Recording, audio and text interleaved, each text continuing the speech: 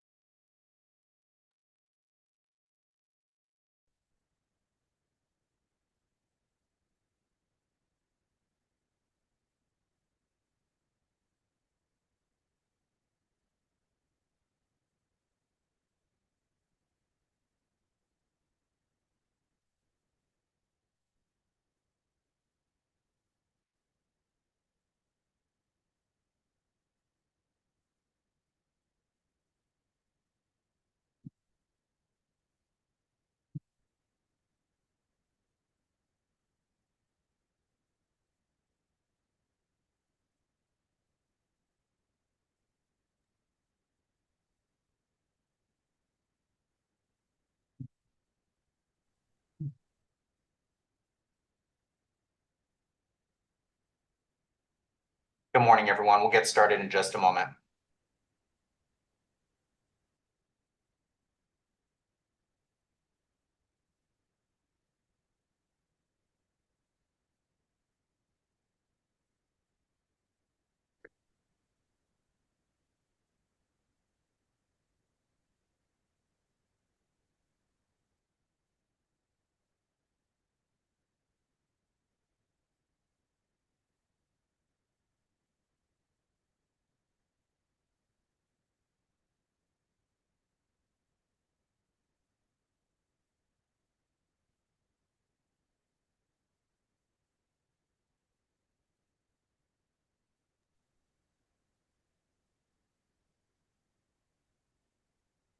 Mr. Chair, Osama Yunin, this is Kevin with Building Standards Commission. Just want to give you a heads up. I believe 8 of our 9 committee members are on. We're just waiting for one more, so we can get started whenever you're ready. Okay. Well, good morning, everyone, and thank you for being here today. I'm Osama Yunin, Chair of the Green Building Advisory Committee. I'm calling this meeting to order. It is 10:01 a.m., March 18th, 2024. Mr. Kevin Day, would you please call the roll? Yes, thank you, Mr. Chair. Osama Yunin, Here? Robert Raymer, Here. Sharon Revum, Here. Alejandra Nieto. She's not here yet. Michael Stone, Here. Wes Sullins. Here. Good morning, Wes. Jake Tomlin, Here. Scott Wayland, Here. Ron Takaguchi. Here. So we have quorum. I'll call the roll for our ex officio members. Adrienne Harris. Here. Good morning. Morning.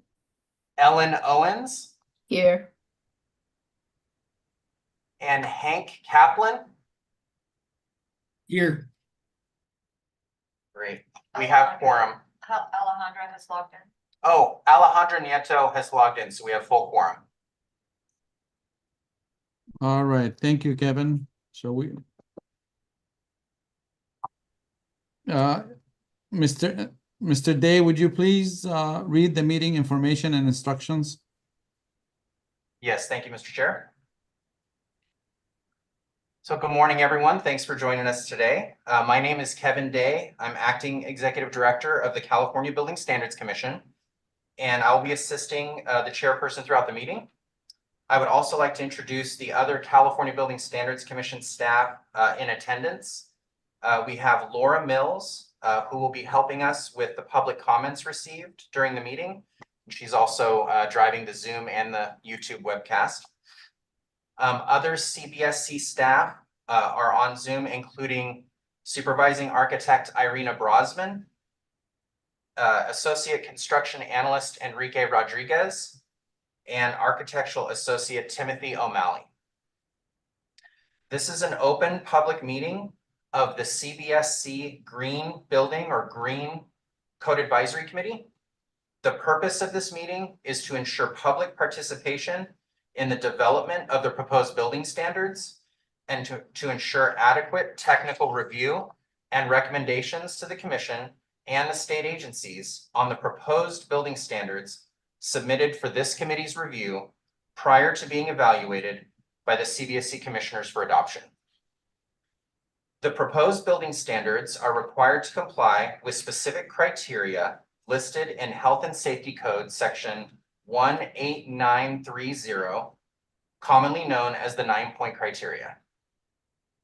The committee members can find the 9-point criteria listed in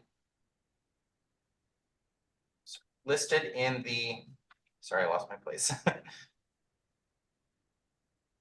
In the CAC meeting procedures and references provided as part of the materials for the meeting. The members of the public can find the 9-point criteria posted on the green CAC meeting webpage that is linked on the meeting agenda. The recommendations by the committee are restricted to approve, approve as amended, disapprove, or return for further study. For positions to approve as amended, disapprove, or return for further study, the commenter must identify which one or more of the required 9-point criteria the proposed code change has failed to satisfy and provide your rationale. Comments must be restricted to one or more of the 9-point criteria. This meeting is being held both remotely and in person, consistent with Senate Bill 544, Chapter 216 of the Statutes of 2023. Which remains effective until January 1st, 2026, and allows alternate requirements for state boards, committees, and commissions, or state bodies, opting to conduct meetings and other proceedings by electronic means. In part, this statute allows a state body that is an advisory body to participate remotely as specified. Today's meeting can be viewed in the Zoom webinar on the CBSC YouTube channel linked on the meeting agenda. I would like to remind the YouTube viewers there is an approximate 45-second delay. Real-time closed captioning is available via automated live transcriptions in both Zoom and YouTube. The public may provide comments on each agenda item by calling in on the Zoom teleconference number provided on the meeting agenda or by using the raised hand feature in Zoom. Instructions are provided on the CBSC webpage. If you have difficulty with the technology, please call the CBSC main office at area code 916-263-0916. I will now read the public comment and Zoom instructions. If you wish to make a comment on a specific agenda item, please listen for the committee chair to ask for any comments from the public. The chair will first go through the Zoom participants that have their hands raised. Then the committee chair will take comments from the public on the Zoom phone line. At this time, please take yourself off of mute. You may choose to announce your name and who you are representing before making your comment. Please mute yourself when done commenting. The chair will continue through the call queue until there are no questions remaining. Staff will summarize any written comments that were received by 5:00 p.m. on Monday, March 11th, 2024. The committee will then proceed to the next agenda item. And just a quick addition to that, we do have members of the public in the room here at our Sacramento office, so we'll probably go to their comments first before going to Zoom. So Laura and I will help with that. If possible, please call from a landline using the telephone handset only. This enhances the committee's ability to hear your comments clearly. Calling from a speakerphone or a cell phone reduces the quality of the audio and makes it much harder for your comments to be heard clearly. All right, and that's it for, and just some housekeeping for folks in the room. You can exit through this door and go that way to get out of the building quickest, but you can also go out towards the front. And then restrooms are through this door, and the codes are on the whiteboard up there. Great. All right, so we can now proceed to agenda item 2, Mr. Sheriff. Thank you, Kevin. Agenda item number 2 is overview, meeting schedule, and housekeeping. I will read the following. Staying on schedule is everyone's responsibility. Please honor time limits when they are identified. I will call for state proposing agency to address the committee and explain the proposed building standard. The committee will discuss each agenda item, then I will call for public comments. Please avoid duplicating comments in their entirety. Support or non-support may be expressed for specified comments. Following all comments and discussion, I will call for a motion and second to recommend action on each agenda item relating to proposed building standards. A roll call vote will be taken for each motion. Please stay on the subject matter being discussed and avoid sidebar conversations. Extraneous discussions disrupt the flow of the meeting and can be hard 4 persons on the telephone to understand who is speaking and what is being discussed. Please be respectful of others' time and opinion and avoid interruptions. And finally, we will take a lunch break around noon time, and the committee will decide on a good stopping point as the meeting progresses. Next agenda item. All right, so we're moving on to agenda item 3. And these are comments from the public on issues not on the agenda. Comments regarding items not on the agenda may be briefly discussed, but no action may be taken by the committee. At this time, I would like to remind the public who wish to speak on item 3 to put yourself in the queue now by using the raised hand feature in Zoom, or listen for the chair to ask for comments from the telephone, and unmute yourself at that time. If you would like to identify yourself, please clearly state your name and who you represent. Do we have any requests from agencies to present? Oh, well, let's take any calls regarding this item. Do we have any calls for people want to discuss anything that's not on the agenda? Yes, Mr. Chair. Bryce, do you want to go ahead? Do you want to come up here? Here's the speaker card. Thank you. Okay, the biggest item I see that's not on the agenda is a mismatch between the CARB standards that are coming in 2026 as part of Clean Cars 2 and what's being proposed here today. And in short, the connector type that may be provided with an EVSE as of January 1st, 2026 under the CARB Clean Car 2 standard could be this one. I'm sorry to interrupt. Would you mind please identifying yourself? Sure. My name is Bryce Nesbitt. I am here in person in Sacramento. I'm an electrical engineer and commercial property inspector working in Berkeley, California. And I worked with the EV Charging for All Coalition. Thank So you. my comment here is that CARB and HCD should be getting together on the connector types that are being used. The standards you will later propose today could result in this type of connector being used in a brand new apartment that's built in 2026. And the standards that CARB is using for EV chargers may result in this type of connector being supplied with a new vehicle. This won't plug into this. And I suggest that you get CARB into the room for, if possible, for the second part of this meeting. Thank you. Thank you. Any other? Yes, we have a few with hands raised. Laura? Sven Thiessen.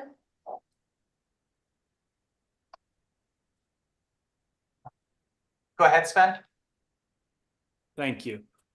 Good morning, everyone. Thank you so much for your time. I understand you, like a number of us on this call, are also volunteers. I applaud that. Thank you. Sven Thiessen, Electric Vehicle Charging for All Coalition. And in full disclosure, I'm a founder and also investor in multiple electric vehicle charging provider companies and related industries in the EV space. I'm calling about, and this may or may not fall under items not on the agenda. I don't want to say it is, it's not clear to me. Right now, we have an opportunity to make one of the best EV charging codes in the nation, and I want to make California that exemplary code.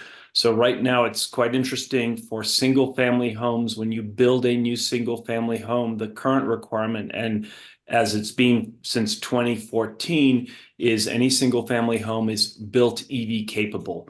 That means there is electrical capacity in the panel for a 40 amp charger that would provide 32 amps at the point to the car. There is raceway. That means there's conduit leading to the point in the garage or just outside on the carport. There is generally a plate, an empty box for that wiring. And what we are asking is to simply save roughly $100 million to change that wording from EV capable to EV ready. And all that would mean would be adding in a breaker and the wiring. And what this saves is the consumer, when they buy that house that is EV capable, they are required, and I would actually ask our representative from the fire and permitting department, they are required to pull a permit unless they do it themselves, and they still have to go pull a permit even if they do it themselves. They have to put in a breaker, an electrician has to put in that breaker and run that wiring, and then put in either the receptacle or the actual hard wiring to the electric vehicle service provider. Now, when you do it at the time of construction, this costs between $200 and $400. And by the eyesore, Sorry, can I just interrupt for 1 second? Kevin, is this in order with item 3? It sounds like it addresses HCD's Part 11 EV proposal in agenda item 8. Sven, would it be more appropriate to comment when HCD is presenting their EV proposal so they can respond? well, my concern is, and that's why I want to bring it up now, because I'm not sure. Thank you, Kevin. I'm not sure because in the eyesore and in the the proposed terms, it doesn't talk about single family homes. And we've brought this up multiple times in our comment letters, and it was just ignored. And no insult to HCD, they're really busy and they've done really well in the code section.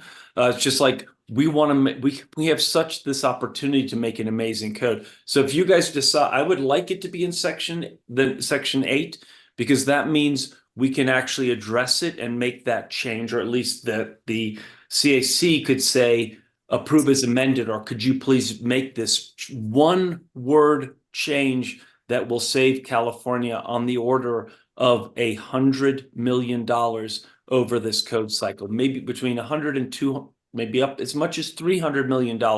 If, for example, Yeah, I'm sorry, Sven. I'm sorry to interrupt. Are you going to bring this up again during the HCD? yes, yes. Okay, if you are, I don't want to just repeat it again. Let's defer that to the HCD section. Okay, that's excellent. Thank you. All Thank right. you very much. And there's a whole bunch of people, a fair chunk of people that are concerned about this issue. Kindly ask them to stand down. We'll address this in section 8, and I appreciate that. All right. Thank you. Sven. Thank you. Okay, Laura? Linda Hutchins Knowles. Again, this section is agenda item for things that are not on the agenda. Correct. This is not on the agenda. Thank you. I'm Linda Hutchins Knowles. I'm with the EV Charging for All Coalition. I want to speak in support of what Bryce Nesbitt commented. It's the first commenter today. It's not on your agenda, I don't believe, to talk about the mismatch between the CARB requirements and HCDs. So I just want to say a me too to what he's raising. It's really important that if we're requiring certain requirements in the code, that they actually work for the resident, that they can actually plug in with a standard EV cord set into that outlet. And right now they won't be able to if this isn't fixed. That's number one. Number two, I want to talk about the process. I understand there's the 9-point criteria that you need to follow to be sure that, whatever advice that you provide to the agencies is justified by one of the criteria. And I want to say that it is in the public interest, number 3, involving health and safety, resource efficiency, fire safety, et cetera. I think that would justify you recommending changes to HCD. It seems to me that if the standard is so high that no changes are recommended because you're told that it will derail the whole code process, then what is the point of this meeting? I think this meeting is really important, and the time that you're putting in, the time you've taken to review, the time that advocates have taken needs to be respected. And that if we bring up valid concerns that we've brought up over many months and in many letters, if they're pushed under the rug and delayed to the next code cycle, then I want to ask, what is the purpose of today's meeting? So please take a look at the 9-point criteria. And I do believe that number 3 would justify any of the 3 recommendations that the EV Charging for All Coalition is bringing today. I think that the other items we have are on the agenda, so I will defer those comments till later. But I do really ask that you, especially regarding the parking list when that comes up, that it's like egregious that this obsolete item isn't being addressed, and you'll hear a lot more about that. So thank you very much. Thank you. Mr. Raymer? Yes, thank you, Bob Raymer. And I'd just like to point out that, being one of the three groups that sponsored AB 47 back in the early 1990s, we set up these code advisory committees to review proposed code changes from state agencies. During the 1980s and early 1990s, the fact remains that the Building Standards Commission was reviewing basically pounds and pounds of code changes, keeping their hearings open till 11 o'clock at night, having 2 or 3 of them in a row, and they needed some advice. The 9-point criteria that you have referred to here applies to the proposals that the state agency is putting forth, which means we can't put our own proposals forth. We can provide advice to the state agency regarding the proposals they have put in front of us.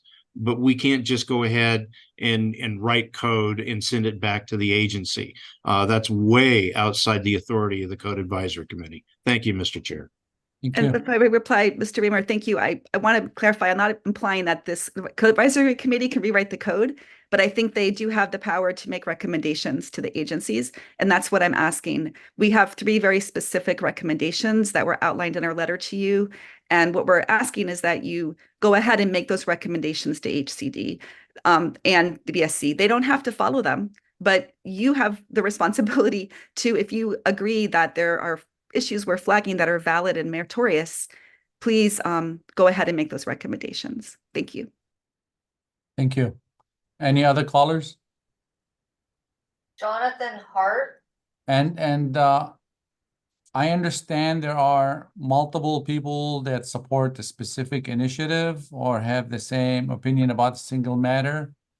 And that's totally fine. But I would ask if maybe you could organize among yourselves. You could say there are 11 people that share this opinion. That way you are providing the quantity and the importance of it without having to hear it multiple times.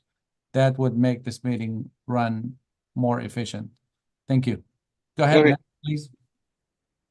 Yes, thanks. I'm John Hart with PowerFlex. I submitted a joint letter with ChargePoint and Switch. A few things, code changes that we recommended in our letter that are not on the agenda that I would just like to call out. And understanding the point that was made that this advisory committee does not necessarily make code changes, but if you agree with these and support them, would like to hear that support. There are a few specific changes. I'll go through these quickly. These have not been mentioned yet. The first is that throughout the code, low power level 2 receptacles are required as a minimum. It was stated during the 3 workshops we had at the end of last year and beginning of this year that regular level 2 chargers could be used in place of low power level 2 because that is considered going above the minimum.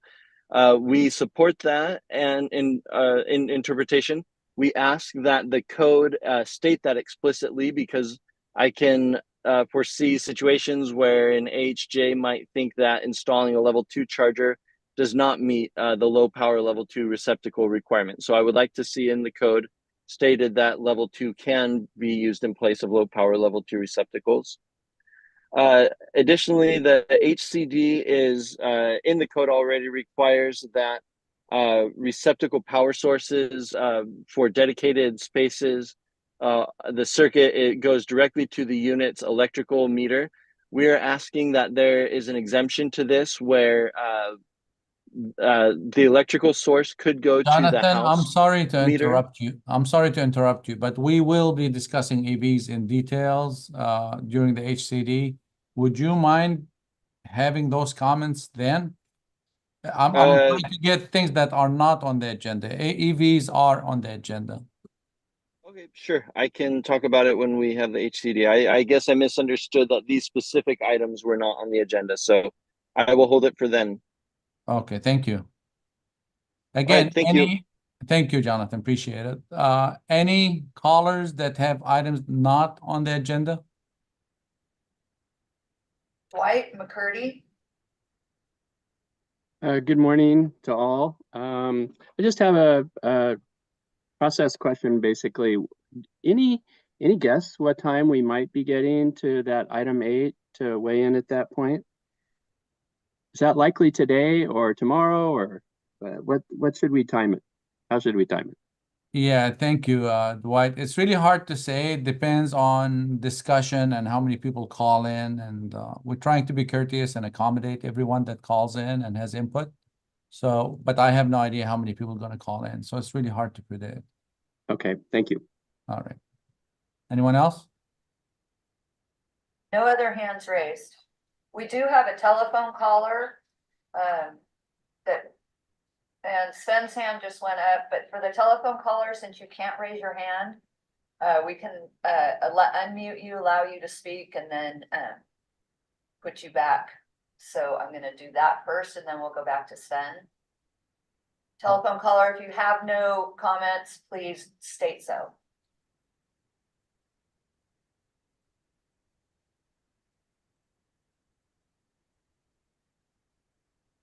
Okay, I'll put that back on mute. And Sven, Sven, is your hand up? You want to speak or still up from last time? Sorry.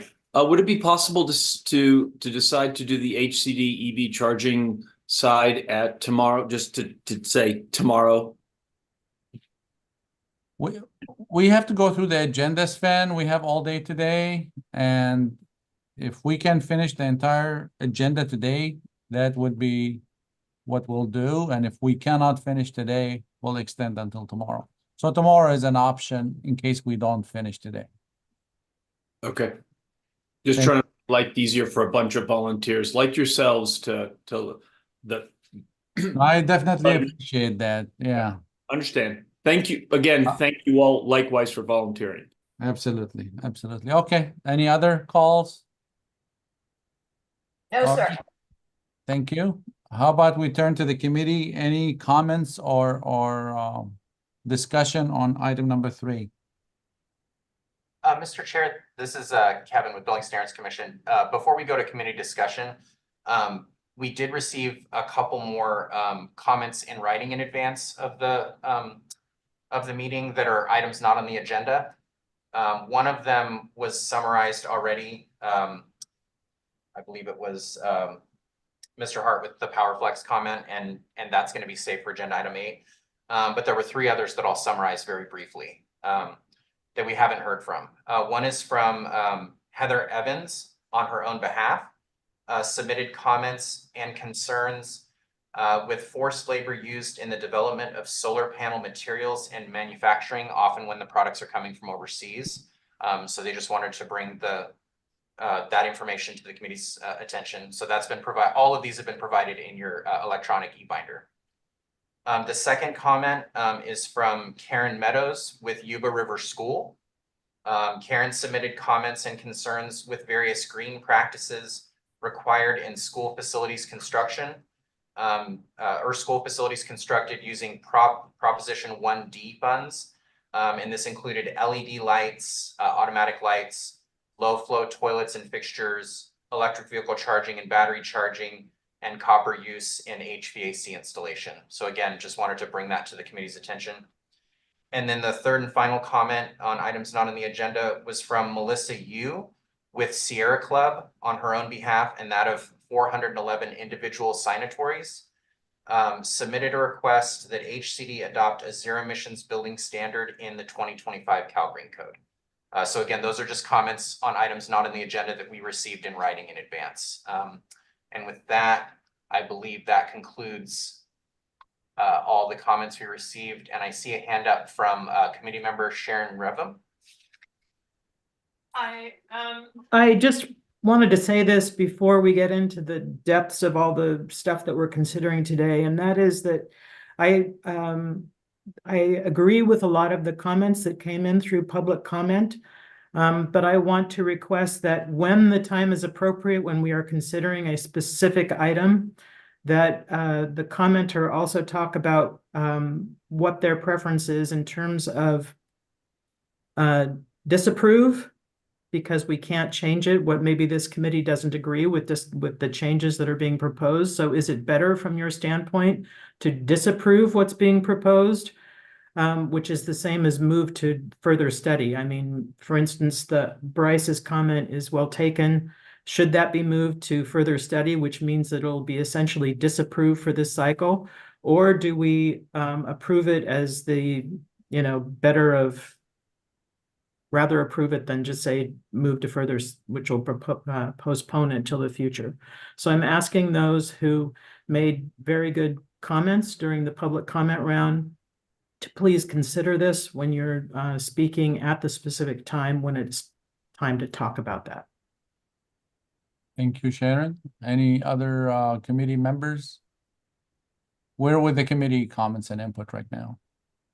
I don't see any committee discussions. Okay, we already closed the public comments.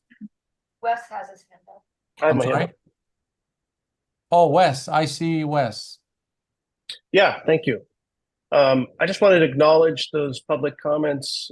I thought the question around the zero emission buildings and appliances in particular and things, I do wonder what the state agencies are doing around that. I know it falls between kind of HCD and possibly the Energy Commission, and there's been a lot of local government action on zero emission buildings and getting all electric, for example. So I'm just curious what the state agencies might want to say about that, because that is something that I would personally like to see in the code as well, as soon as possible. And then just wanted to also address a couple of the other comments. Heather Evans had the comment around the sourcing of batteries and things, and that is a concern. I mean, my day job, spend a lot of time talking about the sourcing of materials. And I think when it comes to forced slavery and labor and all those things, it's really difficult to define a standard around it. There are things like cradle to cradle, as was mentioned in the comment, that get at that. But until there's better consensus around how to do that across kind of product categories, or if there's a label for that industry, it's really hard to define criteria.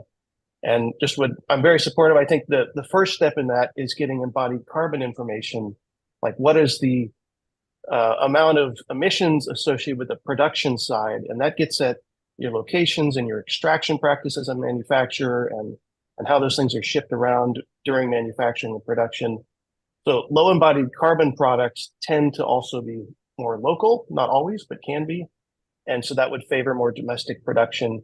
And for that reason, I would love to see more in the code in the future about embodied carbon of materials and products just generally. I think the issues around slavery and all that is something we also need to reckon with. It's just not sure how to do it at this time. Thank you. Thank you, Mr. Raymer. Yes, thank you, Mr. Chair. In response to Wes, in particular with the zero carbon home, we follow the Energy Commission regs very closely. And the good news here is with the 2023 regs, the CEC is sort of penalizing the continued use of gas for both water and space heating. And so builders are doing at least one electric heat pump. With the 2026 standards that are in the process of being developed right now, the CEC would be bumping that up to 2, to where, for all effective purposes, industry will be using both electric heat pumps for both space and water heating. And that's going to be sort of the tipping point, with the PUC pulling back on refunding the line extension allowances, plus what the CEC is doing. I think we're on a trajectory to get to zero new home construction, probably on or before 2029. And so the CEC's got a great strategy. And by the way, by doing it that way, they're avoiding legal issues that the city of Berkeley ran into with a prohibition. The CEC is just looking at, well, if you go electric, nice things will happen. If you go gas, not so nice things will happen. And it's working. Thank you. Thank you. Any other committee members?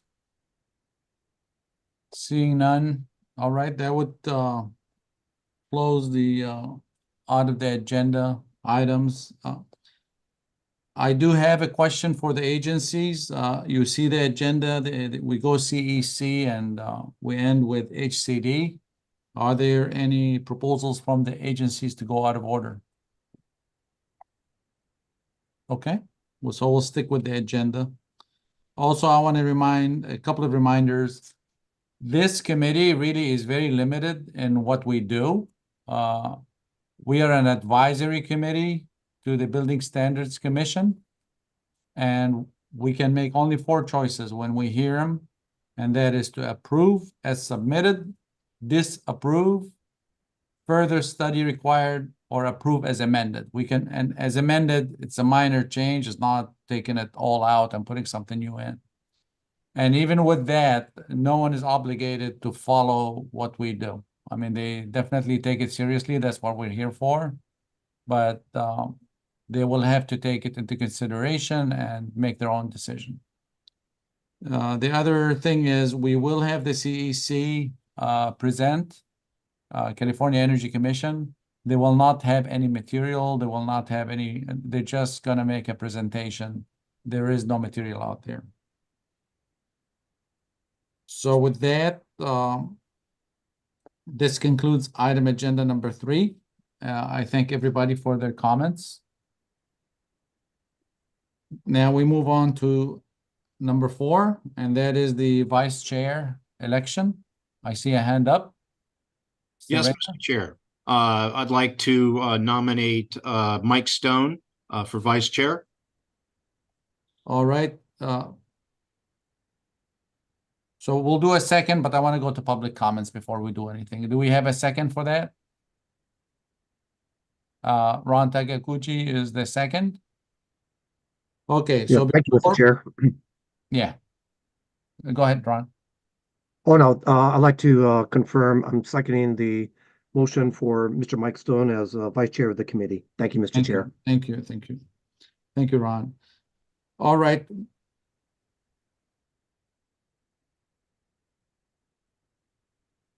All right, do we have, can we call the roll there, Kevin?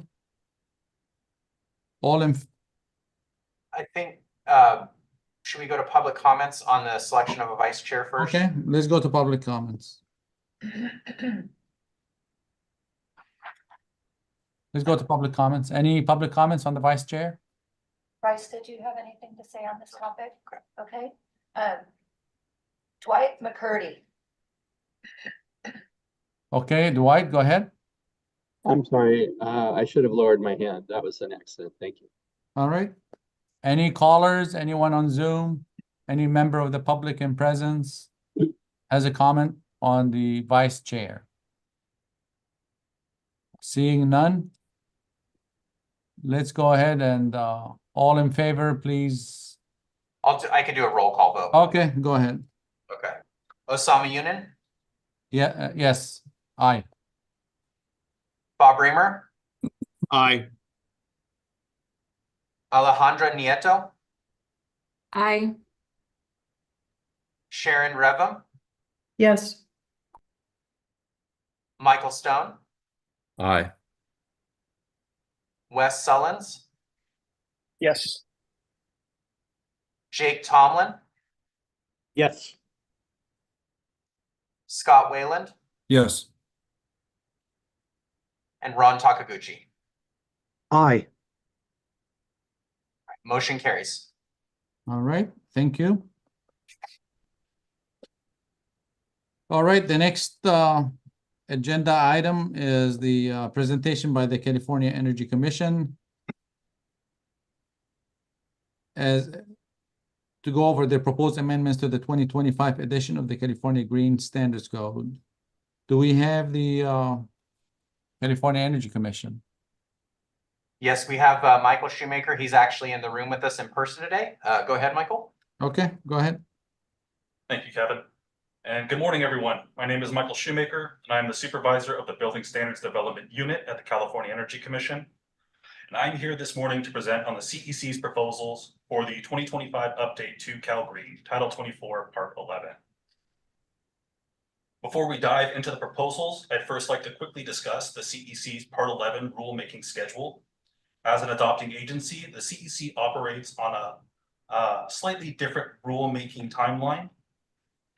We are currently in the process of routing our rulemaking package internally and hope to have it open over to the Building Standards Commission for their review by March 25th. This would then hopefully allow us to open our Part 11 rulemaking in mid-May.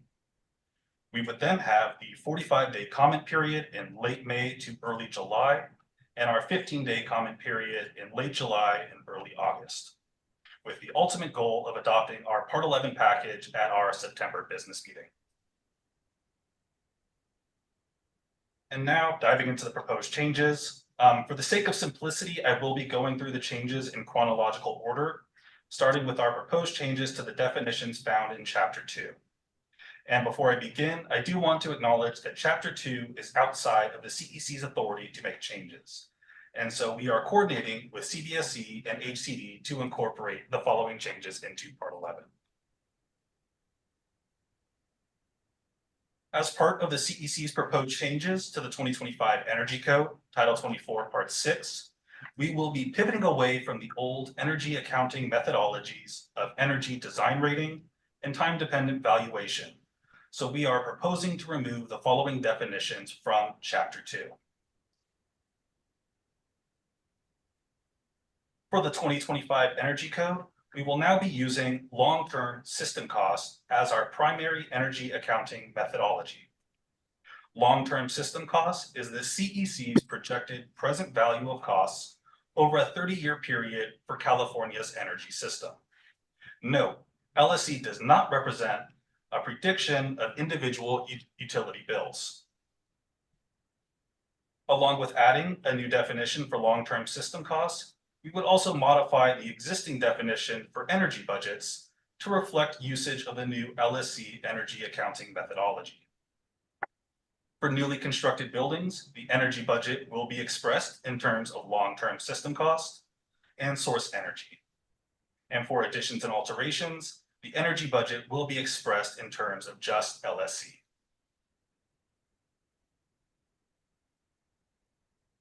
And to go along with our solar pool and/or spa heating proposal, which I will get to during my presentation, we are proposing to add definitions for recovered energy, including on-site recovered energy and solar pool heating systems.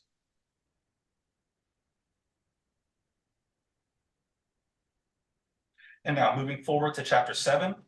Again, this is a section that is outside of the CEC's authority, but we are coordinating with CBSC and HCD to incorporate the following changes.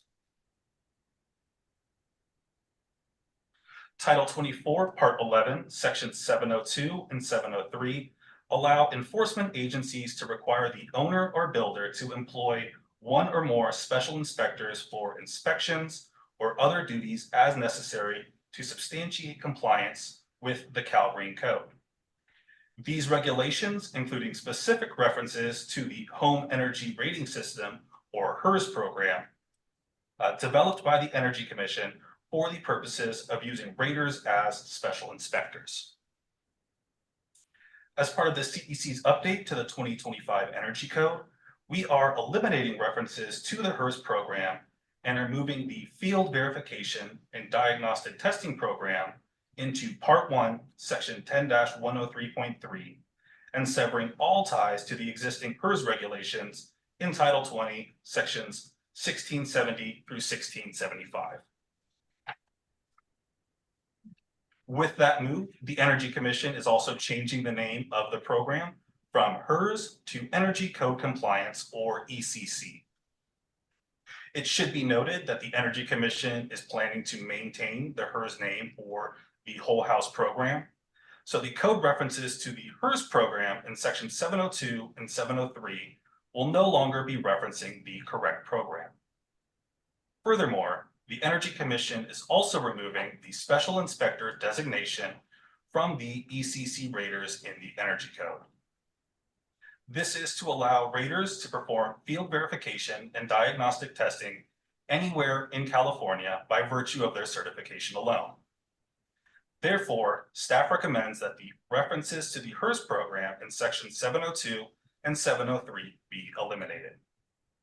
This change will not impact the implementation of special inspections or special inspectors by enforcement agencies. Those agencies will continue to be able to specify that raters can be used for these purposes. And as mentioned earlier, Energy Commission staff have coordinated with staff from HCD and CBSC regarding this issue, and we agree that there will be no regulatory impact from eliminating the references to the PERS program. And now moving into the residential voluntary measures section, Appendix A4. Here you have an overview of all of what we, the CEC, are proposing for this section. So I'll pause here for a moment, and then I'll dive into each one of these items individually in the coming slides. I should note that for the LSC compliance margins proposal and the altered space conditioning systems mechanical cooling proposal, we will go into a little more depth on those topics, and we'll talk about the incremental costs and cost effectiveness, which we won't do for every measure.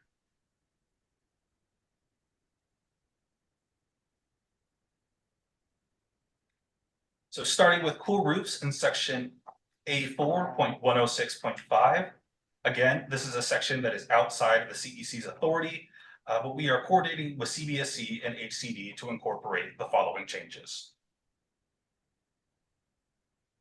For tables A4.106.5, 3, and 4, we would like to revise the table names to exclude high-rise residential buildings, as they are now part of multifamily within the Energy Code. We are not proposing any changes to values, and the tables will remain applicable to guest rooms of hotels and motels. As many of you are already aware, as part of the CEC's 2022 updates to the Energy Code, multifamily buildings were separated out into their own section, and the line between low-rise multifamily, which are buildings 3 stories or less, and high-rise multifamily, which are 4 stories or more, was blurred, and the values aligned as part of our multifamily restructuring effort. So where previously the high-rise residential cool roof requirements were aligned with guest rooms of hotels and motels in 2019, they are now aligned with the low-rise residential standards under the 2022 Energy Code. And so for multifamily buildings, we are proposing to add 2 new tables that will apply to all multifamily buildings, those 3 stories or less and 4 stories or more. And those would be tables A4.106.5.1, 5, and 6. For table 5, the tier 1 values will be updated to align with what is currently in the 2022 Energy Code.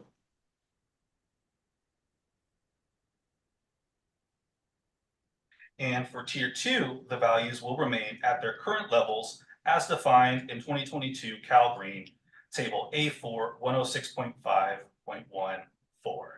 So that is to say the guest rooms and hotel motels.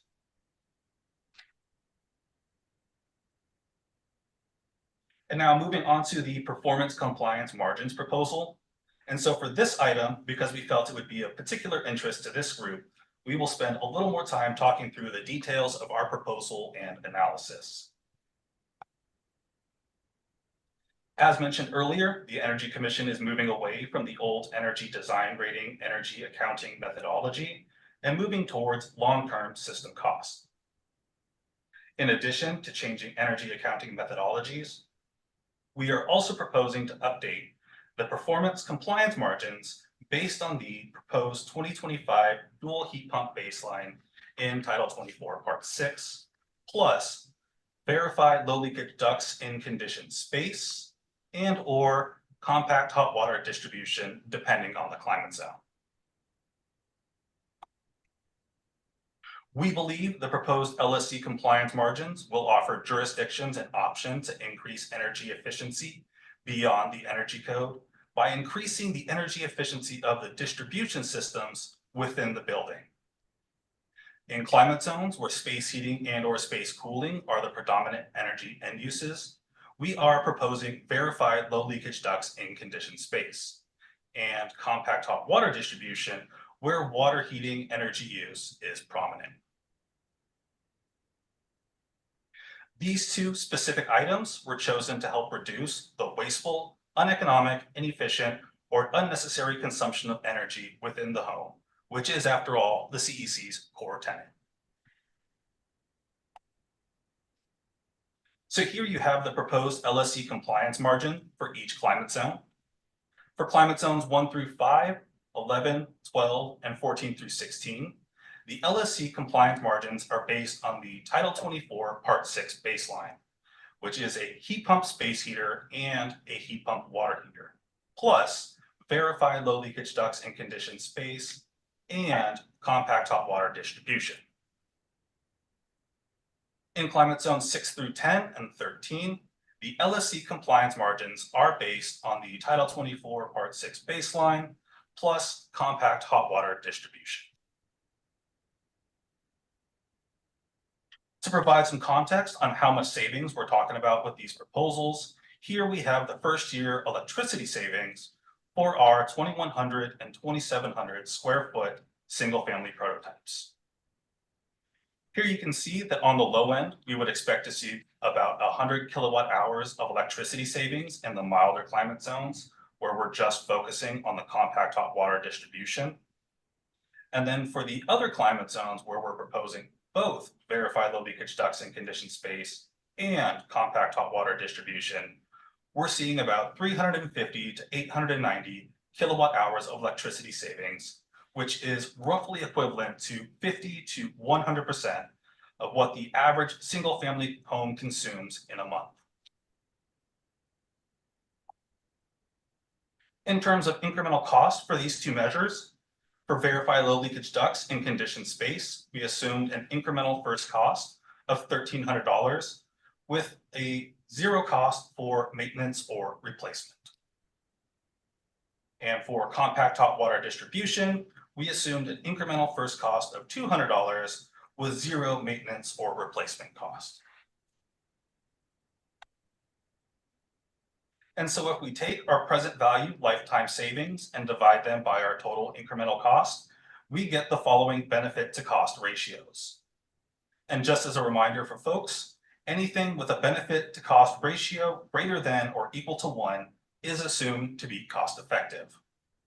Now, with that being said, I do want to acknowledge that Climate Zone 15 did not actually pencil out to be cost effective. But because local jurisdictions have the ability to factor in additional savings beyond just the LSC energy savings, we decided to include it in our proposal.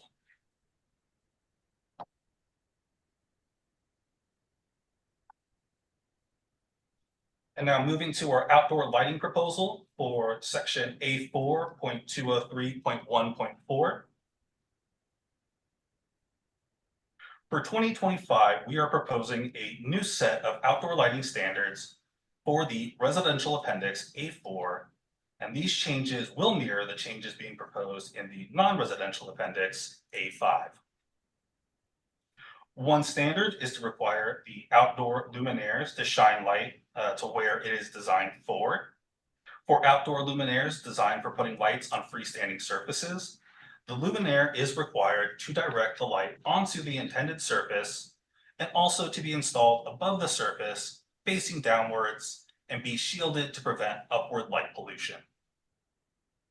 Another standard is to require pole-mounted luminaires and arm-mounted luminaires to be installed so that they are not tilted greater than 10 degrees, or that the mounting hardware not be capable of tilting greater than 10 degrees. With proper aiming and any tilting to level the luminaire, glare can be minimized and thereby ensure the outdoor lighting is used efficiently. Exceptions are also provided for luminaires that are already exempted from the Energy Code.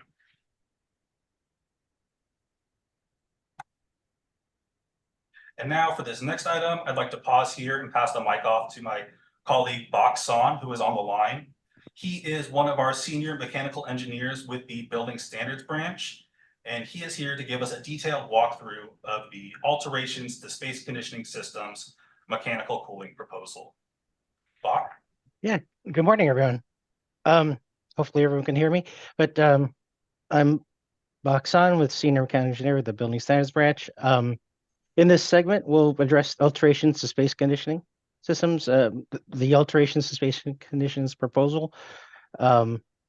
This is introducing the aspects of modifying the section in the residential voluntary measures, specifically for 2.204 to address the alterations when replacing an existing air conditioner.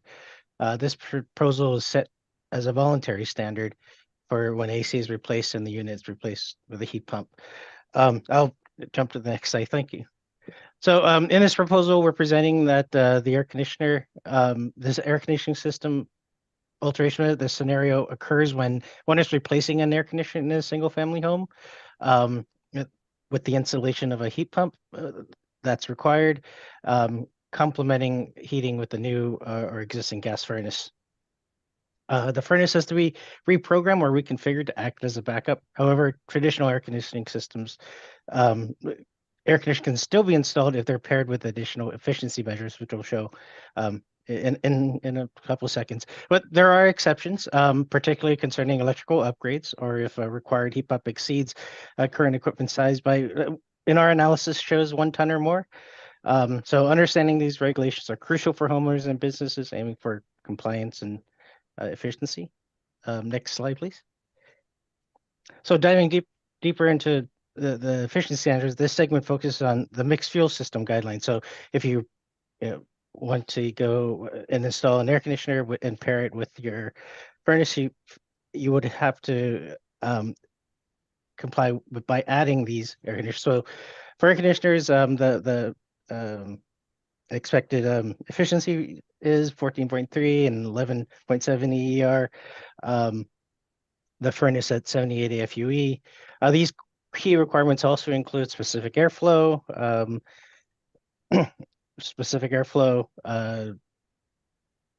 fan efficacy, R8 duct insulation in the conditioned spaces, duct leakage under 5% that we also referred in charge verifications required, and comprehensive air sealing, so which is crucial for insulation to meet the 0.20 weighted factor.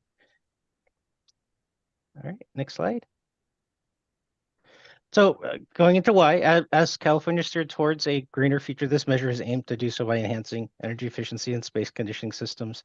The shift from traditional air conditioning to heat pumps marks a step in achieving the state's conservation and greenhouse objectives. This is initially rooted. The initiative is rooted in the public resource sections shown here, and it's meant to curb efficiency use and paving the way for a sustainable environment.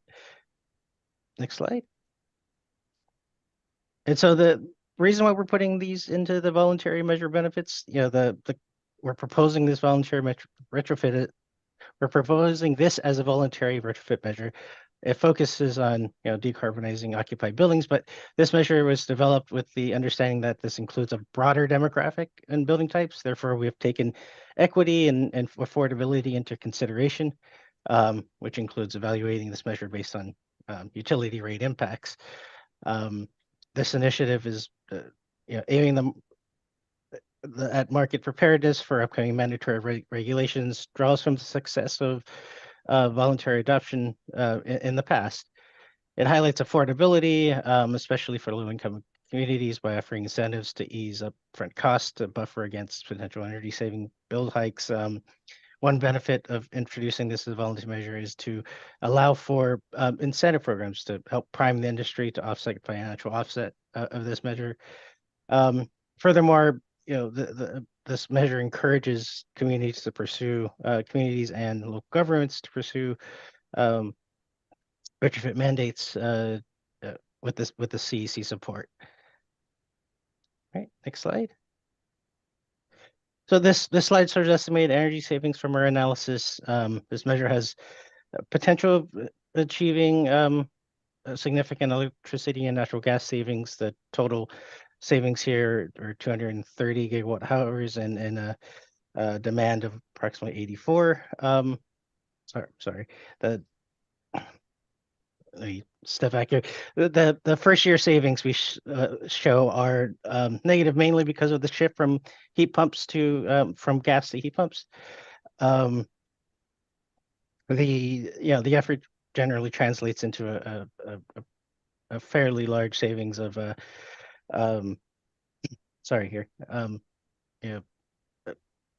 GHG is approximately 129,000 metric tons at approximately 15 million dollars in present value. All right, and then our assumptions are shown below. You know, we're air conditioners replace every 15 years. Approximately 7% of homes. The 6% have air conditioners, and 75% of the homes in the climate zones when it's 16. So our assumptions are shown below. All right, next slide, please. All right, so in this slide, we explore the financial side of adopting heat pumps over the traditional air conditioners by comparing lifetime incremental cost between the standard design scenario and the proposed heat pump scenario. We look in the next slide, we look at the cost effectiveness of each, but total incremental cost difference is approximately $1,000. We take a look at the mixed fuel pathway and heat pump pathway in terms of the differences. This is taking into account a 3-ton air conditioner here. So our first 2026, if your air conditioner fails, you install a new AC, and you keep the existing furnace. The costs are shown there, and if the heat pump pathway is shown on the column to the right.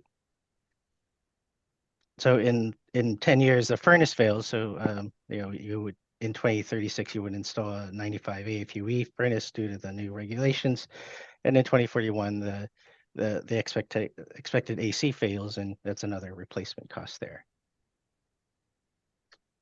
All right, next slide. And just real quick for the folks viewing the presentation, I realize that it looks like the videos are kind of cutting off part of the screen. So we will make the presentation available afterwards. Not sure why it's doing it because I'm not seeing it on my screen. All right, thank you, Mike. All right, and just to round off the analysis, this is the cost benefit ratio calculated for this measure. Again, a reminder that the benefit cost ratio greater than 0 is cost effective. This analysis spans our 1665 square foot prototype home, and over 30 years, or through the aforementioned long-term system costs that Mikey provided. So each climate zone's characters influence a benefit cost ratio, but the overall cost effectiveness is almost positive in every climate zone except for 15 here due to the low space heating needs. And that concludes my my section. Back to you, Mikey. Thank you, Bach.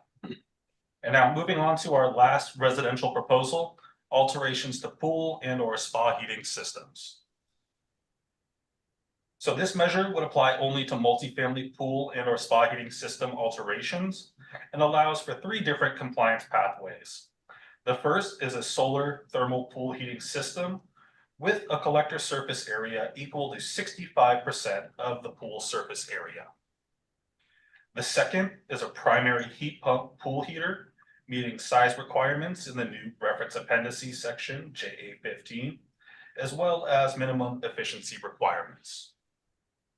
And finally, the third option is on-site renewable energy or site recovered energy, providing at least 60% of the annual heating energy. There are, however, a couple of exceptions to this standard for portable electric spas compliant with the appliance efficiency regulations, and pool and/or spas that are heated solely by a solar pool heating system. And that concludes our residential voluntary measure proposals. And so now switching gears to our non-residential voluntary measure proposals. Most of these proposals here will mirror their residential counterparts. So for the sake of time, I won't spend too much time on them, and we'll move quickly. Here you have an overview of all of what we are proposing for this section. So again, I'll pause here for a moment, and then I'll dive into each one of these items individually.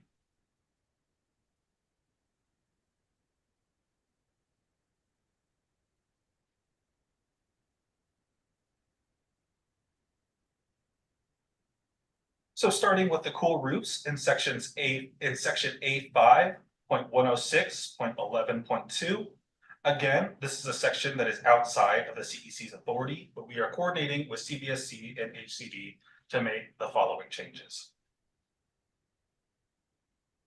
As part of the 2025 update to the Energy Code, the CEC is planning to update the cool roof requirements for non-residential buildings with steep slope roofs in climate zones 2 and 4 through 16 to an H solar reflectance of 0.25 and thermal emittance of 0.80, or an SRI of 23.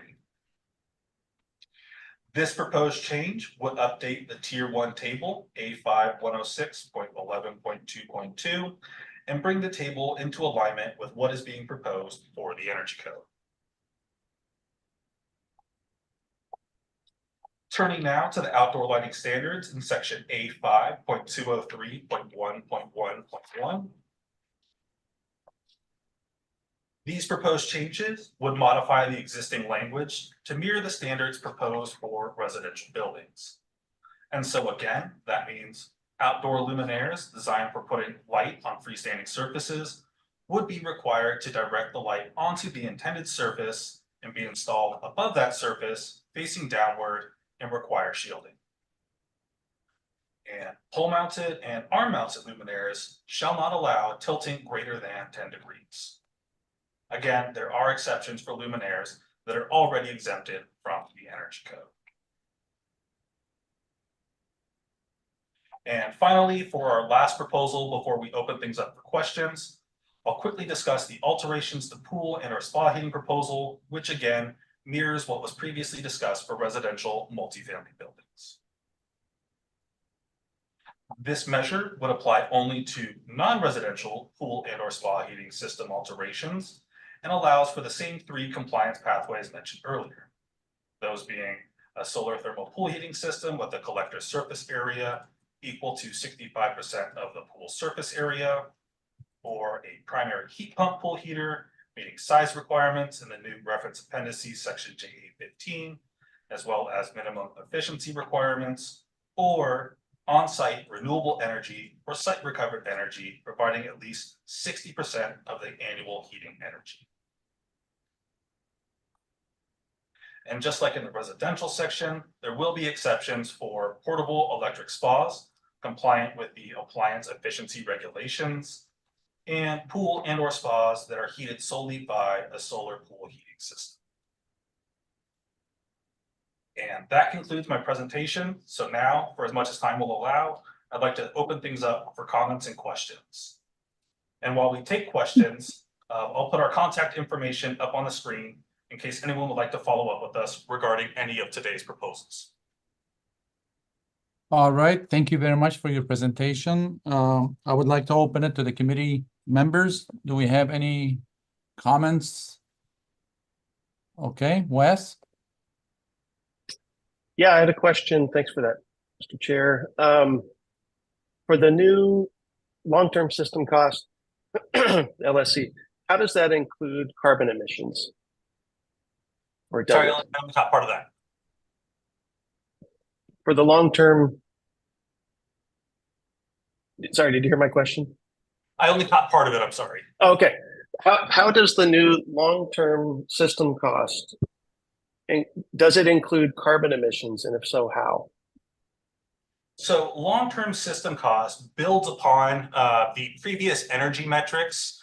So it is very akin to the old time-dependent valuation, which does not have a direct proxy for carbon emissions, but does take into account source energy. So the long-term system cost takes that time-dependent valuation, which was a energy metric, and converts it into a dollar figure representing the impact to California's energy system.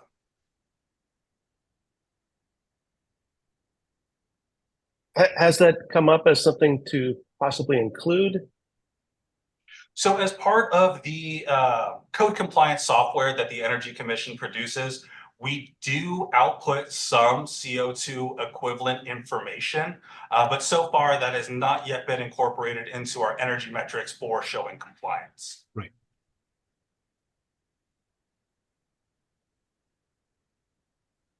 All right, thank you.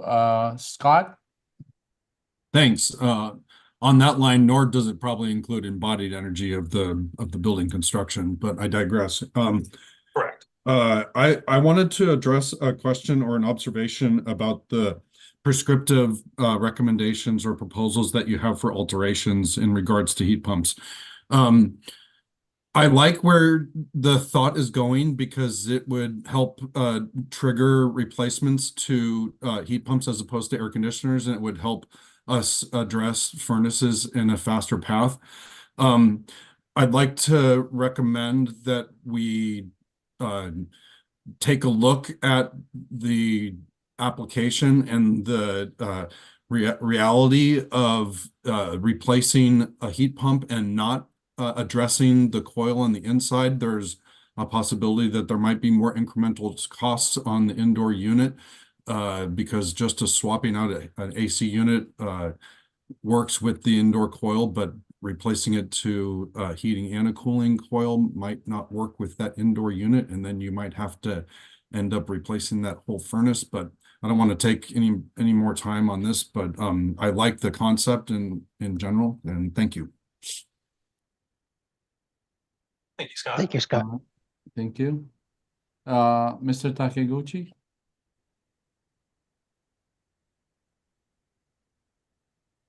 Ron, are you on mute?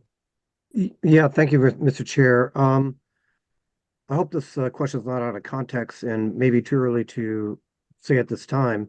The question to the Energy Commission, with the Tier 1 and Tier 2 proposals and the related energy items, at this time, could it be quantified, the greater energy compliance for Tier 1 and Tier 2 versus the standard energy versus the standard energy measures for 2024?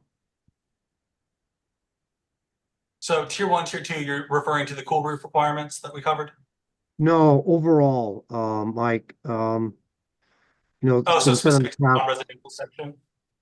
Yeah, if you take residential, for example, what are the savings with Tier 1 and Tier 2?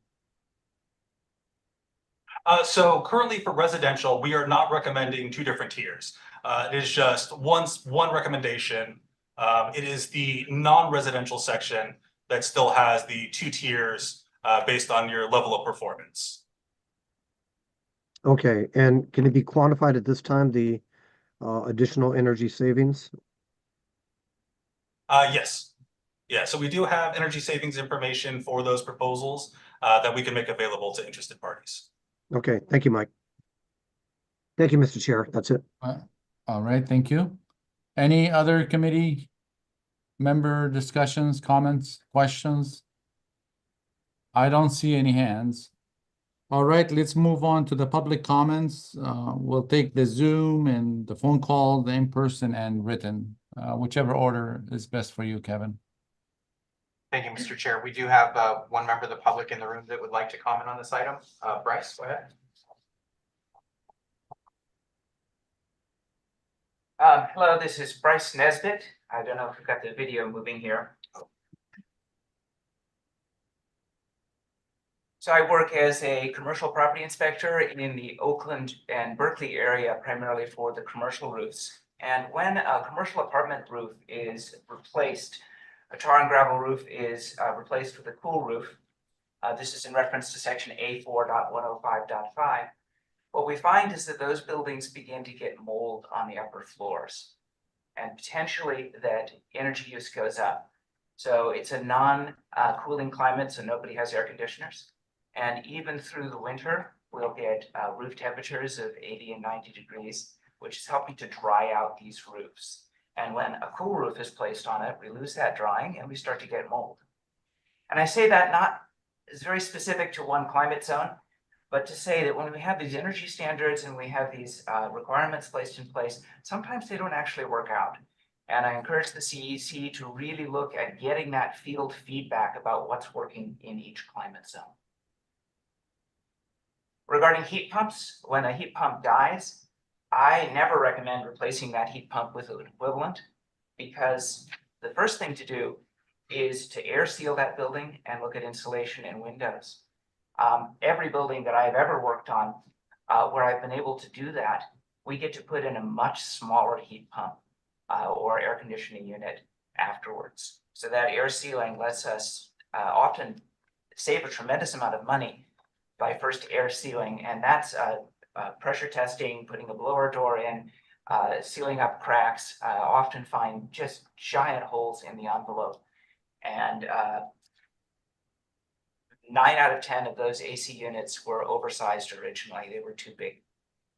And I encourage, if that's possible at all, to write into the standards that be done. So, thank you. Thank you, Chris. So Anyone quickly, else, Kevin? just really quickly, I'd like to respond. So regarding the cool roof proposals, the CEC is conscious that cool roofs are not a one-size-fits-all answer for all climate zones. So for those milder climate zones, like in particular climate zone 3, we are avoiding adding new cool roof requirements to those climate zones. But if there are additional climate zones where there are requirements that are proving to be problematic, we would welcome that input, very much so. And then regarding the HVA system sizing, Bach, do you quickly want to speak on that?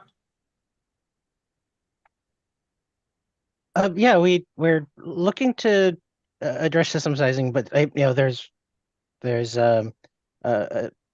I guess in 2025 measures we're looking at changing our system sizing methodology or adopting a new methodology. The idea is to to look at proper right sizing in that regards. But thank you for the comment, and I'll look into it and take that into account. Appreciate it. Scott? Oh, just in regards to the system sizing, I also just want to plug our involvement with the Energy Commission, with ASHRAE and Region 10 on trying to address our climatic data, weather data. We're working on it together.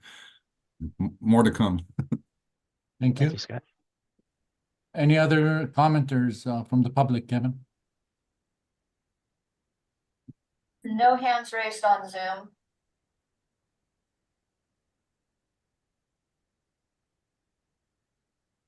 Okay, no phone? I can unmute this caller. Person on the phone, if you would like to make a comment, please do so now. And remuting.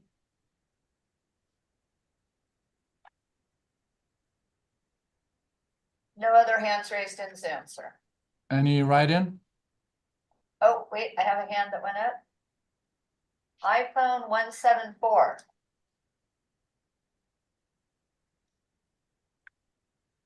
Can you hear me? Yes. Great. This is Judy Schweitzer, Schweitzer and Associates. Used to be a CalGreen Code Advisory Committee member. I have a question for you. We advise large developers and AHJs, one of which is one of the largest transportation agencies in the country, and their performance target is CalGreen Tier 2 for any of their buildings or structures larger than 10,000 square feet.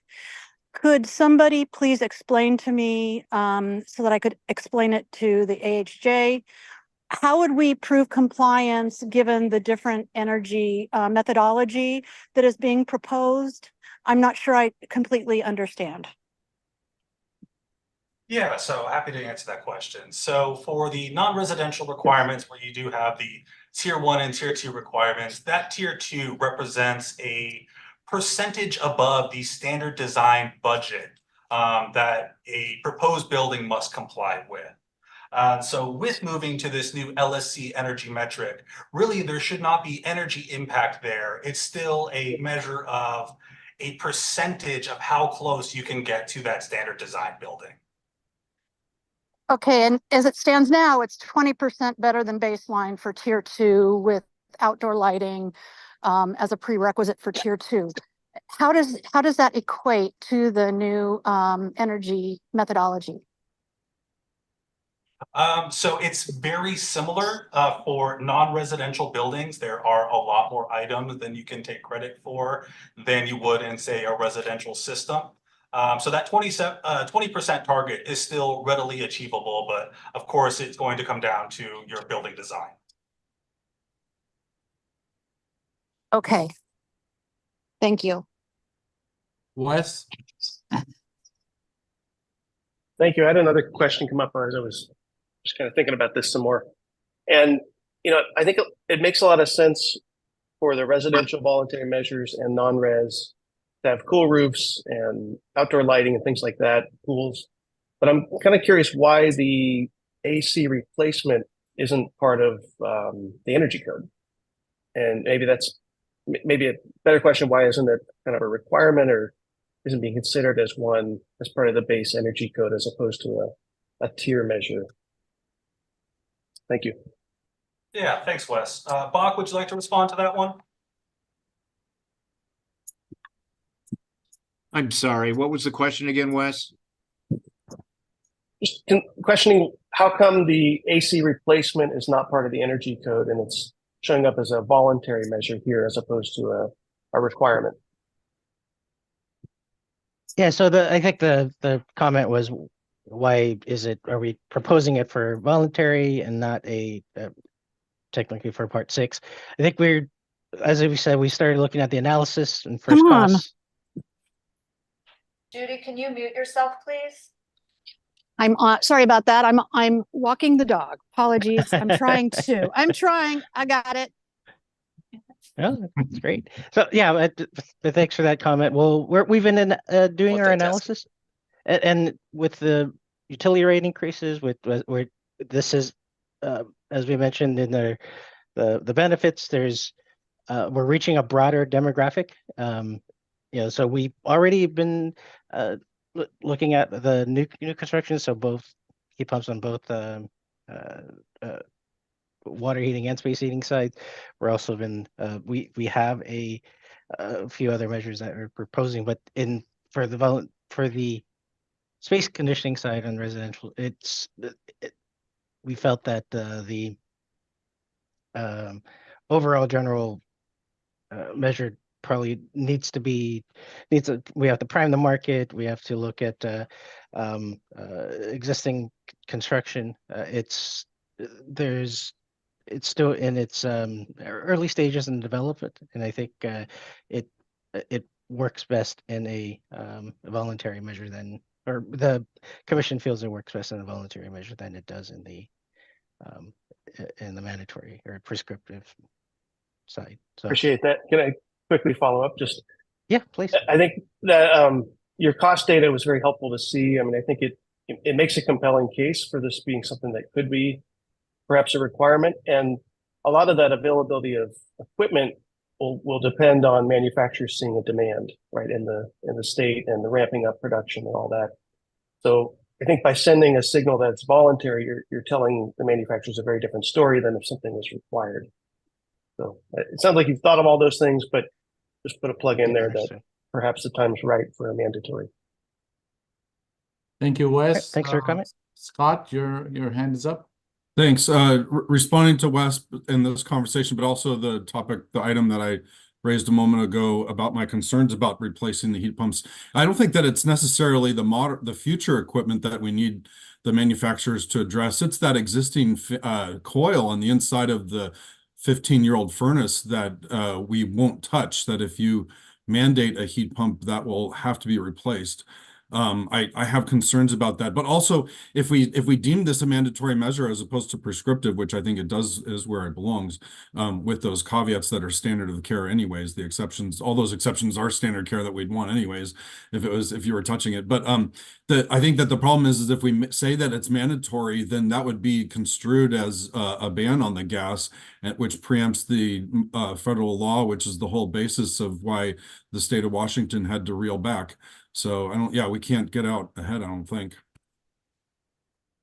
Yeah, understand. And this proposal is when you're replacing that air conditioner, and not necessarily looking in the furnace.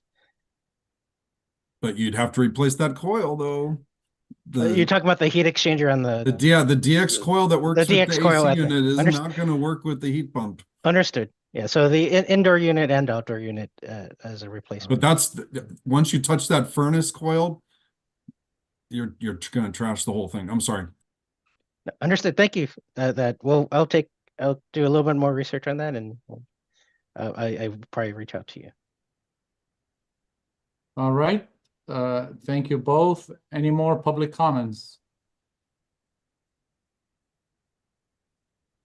Johnny Cocker? Hey there. Yeah, I'm just going to respond to that last comment that this definitely would not violate EPCA because there are multiple different opportunities for you to still install both a minimum federal AC air conditioner.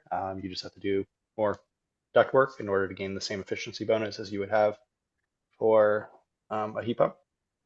So there are routes for which this has been a really well thought out policy to address those concerns around preemption. And I think that this belongs in part 6. We have to hit our heat pump goals by 2030, and it's going to be really difficult to do that when we are still putting in central air conditioners, and it's really cost effective for us to be putting in heat pumps that are sized for or at least even up to a half ton larger than that central AC to have it be a heat pump. It's not really aligned with our climate goals to have this be a voluntary measure, or aligned with our heat pump goals, and think it's a mistake for it to be in part 11. Thank you. Thank you. Any more public comments? Not seeing any hands raised. Okay, that concludes item 5. Thank you for the CEC team. Thank you. All right, let's move on to item number 6, California Building Standards Commission. Yes. Who's here from the BSC that's going to be doing the presentation? Mr. Chair, that'll be me, Enrique Rodriguez. Hi, Enrique. Hi, good morning. Good morning, Green Code Advisory Committee Chair Osama Yunin and fellow members. For the record, my name is Enrique M. Rodriguez, Associate Construction Analyst with the California Building Standards Commission. This morning, I'll be presenting BSC's electric vehicle proposals and other miscellaneous proposals for non-residential occupancies within BSC's authority as part of the 2024 triennial code adoption cycle. For the record, BSC's Cal Green Code rulemaking file is BSC 03/24. Before I provide the rationale for the specific code changes, I would like to give a general overview of the pre-cycle activities and public engagement. BSC, in coordination with HCD and DSA, developed a green charter during the 2022 code cycle and further amended it for use in the current 2024 triennial code adoption cycle.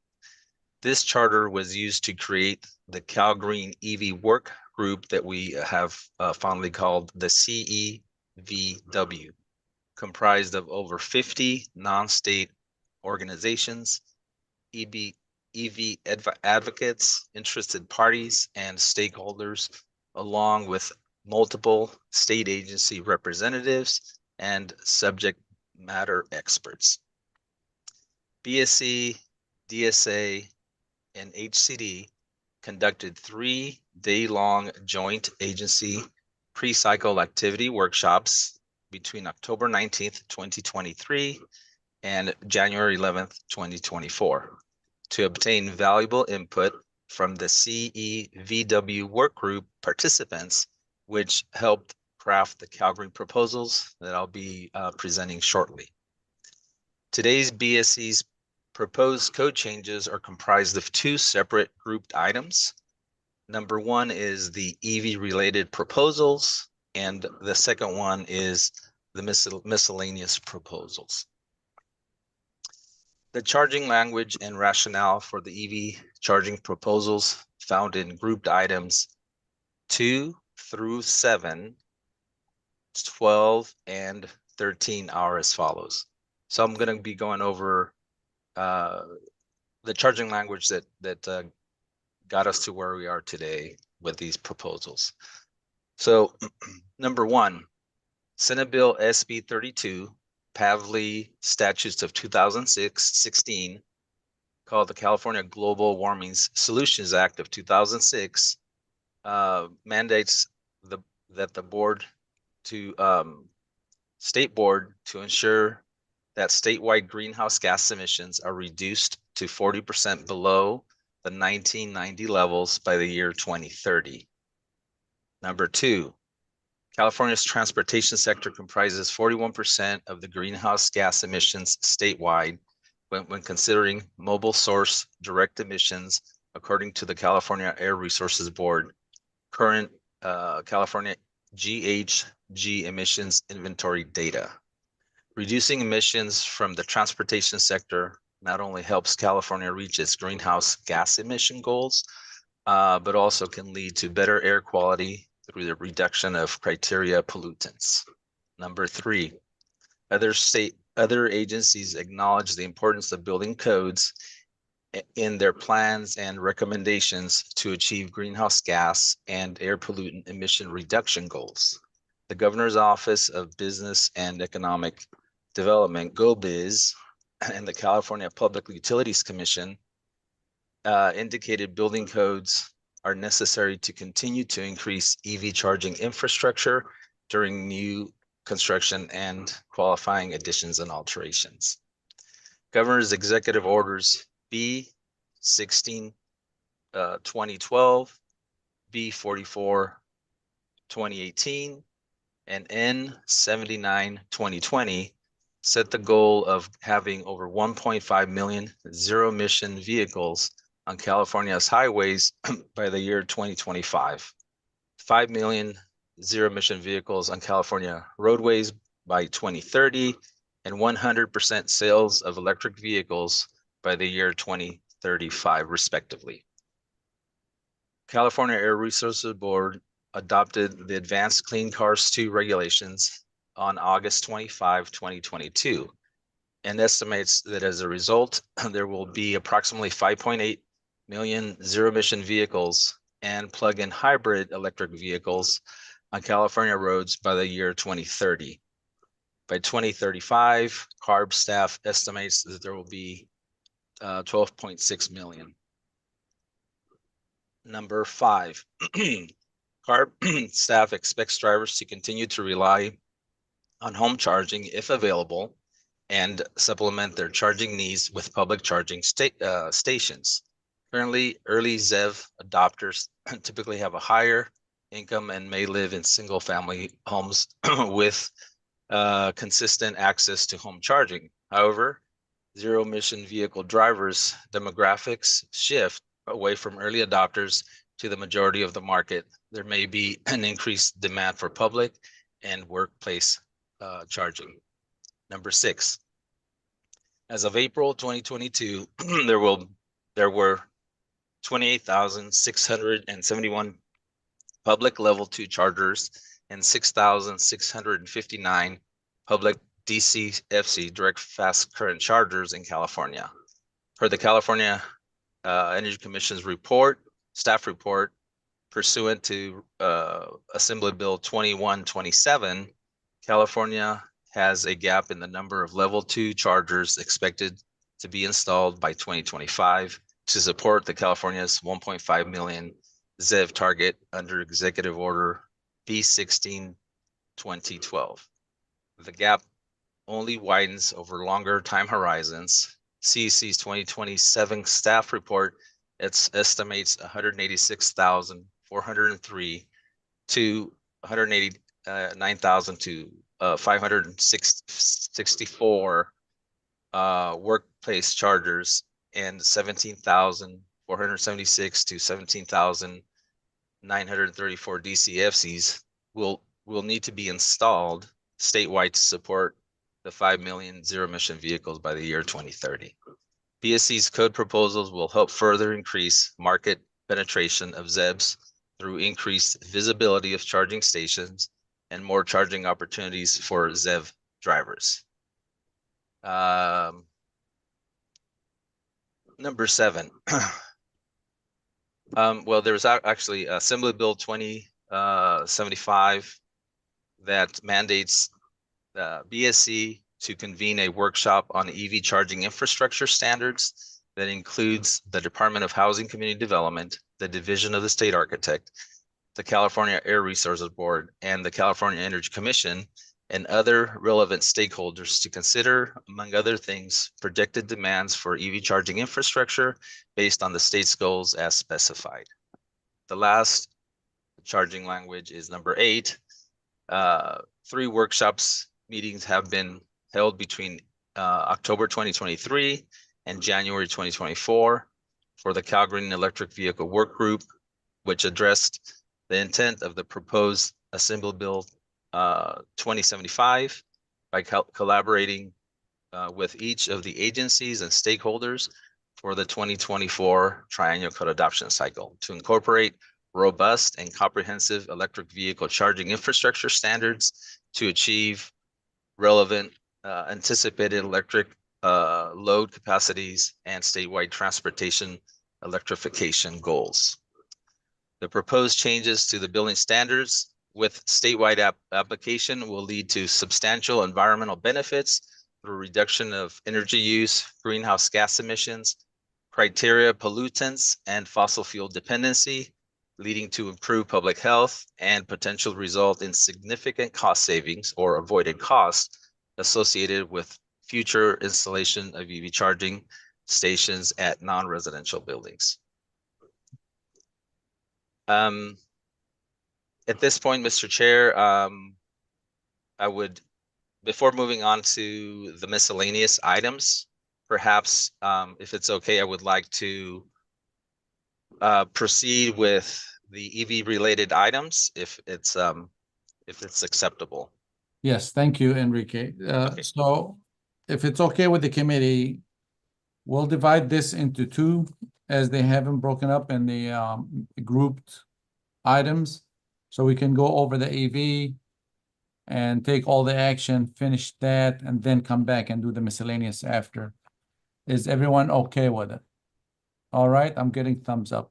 So let's go ahead. Okay, great. Thank you, Mr. Chair. Yeah, so please refer to your e-binder for agenda item 6, which is our BSC tab, and then look at the document titled grouped items, which is located after the CAM tables. And we will be using this document to identify the related items, and we'll take each item one by one, and then maybe have questions at the end of the EV related items. So Enrique, would you go over each one and then we'll have our questions after you finish item 2.1 through 13.2? Yeah, my goal was to go through all of the EV related items. Right, which is 2.1 through 13.2, correct? Yes, it's 2. It'd be items.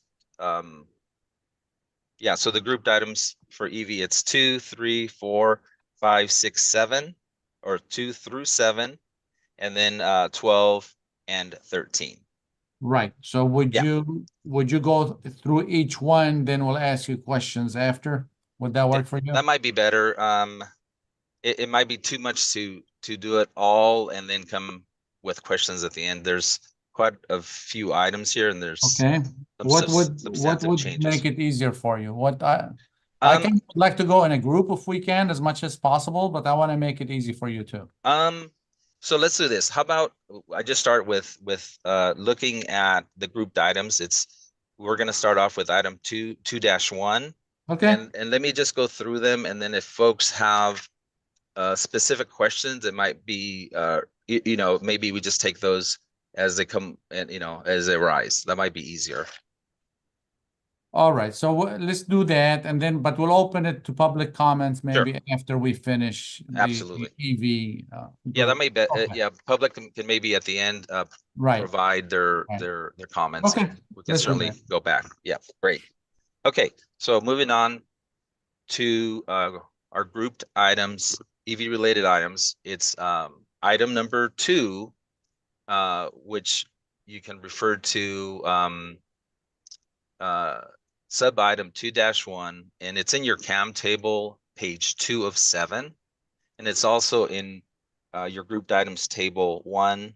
And if you're trying to correlate that with the express terms, it's on page 2 of 20 of the initial express terms. And so let's see here. So, and Enrique, just to make it clear for members of the public, we are going through the grouped item. Says on there the California Building Standards Commission 2025 California Building Code Standards Code, California Code of Regulations, and it's a table. yeah, And it's the date at the bottom is February 28, 2024. That is correct. And that one Okay. has the EV related items. And I'll go through each one and provide the rationale, specific rationale, and we'll just go through them and see, you know, at what point folks may have, you know, or the code advisory committee members may We'll have. stick with the committee right now. We'll have it open to the public. Yeah. Okay. Perfect. Okay, great. All right. So BSC's proposal under item 2, sub item 2-1.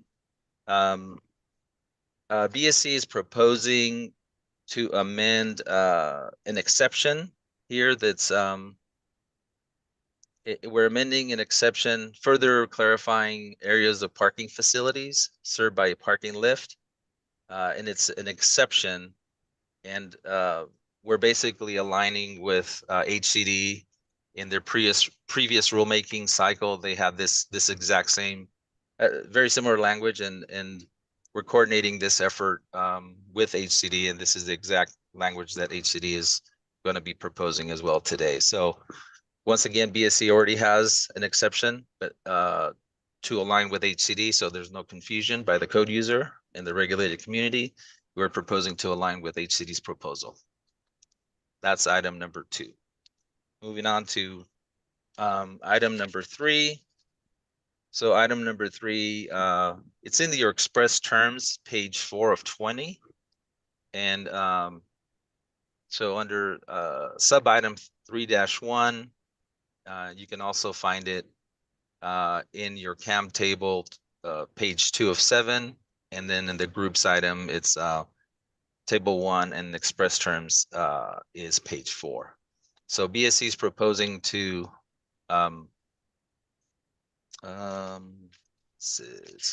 so this one is we're proposing to amend table 5.106.5.3.1.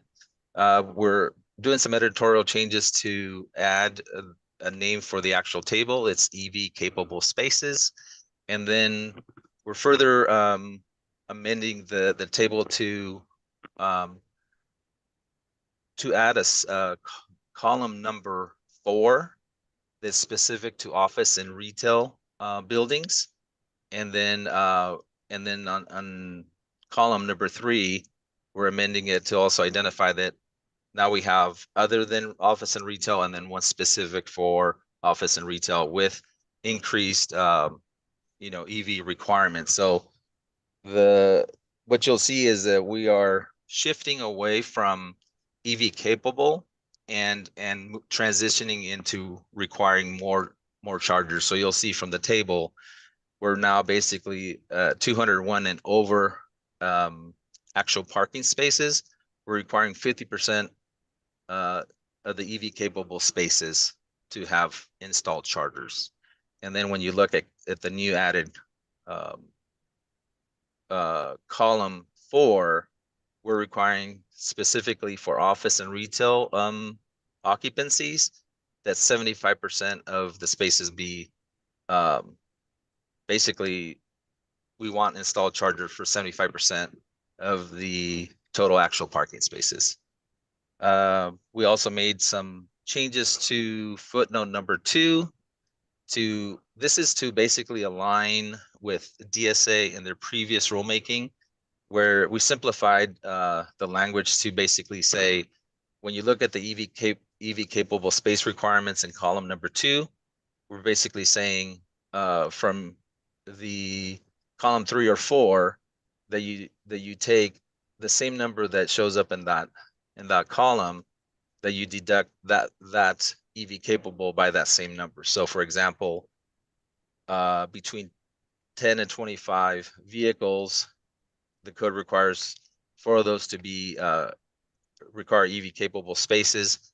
But when you look at the column 2, we're saying that 2 of those 4 have installed chargers. So it's just a simpler way to say you deduct that number from the EV capable column. So and that is those are the amendments for item 3-1. And Enrique, before you move on, just to clarify, it's like if you go at 151 to 200, we need to cross out the 9. The new one is 18. It's not 918. Oh, yes. I'm sorry. Yes, that I don't know. Something happened. Yes. So we're striking 9 and we're striking. I don't know why those So the should have been the first stricken. digit is struck out. Yeah, first digit The should have been stricken. underlined is the new. Yeah, sorry about that. Okay. Yeah, that's correct. We're repealing the first number and then the underline is basically the new proposed code, the new number. And you'll also see that between 10 and 25, we're actually requiring what was previously exempted from having chargers, we're actually requiring 2. So we're raising the bar for between 10 and 25 actual parking spaces. All right. Michael Stone? Yeah, thank you, Mr. Chair. If I understand it, we were going to go, the committee was going to comment on these item by item. Is that correct? That is correct. So for the committee, we'll go item by item. When we all finish with the AV, we'll open it to the public comments. Okay, I had a couple of comments. First off, on item 3-1, the table that Enrique was just going over. For the parking spaces that actually have charging stations installed, are those going to be restricted to only EV parking, or would they be open to the public if the rest of the parking lot was full? Yeah, I'll answer the question if I'm understanding it correctly. So right now, the requirements for EV capable spaces, we don't require any specific signage or any designation. So right now, the architect or designer has to just identify which, for example, between 10 and 25 actual parking spaces, they just need to, in this case, they need to identify, well, of those 4, 2 have to be installed chargers. The remaining 2 EV capable spaces, those can be anywhere. They're not identified. You just have to provide the right number. Right. Yes. Well, my question would be the spaces that do have the EVSE actually installed. Yes. Are those going to be restricted to only EVs being able to park there? Well, yeah, I mean they'll have the sign that it's EV charging only. Okay. Yeah, but you have to go look at chapter 11B actually has, after you get to a certain number, then you have to have the actual designation and insignia for fully accessible or only available to accessible stalls. Right. So that's where that DSA has those requirements. So okay. Yeah. Okay, Mr. Chair, if it's okay, I'd like to go back to item 2-1. Absolutely. I missed that one. With the parking lifts, I know we had at least several public comments that came in on this one, and I'm wondering. I have 2 questions. Number one, what is the availability of parking lifts that have EV charging capability? And number 2, I don't know. I'm not familiar with that equipment, and I tried to find out about this a little bit. But are they listed are they listed products? Because the electrical code requires that any EVSE be listed, which is by UL or another testing lab.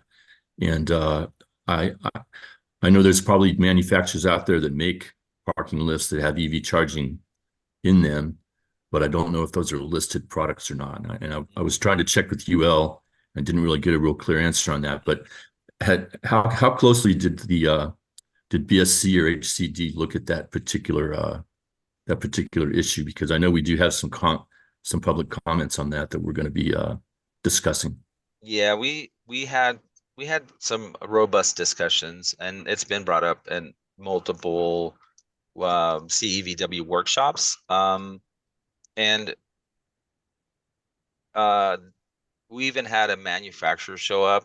I think the issue with there are some availability, and this is an emerging market. And I think that it's gonna grow beyond just a couple of manufacturers.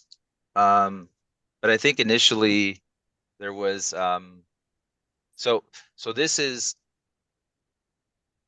and HCD could probably talk about this, that there was some concerns regarding some safety features. And at this time, BSC determined that we would continue with this exception and align with HCD. But we do know that this is an emerging market, and there'll probably be more manufacturers that have the ability to comply with, you know, some of the what you're talking about, Mike, with some of those UL testings and things like that. But it's still, the market's still kind of early, I think. Although some folks say that there's already a lot of manufacturers out there, but it's something that BSC is going to be looking at in the future. Now, from BSC's perspective, in the absence of this amendment, we would revert back to what is currently codified. And what that basically says is parking space accessible only by automatic mechanical car parking systems are not required to comply with this code section. So if the code advisory committee says, hey, you know, further study, then we'd have to go look at it. And worst case scenario, we just keep what we have. We repeal this proposal, but we still have an exception there. So I don't know if that'll meet the intent of what folks are commenting about, you know, like the concerns. Okay. So thanks, Enrique. Thank you. Yeah, thank you. All right. I have 4 hands up. I don't remember who went first, so I'll take them by the order as shown on my screen. Sharon? Yeah, hi. I had comments on both of those items. It wasn't clear that we had to do it individually. First of all, item 2-1, I think that the market is right for this. We had a lot of the public comments have extensive lists on this. I agree it should be UL rated. But I do think that the whole thing should be eliminated. It's unfortunate that if we eliminate this, we don't have the power to take out the exception or the section that's already there.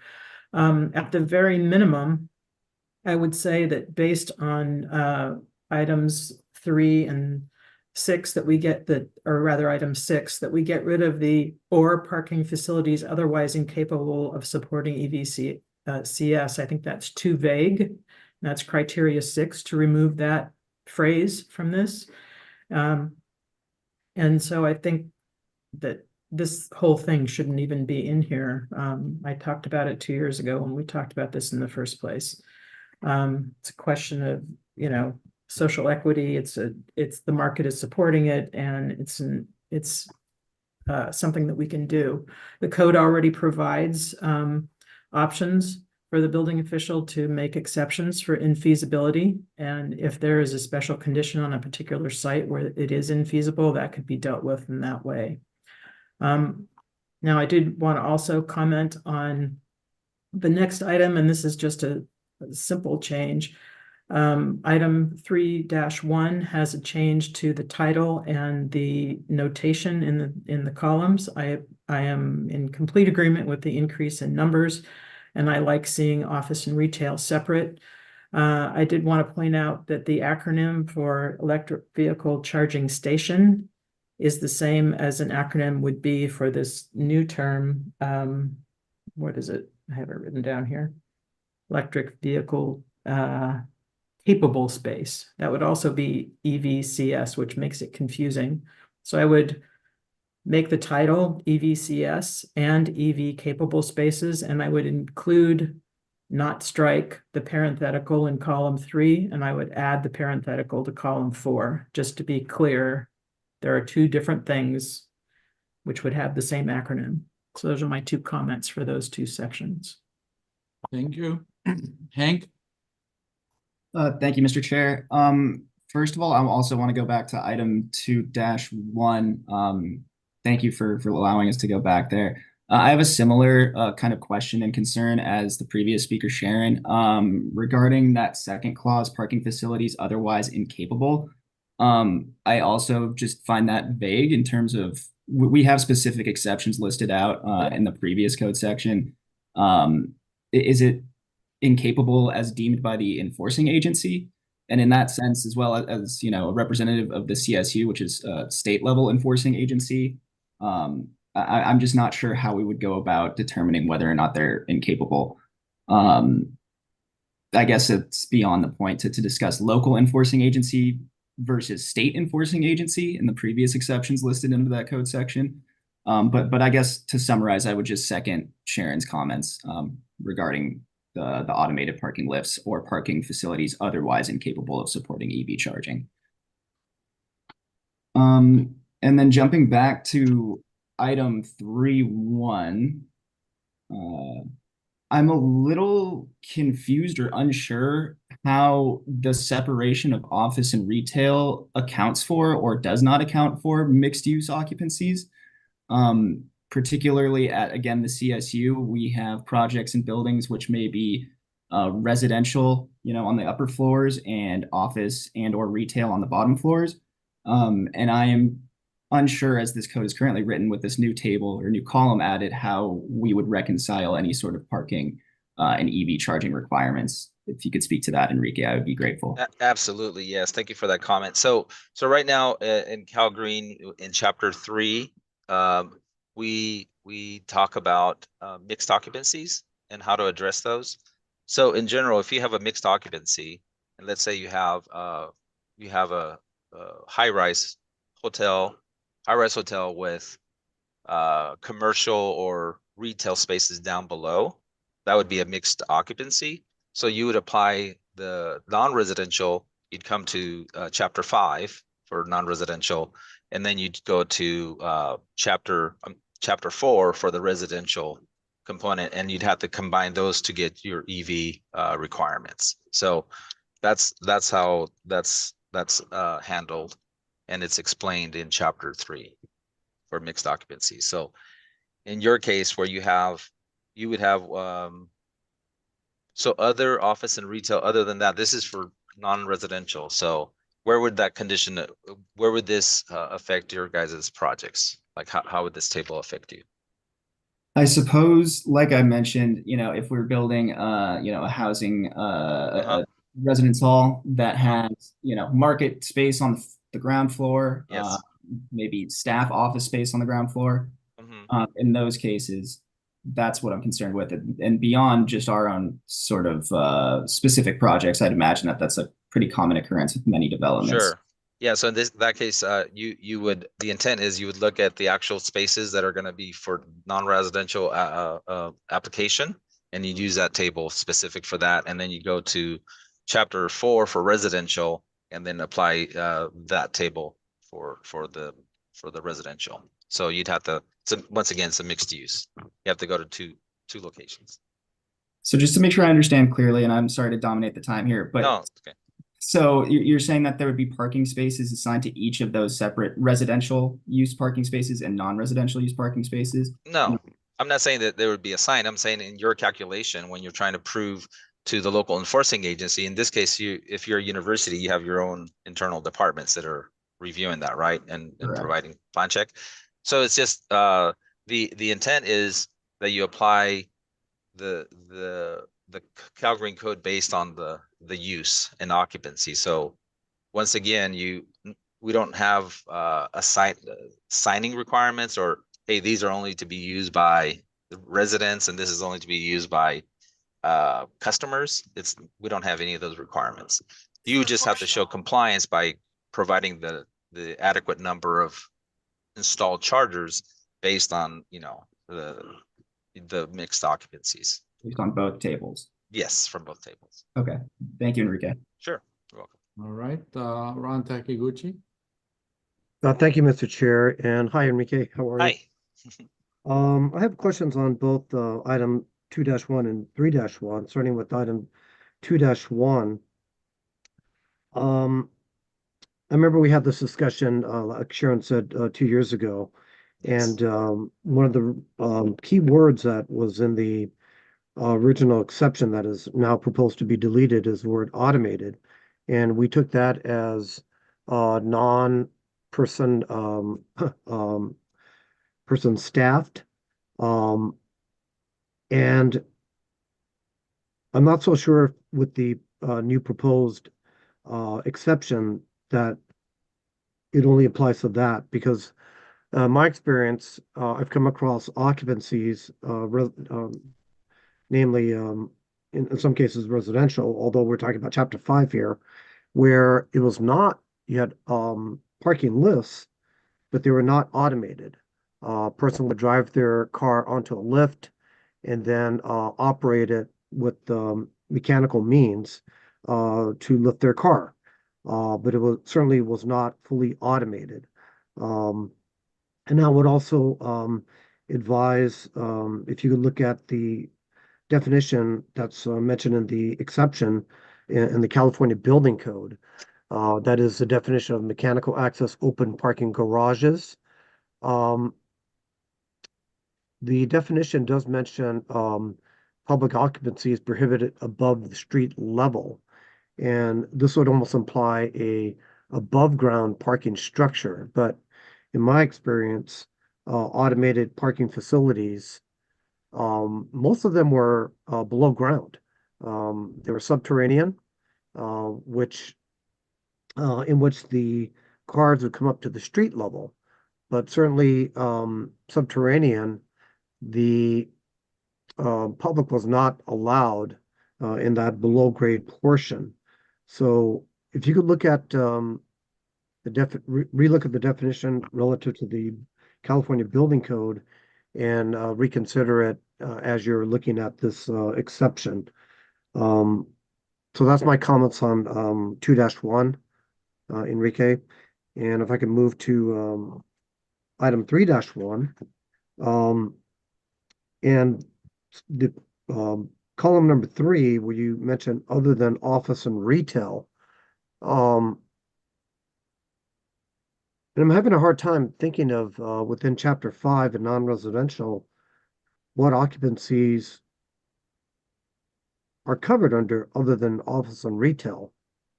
Because when I think of non-residential, I think of pretty much office and retail. Maybe can you help me out here?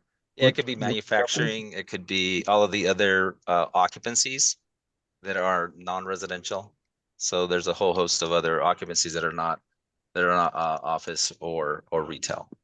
Okay, thank you. Yeah, The one occupancy that I was thinking about, or the use, was airport parking, which not a lot of jurisdictions are going to have airport parking, but when they do, that to me is longer term parking than say the 8-hour or even less office and retail.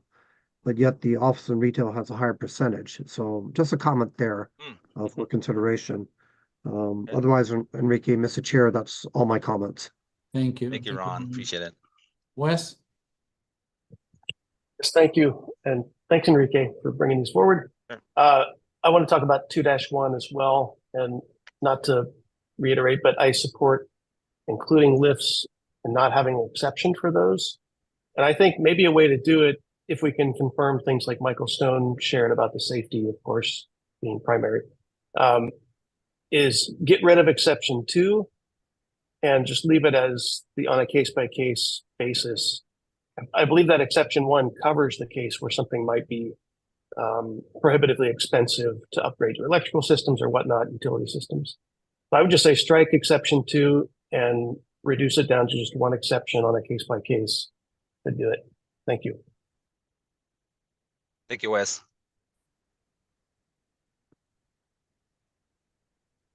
All right, thank you. Alejandro? I'm going to be talking about item 3.1 in alignment with Sharon's comments earlier in terms of the clarity and distinguishing between EV capable spaces and EVCS as in charging station. I think the note underneath the table to to better understand the table itself. I think the existing language is more clear than the proposed language. Mr. Chair, can I Yeah, please. provide some feedback on that or some rationale? Yeah, go ahead. So currently in Cal Green, the reason we're repealing the EV capable spaces provided with EVSC and just calling it electric vehicle charging stations is because we, in the code itself, let me see if I can bring it up. In the code itself, we have a specific section that talks about electric vehicle charging stations, and that's the title. And so the other, we found that other information to be superfluous because all we're really trying to say is referred to, and I'll give you the code section right now. Let me see it.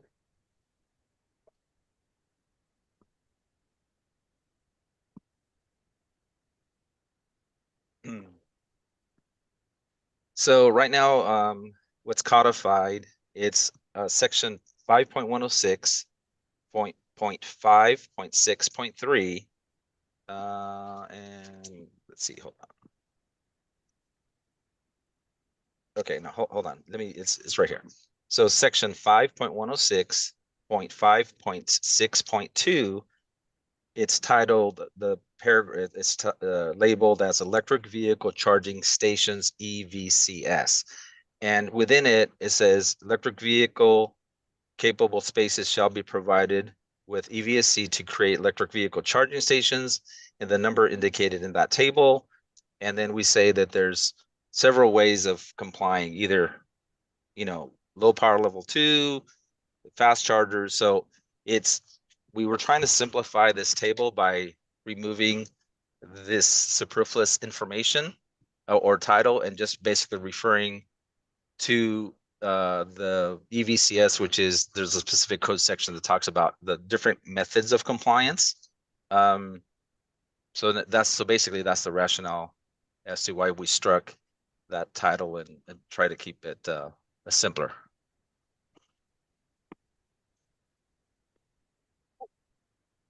All right. Alejandra, any follow-up?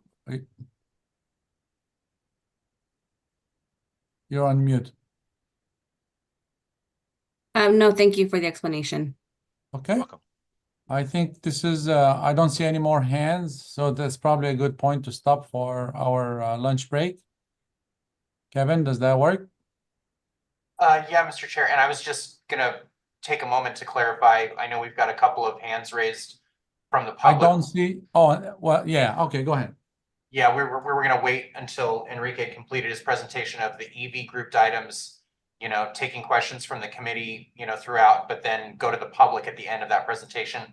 And I know during one of the previous questions, one of the committee members asked about Lyft, vendor representatives, and I think Scott Bradford, who has his hand up, is a Lyft vendor representative. So I just wanted to point that out, that he's got his hand raised, but if you want to wait until the end of the item or Yes, let's wait for the public comments until we finish all the group one, which is the EV related.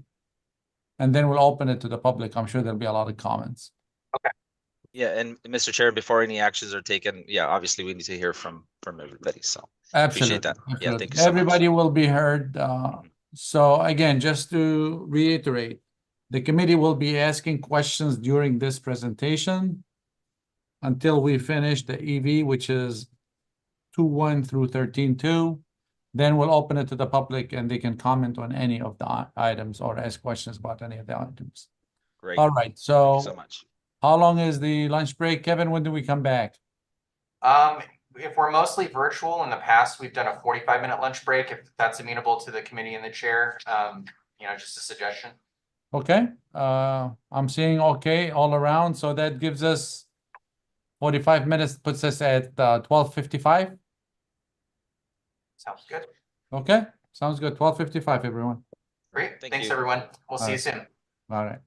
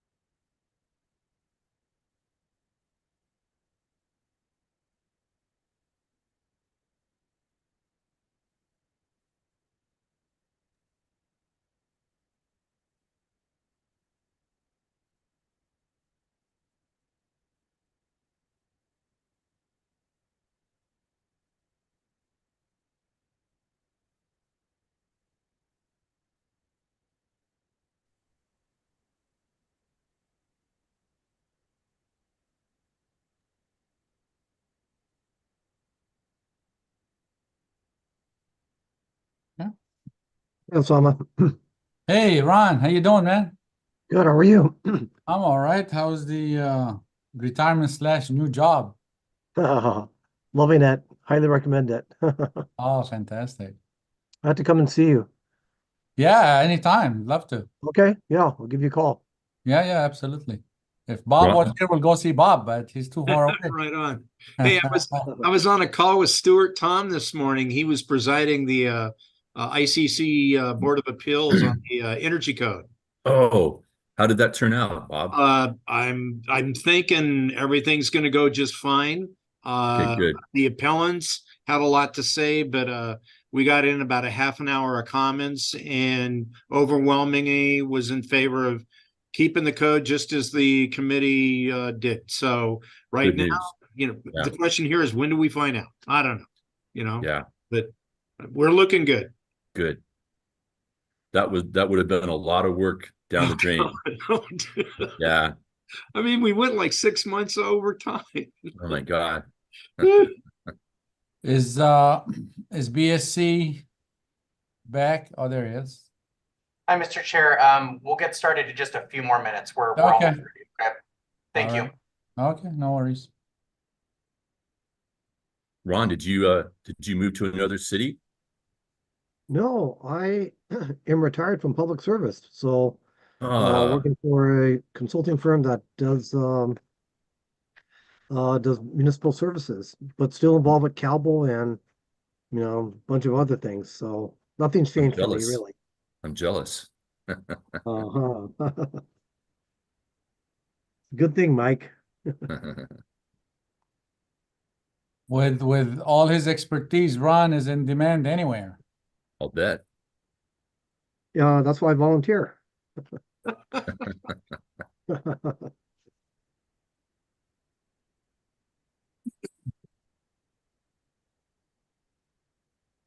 least you became a design professional instead of, like an ambulance chaser or something. I don't know. Oh, yeah, it could have been worse, right?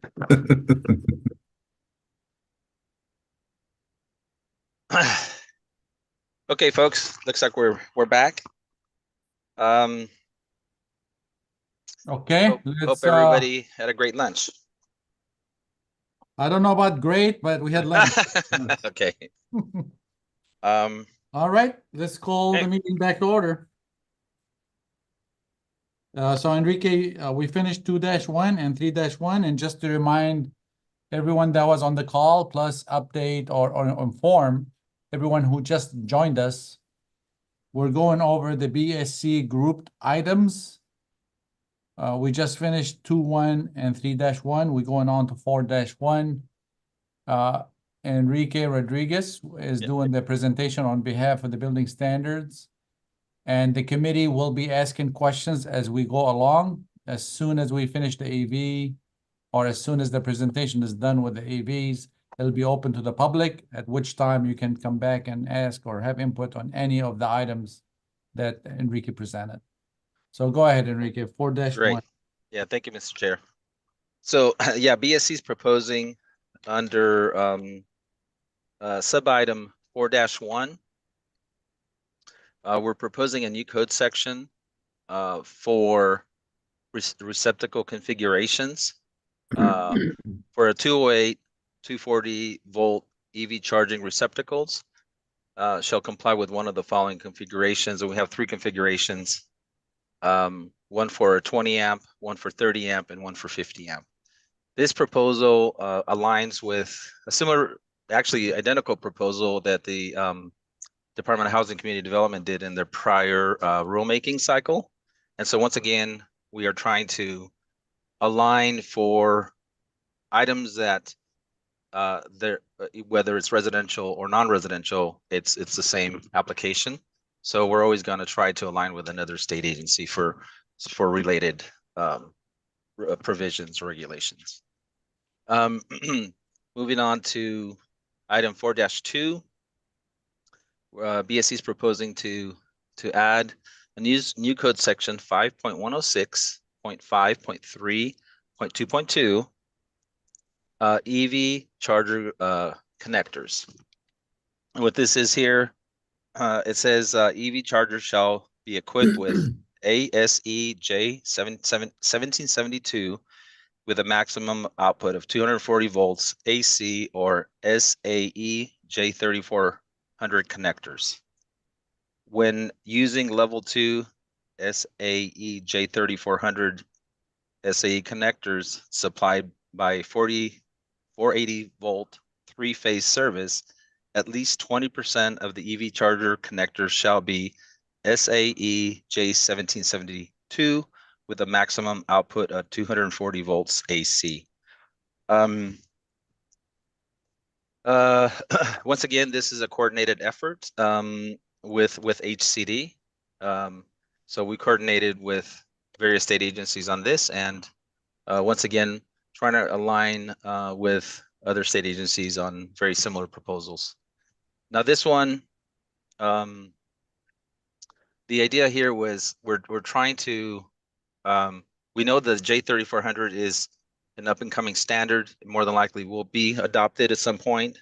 To date, it has not been adopted as the standard. And so this proposal here is to make sure that we are still allowing for those old EV vehicles to be able to be charged using the J1772 charger.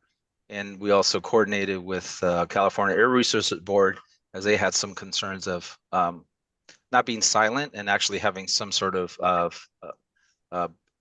percentage to make sure that we capture those older EVs. Let me finish 4-1 and then maybe we can go. I see some hands raised. So moving on to, we have an editorial correction, just renaming the under 4-2, we're just renaming the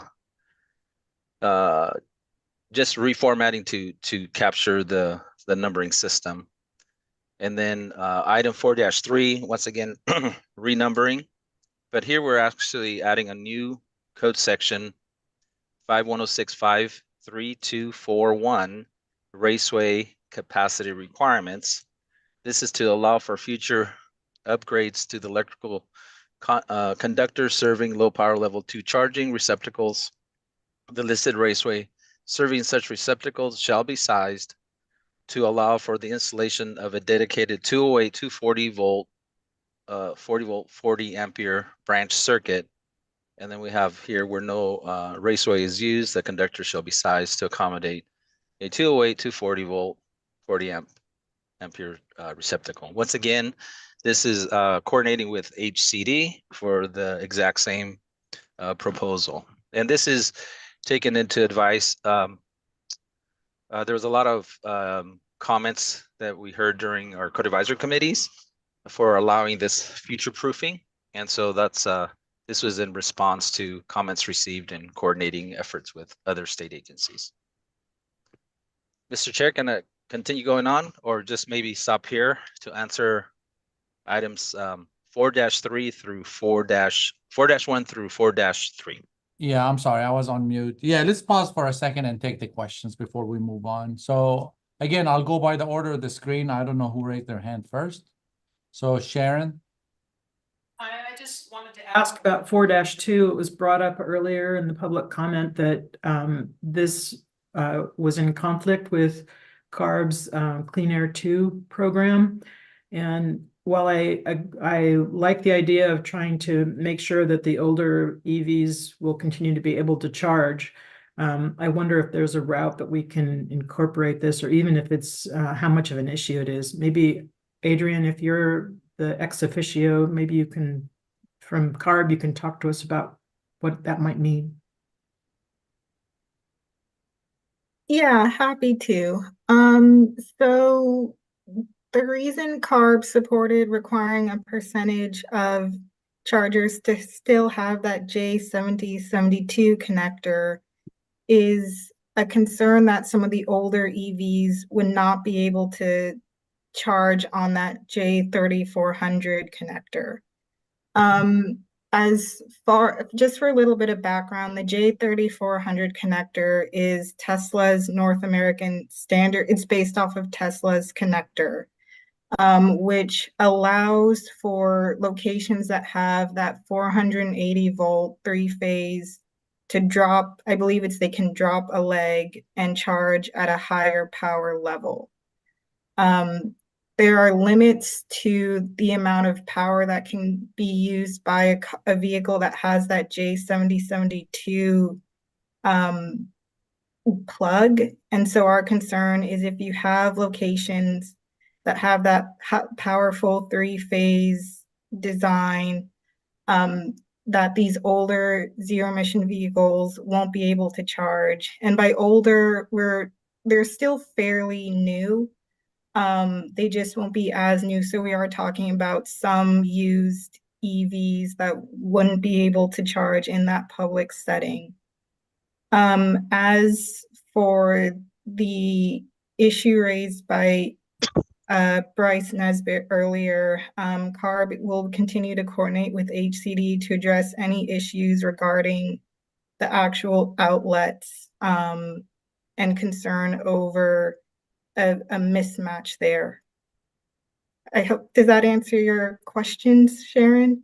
It does. I just wonder how we should vote on this if it hasn't been coordinated yet, if it constrains too much, if we vote in favor of it or not.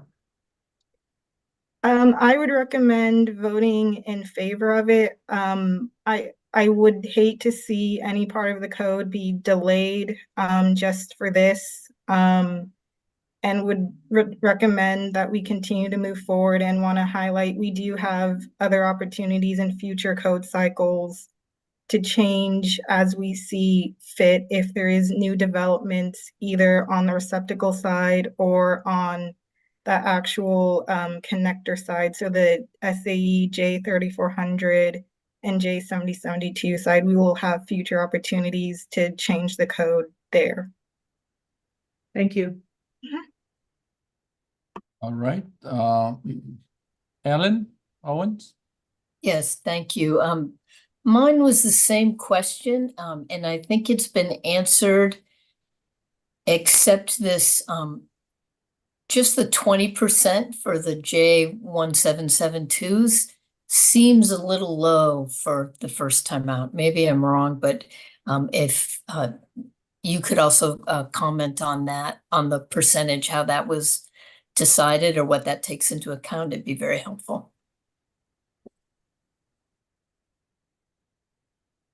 Yeah, I think when we decided on 20%, we were aware that as more models are being updated and the OEMs, the automakers have announced their supporting of what's now the J3400, that we felt that 20% was sufficient. The auto manufacturers announced, I believe, starting in 2025 that they were going to begin to transition. And so we felt that taking into account sort of how vehicles are turned over, that anything a bit higher might have been too much. And we also didn't want to necessarily make it more difficult if electric vehicle service providers, so like companies that actually build and sell charging stations, were beginning to rapidly increase the percentage of their stock that have that J3400 connector, that it would be hard for developers to actually meet the code requirements. We also wanted to make sure that we took into account that there's a very specific case where you might want to guarantee you have those 20%, again, at sites with that 480 3-phase design where they could drop that leg. We wanted to make sure that those specific locations had some number of charging stations that could be used by those older vehicles. All right, thank you. Hank Kaplan? Thanks, Mr. Chair, and I appreciate the comments from CARB. I had a similar question on the percentage, but that makes sense. I also have a question related to what process may have gone into thinking about how this relates to the Chapter 11B of the building code and accessibility.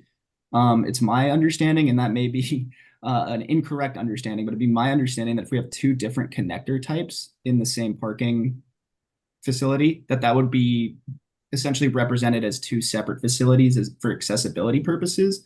And if that assumption is correct, then I would wonder how this might have, an inadvertent cost impact on projects that are trying to be fulfilled through code, and may inadvertently end up, preventing some projects going forward that would otherwise add to the EV supply, EV charging supply. So I guess my question is related to how much thought or consideration went into accessibility concerns related to this proposed change.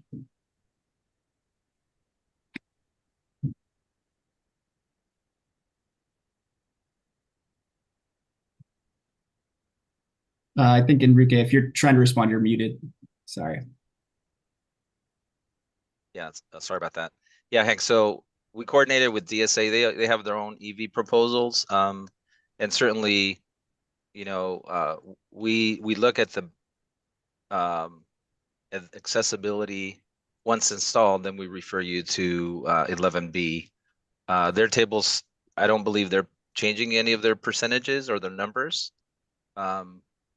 But in relating to the separate facilities that you're mentioning, that's something that DSC is going to have to look into and have that discussion with DSA and see if that this proposed code change, if it has any impact on lessening the ability to further EV installations. So that's something that we can look into. Appreciate the comment. Yeah, thank you, Enrique. That's definitely something that we've run into, I think, on a couple projects. Historically, with I think it's mandated you need at least one level 2 EVSE when you're installing DCFC, and it's the same sort of issue, but in this case, it's the connector type rather than the level of charging. Okay. Okay, thank you. Yeah, thank you. Right, Mitchell Baker. Yes, thank you, Chair. I am not a committee member, but with HCD, the Department of Housing and Community Development.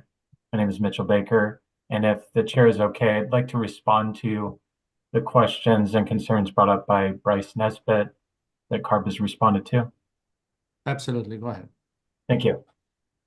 So I think it's important, particularly because we're talking about the subject and there's continuity between the Building Standards Commission's proposal and what HCD has proposed regarding the receptacle configurations. So just to be clear, the conflict brought up is that HCD has prescriptive receptacle requirements and CARB's proposal for complementary cord sets is silent on the actual prong configurations for those cord sets. And so because of that, the concern that was raised by Bryce Nesbitt is that those two things may not marry up well. But I want to bring up the fact that that is a courtesy cord set and that there are other ways to connect your vehicle's cord or to a cord that's provided on site for charging, which may be adapters or different cords that can be provided to marry up to whatever the receptacle is that's on site. As an EV driver, and most folks that are EV drivers, we're aware that our cord or our vehicle's charging port cannot always marry up to whatever the charging source is on site, and that an adapter may be required. So just want to bring that up before HCD's portion and to add to the commentary, since there's similar proposals between the Building Standards Commission and HCD. Thank you. Thank you. And I have DSA headquarters. Mitchell, your hand is still up, by the way. Thank you, Chairperson. This is Eric Drever, Principal Architect at DSA. There was a question raised regarding accessibility provisions that might be triggered with separate facilities. Did you want me to comment on that? Absolutely, thank you.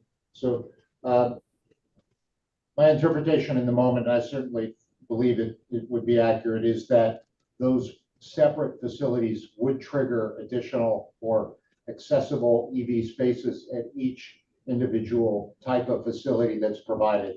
So the theory is that a disabled person, a person with disabilities, would need to have access to each of those types of facilities that are provided on a particular parking or EV charging site. And thank you for addressing that. So just to be clear, that the different connector types meriting two different facilities. Correct. Those are separate facilities. There might be a person with disabilities with a particular type of connector, much like a person without disabilities. Thanks for the clarification. All right, thank you, DSA. Yeah, thank you. And just to restate again, that my concern that are primarily being related to inadvertent cost impacts to comply with that accessibility portion. Thank you. All right. I don't see any more hands up.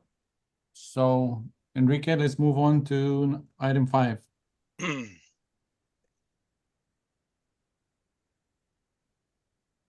Okay, moving on to item 5, which is page 5 of 20, and actually goes through 20. Yeah, basically page 6 of 20. So BSC is proposing to amend table 5.106.5.3.6, and once again adding the name of the table, and this is the EVCS power allocation method table.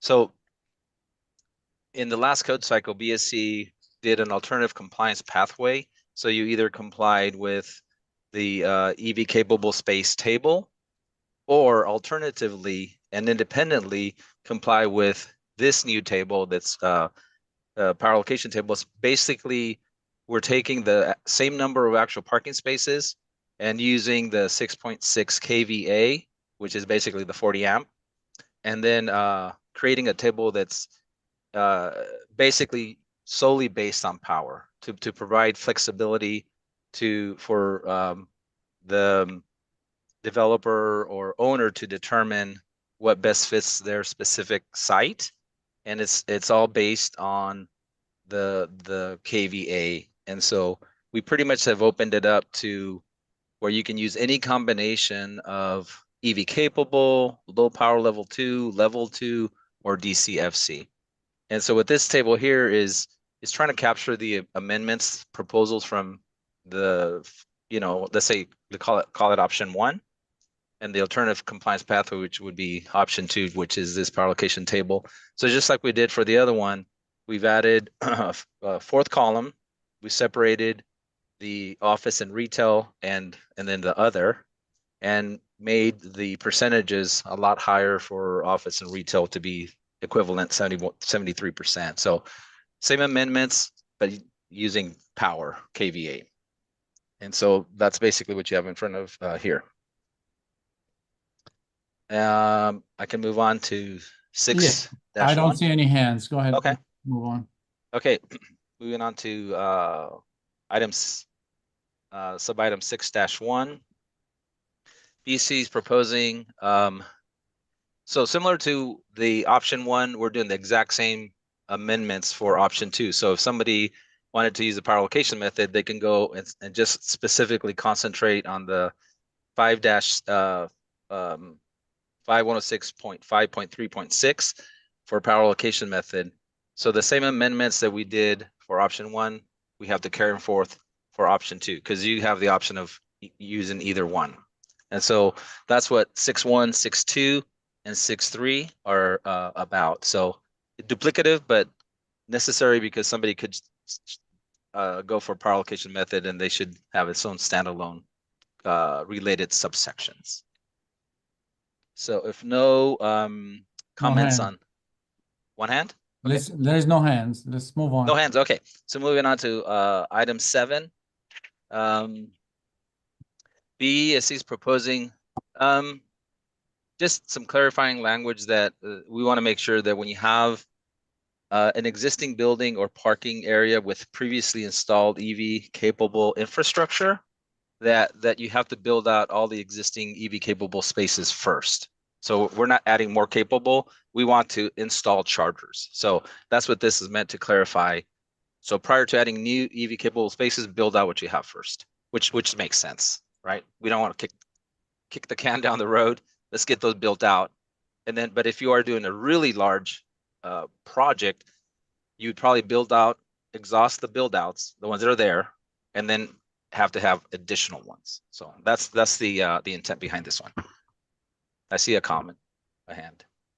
Okay. Ron? Yeah, thank you, Mr. Chair. Not to wordsmith this, but just to maybe provide a little more clarity. At least I find the word build out is a little vague.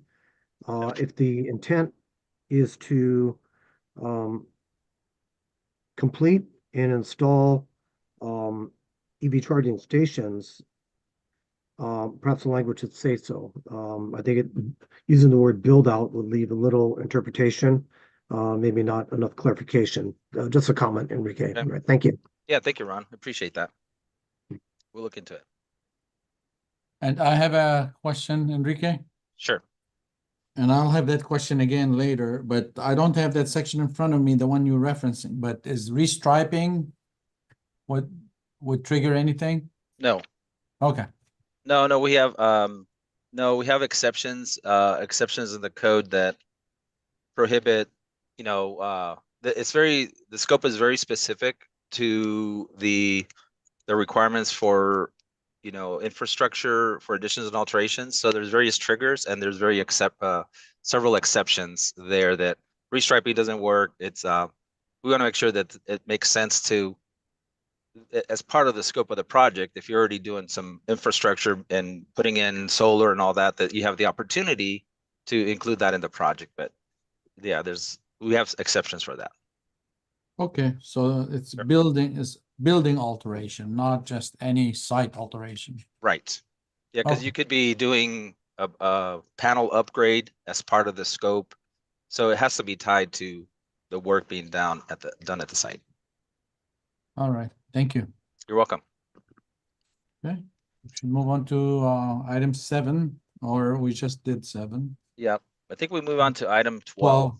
Okay, so this is going to be really simple here. So item 12, BSC is proposing to make, just like we did for mandatory, item 12 is tier 1 voluntary, and then we'll have tier 2 voluntary. This exact same amendments we're carrying forward into tier 1 and tier 2. So whatever we do in mandatory, we're carrying it forward to voluntary. So the only big change here for item 12 is we're increasing, once again, this one requires 30%, and then it requires for other than office and retail. Of course, that's 50%, just like the mandatory, and similar to the mandatory, it's 75% for office and retail. So the only thing the different carries there is now we require 30% for tier 1. And then when we look at item 12-2 for a tier 2, once again, that percentage now goes, that requires a higher percentage there. So those are the main changes, trying to align with the proposed code changes and mandatory carry them through tier 1 and tier 2. Thank you. Any questions, comments from the committee? All right, so that concludes the EV section. Well, actually, hold on, Mr. Chair. We do have, yeah, so item 13-1 and 13-2, because that was the tier 1. This is same amendments for the tier 2. I missed 13 too. Okay, yeah. Go ahead. Yeah. But same amendments. Now for tier 2, we require 45% to have EV capable, but keeping the same 50%, 75%. So just increasing, ratcheting up for the tier 1, tier 2. That's it. All right. Okay.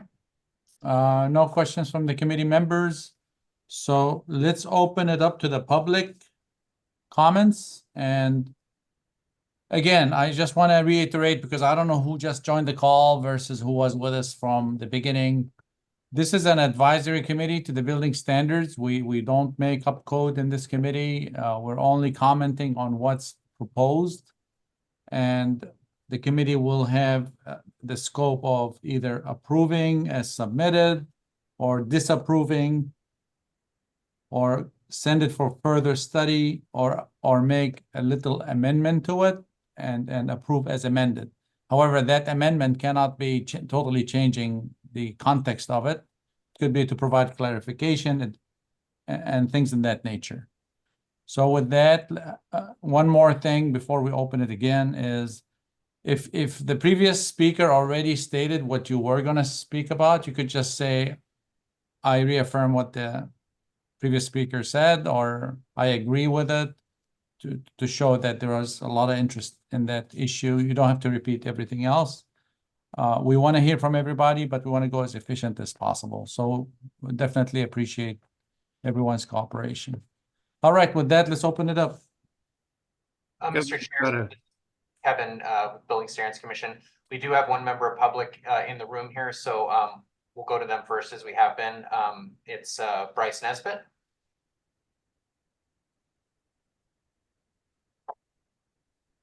Okay, hello, Bryce Nesbitt again, a commercial property inspector and electrical engineer from Berkeley, California.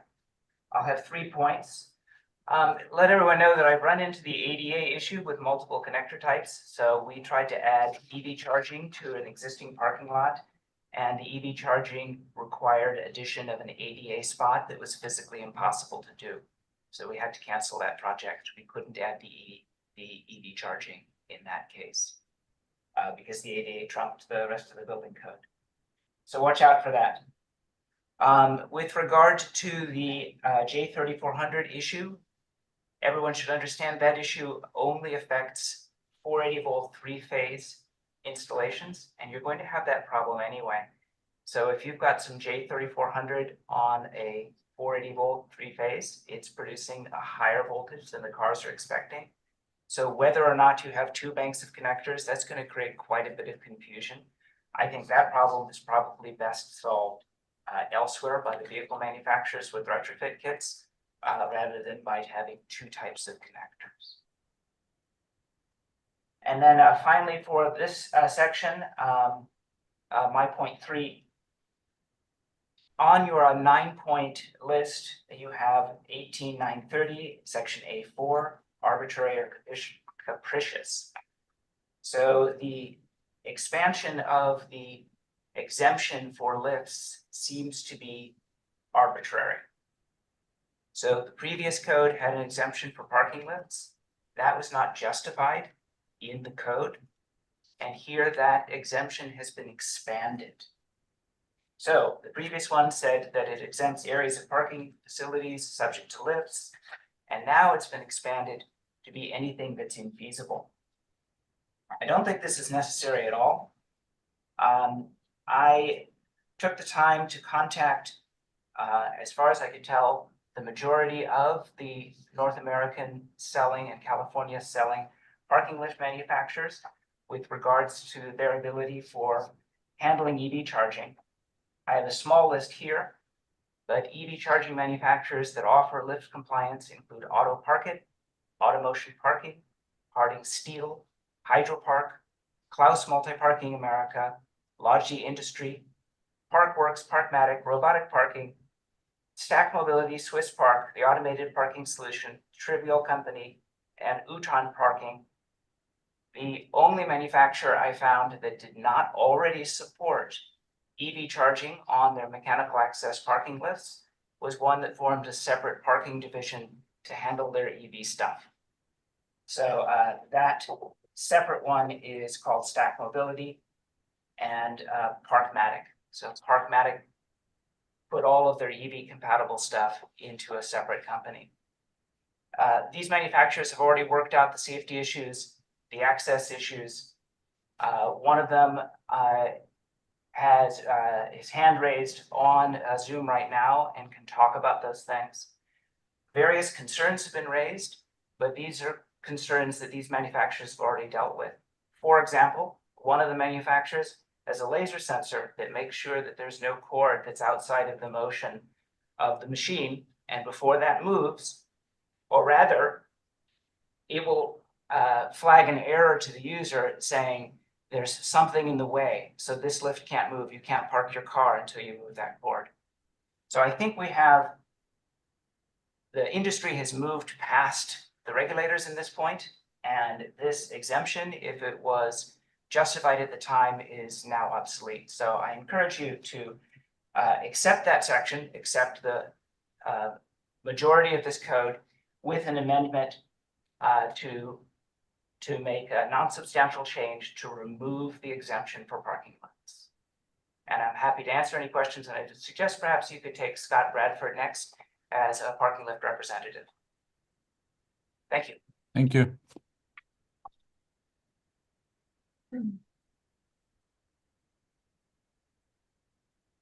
Next, Kevin.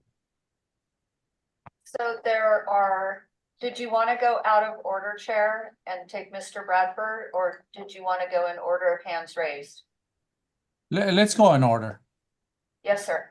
Christian Corby. Yes, hello. Good afternoon, everyone. My name is Christian Corby. I'm the Deputy Executive Director at the California Electric Transportation Coalition, or CAL-ETC. And I just have a couple of comments. I'd like to support these proposed code changes with really only one exception, which I'll get to. First, really, we support the transition away from EV capable to EV ready in item 3-1. And we continue to encourage the agencies to speed this transition to only requiring EV ready spaces.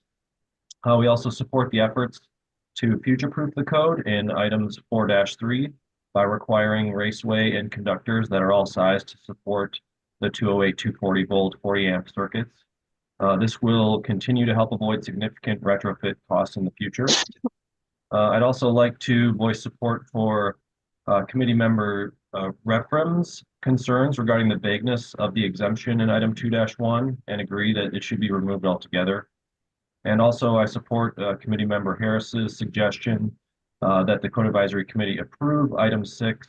The EV industry continues to evolve, and CAL-ETC believes that these provisions strike the right balance with respect to connector types. So, thank you very much. Thank you. Jonathan Hart.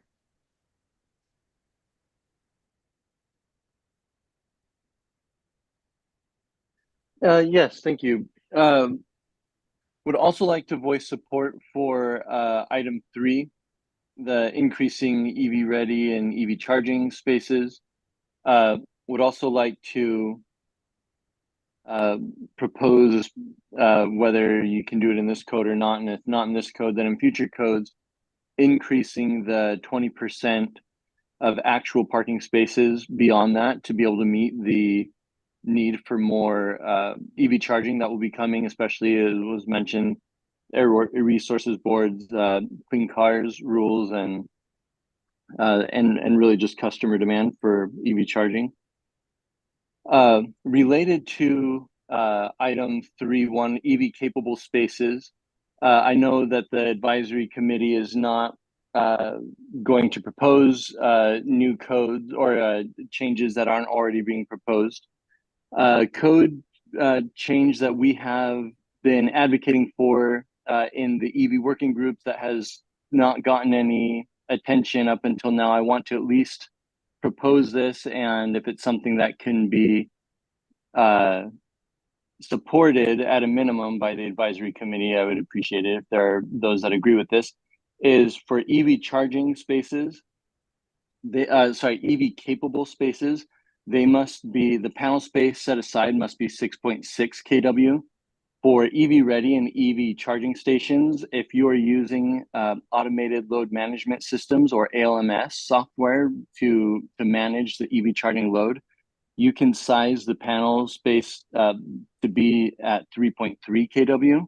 We would like to advocate for EV capable spaces being consistent with both EV ready and EV charging stations, where the capacity, the electric capacity, could be sized at 3.3 kW if the chargers to be installed in the future will be paired with automated load management systems. My last comment is in section 4.3, item 4-3, with raceways. it makes a reference to low power level 2 receptacles. I had started to make this comment earlier and was asked to bring this up later, so I'm bringing it up now. Any mention of low power level 2 receptacles within the code, and this would apply to BSC, but also HCD, and I'll say it now and I guess save the need for bringing this up when we're at agenda item 8. We would ask that the code clarify that what I'm calling regular level 2 chargers can be used in place of low power level 2 receptacles anywhere throughout the code. This was confirmed, this understanding was confirmed by BSC and HCD staff in the working groups, but this has not been stated in the code, and we would ask that it be stated in the code. I believe those were my only items for BSC, and appreciate everyone's time. Thank you. Thank you. Linda Hutchins-Knowles. Yes, good afternoon. I appreciate the chance to comment today. I'm with the EV Charging for All Coalition. I need to leave after I make this comment, so I'm just going to make my entire comment now. I wanted to just remind you that we've submitted a letter to the Green Code Advisory Committee signed by 26 organizations and dozens of individuals. And we're united in asking the Code Advisory Committee to please recommend the code be approved but amended in 3 ways. Those amendments are: number 1, please exempt level 1 charging infrastructure in the additions and alterations section. Number 2, recommend that HCD eliminate the obsolete and discriminatory automatic lift exemption provisions. And number 3, replace EV capable with EV ready and new single family housing requirements. I'll make a few comments about why these recommendations are appropriate for you. Under the criteria number 5 about not being arbitrary or capricious, people that live in apartments and condos with parking lifts have no choice about their parking. And for the code to arbitrarily deny them the right to have EV charging when every other resident in new multifamily housing in California will have EV charging is discriminatory. As Bryce Nesbitt pointed out, there are dozens of EV lift manufacturers that provide EV charging. I believe Scott Harding is on the line. He'll be speaking about his experience at Harding Steel. But this is an obsolete holdover, and it doesn't seem to have any justification to be continued. So please recommend that all the sections about exempting lifts from this requirement be struck and amended. Rationale for requiring or replacing the EV capable with EV ready in the new single family housing requirements. We really want to applaud HCD and the BSC and DSA, all of you, for the tremendous progress in EV access in this code. I don't want to let our suggestions to amend color or cloud over our deep appreciation for the amazing improvements that have been made. And we're very grateful for that. And we believe that now, since all multifamily residents, except those with parking lifts perhaps, will have EV ready charging, it's time for single family residents to also have EV ready charging. As Sven pointed out in his comments, it's very expensive and a hassle for the resident to have to pull a permit and hire an electrician and upgrade from EV capable to EV ready. It's very, very low cost to do at the time of construction. And so it seems a very simple change to make that just replace the EV capable with EV ready. And everybody in the state of California, unless they live in an apartment with a parking lift, will have EV ready access, and you will set that standard for the entire country, if not the world.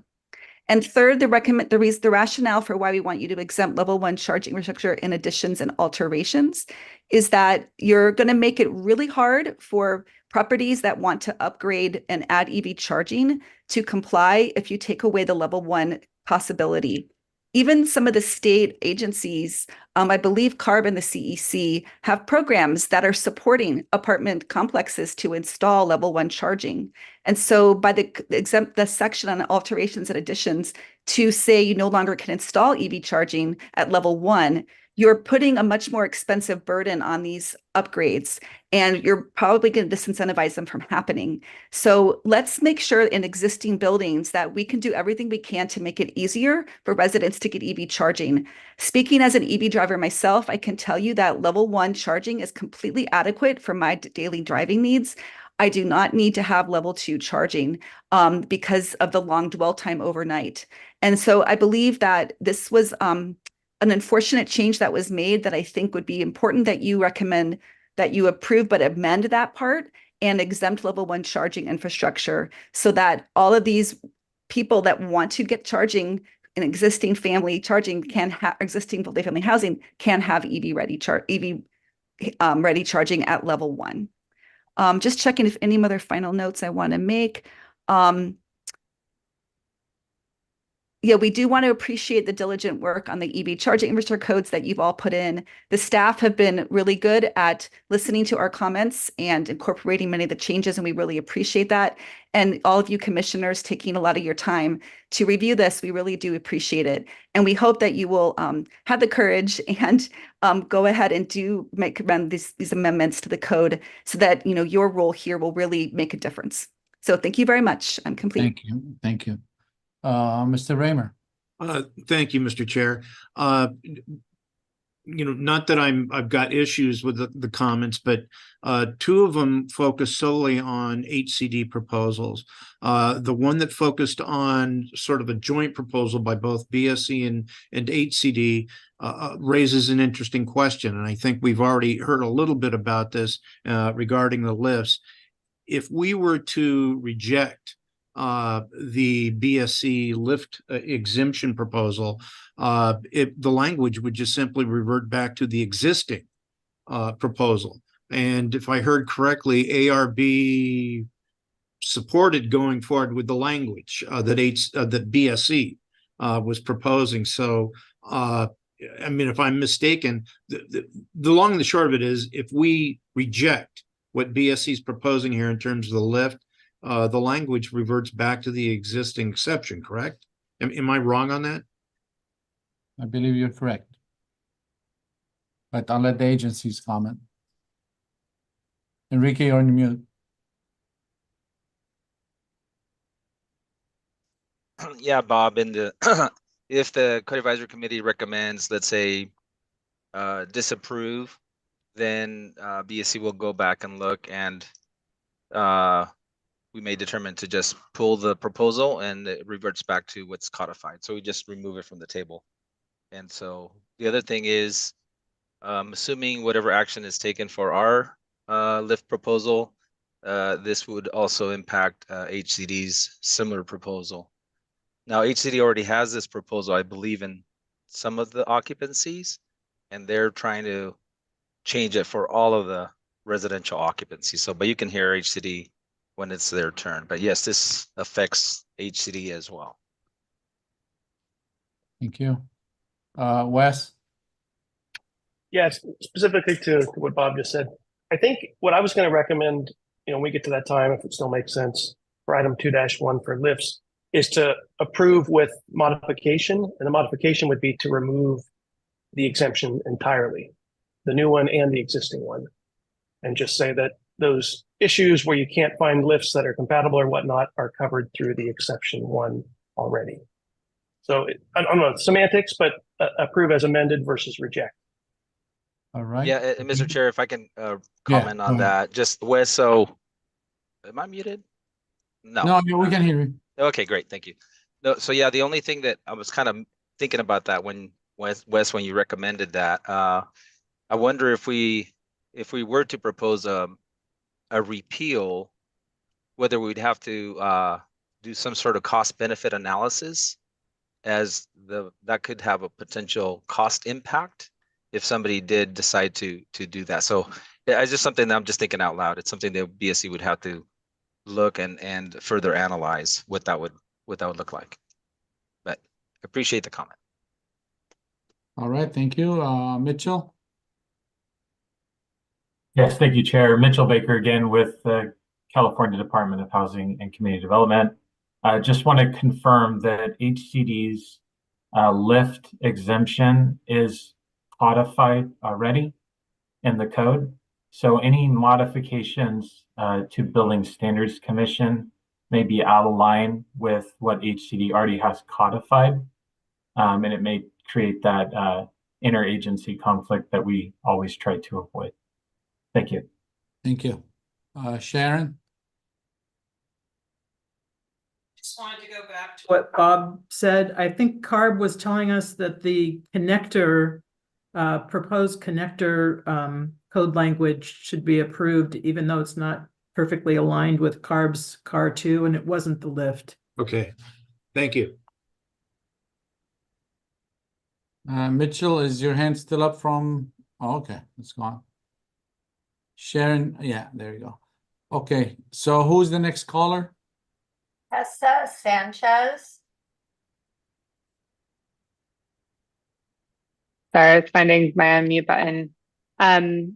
Hello, my name is Tessa Sanchez. I'm from Tesla. Thanks so much to the committee. Thanks so much to BSC for all your work on these important codes. Tesla opposes the 20% J1772 requirement in item 4.2 and 6.2. We do understand the intent of these requirements as outlined in BSC's statement of reasons, but we do believe that BSC is misinterpreting aspects of the SAE J3400 or NACS, the North America Charging Standard. So while it's accurate that J3400 supports 40 volt three-phase power, of which 277 volt is one phase, and an EVSE with a NACS J34 connector is simply rated to 277 volts, but it can still be wired to 240 volts. Just because a device or a connector is rated for a certain voltage or capable of a certain voltage doesn't mean it always operates at that level.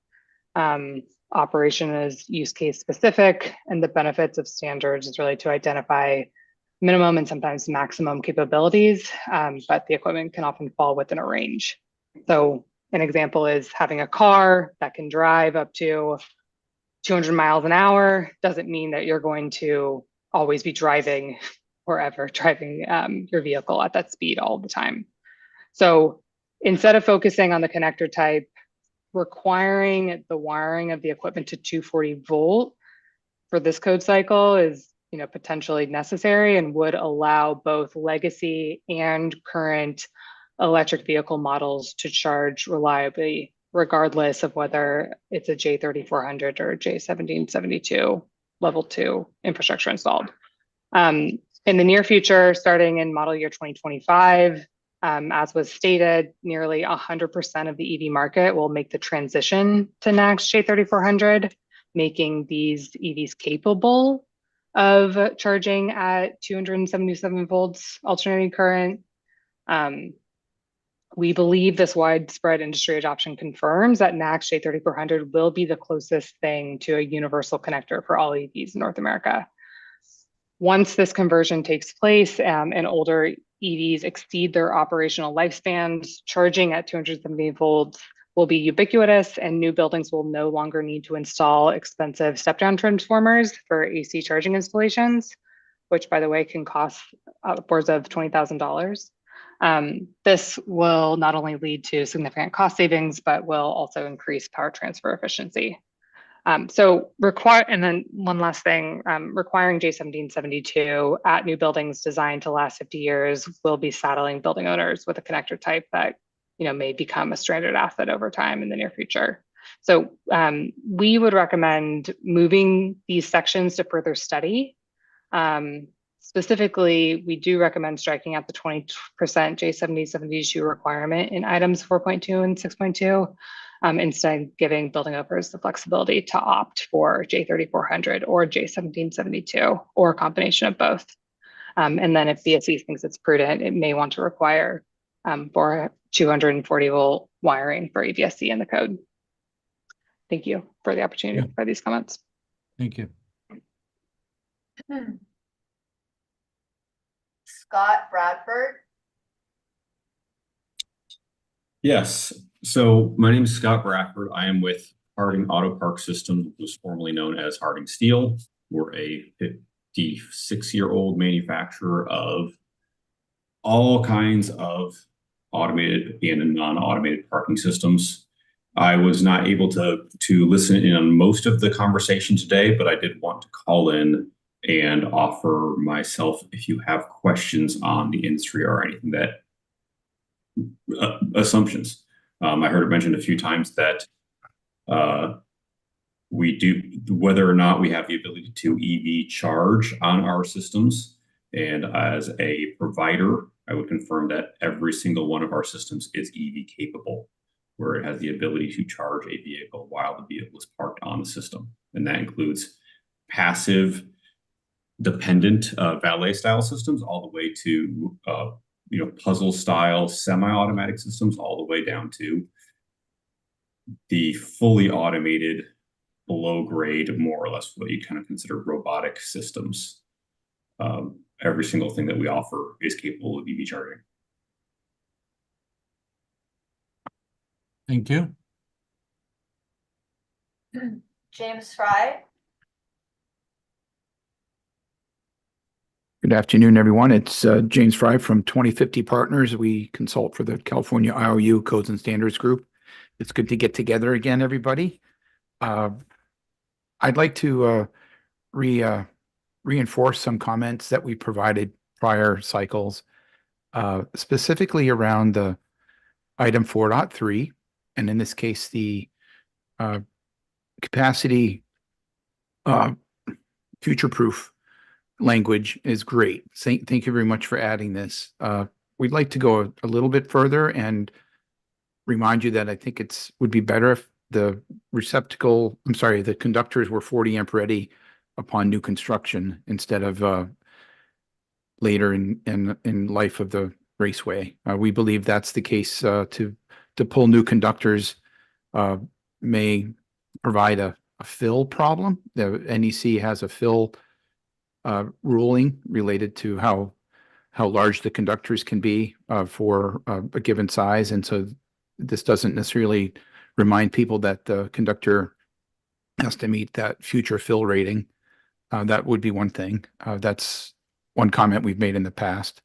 And then related to the 277 volt topic on 4-3, it may provide a positive customer experience if you require signage on the J3400 ports that were supplied by 277 volts. So in this case, there'll be a collection of users that have a J1772 vehicle, but they have in their trunk an adapter for the J3400 port. And when they bring the adapter to a location like this, they may either overstress their vehicle or have an incomplete charging cycle if that's the case. So like Tesla mentioned, the J3400 port could be many different voltages, but I think we may suggest that you require a special sign on the ports that are 277 volt equipped to warn customers that their older vehicle with an adapter is not recommended. Thank you very much. Thank you. Ben.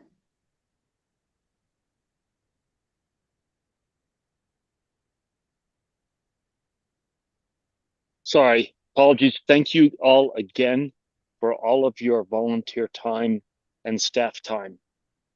My two main comments on the non-res address the issue around parking lifts, and the request is that the CAC approve but request to amend to remove that exemption and not go back to the prior code and not go back and not go forward with everything, but just amend to remove that exemption.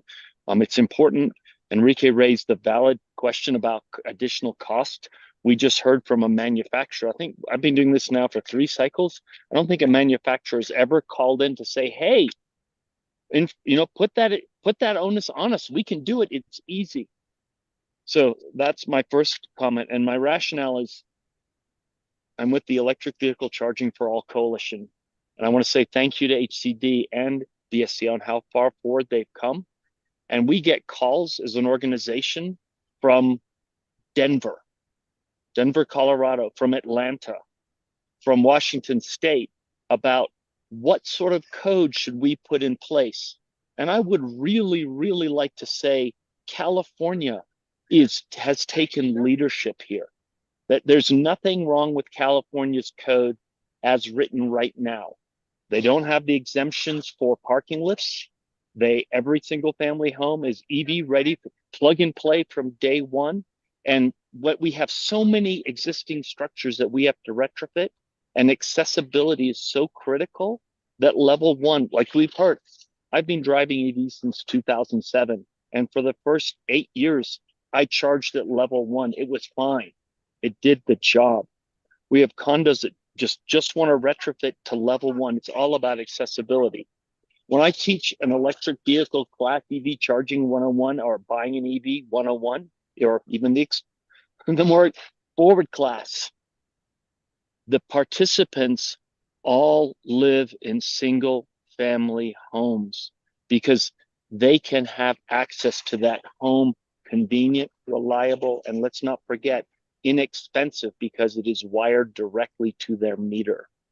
By not exempting parking lifts, we are, for those new residences built in high density housing with the parking underground, we've all seen it. We know it's happening. Bryce talks about that's the only thing that's happening on the East Bay right now is parking lifts. We are doing an injustice to those particular people, and it's not showing our leadership for the nation. And when I hear things about concerns about minerals, I want to point out that we've had the internal combustion engine out for over 100 years, and we're making incrementally small tweaks. And no one asks about where that fuel comes from. Is it tar sands from Venezuela? Is it tar sands from Excuse me, Canada? Sven, I'm going to ask you to wrap up in the next minute. Okay, I just want to say that we've had lithium-ion batteries for less than 40 years. And is it, lithium cobalt? Is it lithium iron phosphate? There's huge amounts of chemistry that we have yet to explore so that I do not disagree with the objection to child labor, but that is not a reason to halt this massive shift and keep our technological lead. So again, my ask is to the CAC to request to amend, not slow down, but to amend. And I would honestly ask the CAC committee to explore it at length with BAC and NHCD, because we understand it impacts both, why they are unwilling to do this. Because as an engineer, you want to know why the bridge failed. I want to be able to tell the city of Denver why. I'm sorry, Sven, your time is up, so you need to finish the last sentence there. No worries. All right, thank you. Next. Wendy Chow. Hello, can you hear me? Yeah, go ahead, please. Oh, thank you. My name is Wendy Cho. I'm with the EV Charging for All Coalition. Thank you so much to the commissioners for hearing public comment. I wanted to just echo the comments made about the parking lifts. I am in support of the comments made by Linda and by Bryce and Sven and others that we find that the parking lift exemption is unfair. We're supporting an approve, but with amendment to right that wrong. Thank you so much. Thank you. Next. John McKenna. Hello, can you hear me? Yes, we can. Go ahead, please. Okay, thank you. Yeah, my name is John McKenna. I am a resident of Menlo Park, California. And with respect for everyone's time, I just wanted to reiterate the comments from Bryce and Linda and Sven and Wendy to exempt the level 1 charging, to eliminate the lift exemption, and for single family homes, replace EV capable with EV ready. Thank you all for your time. Thank you. Next. Dwight McCurdy. Good afternoon again. Can you hear me okay? Yes, please go ahead.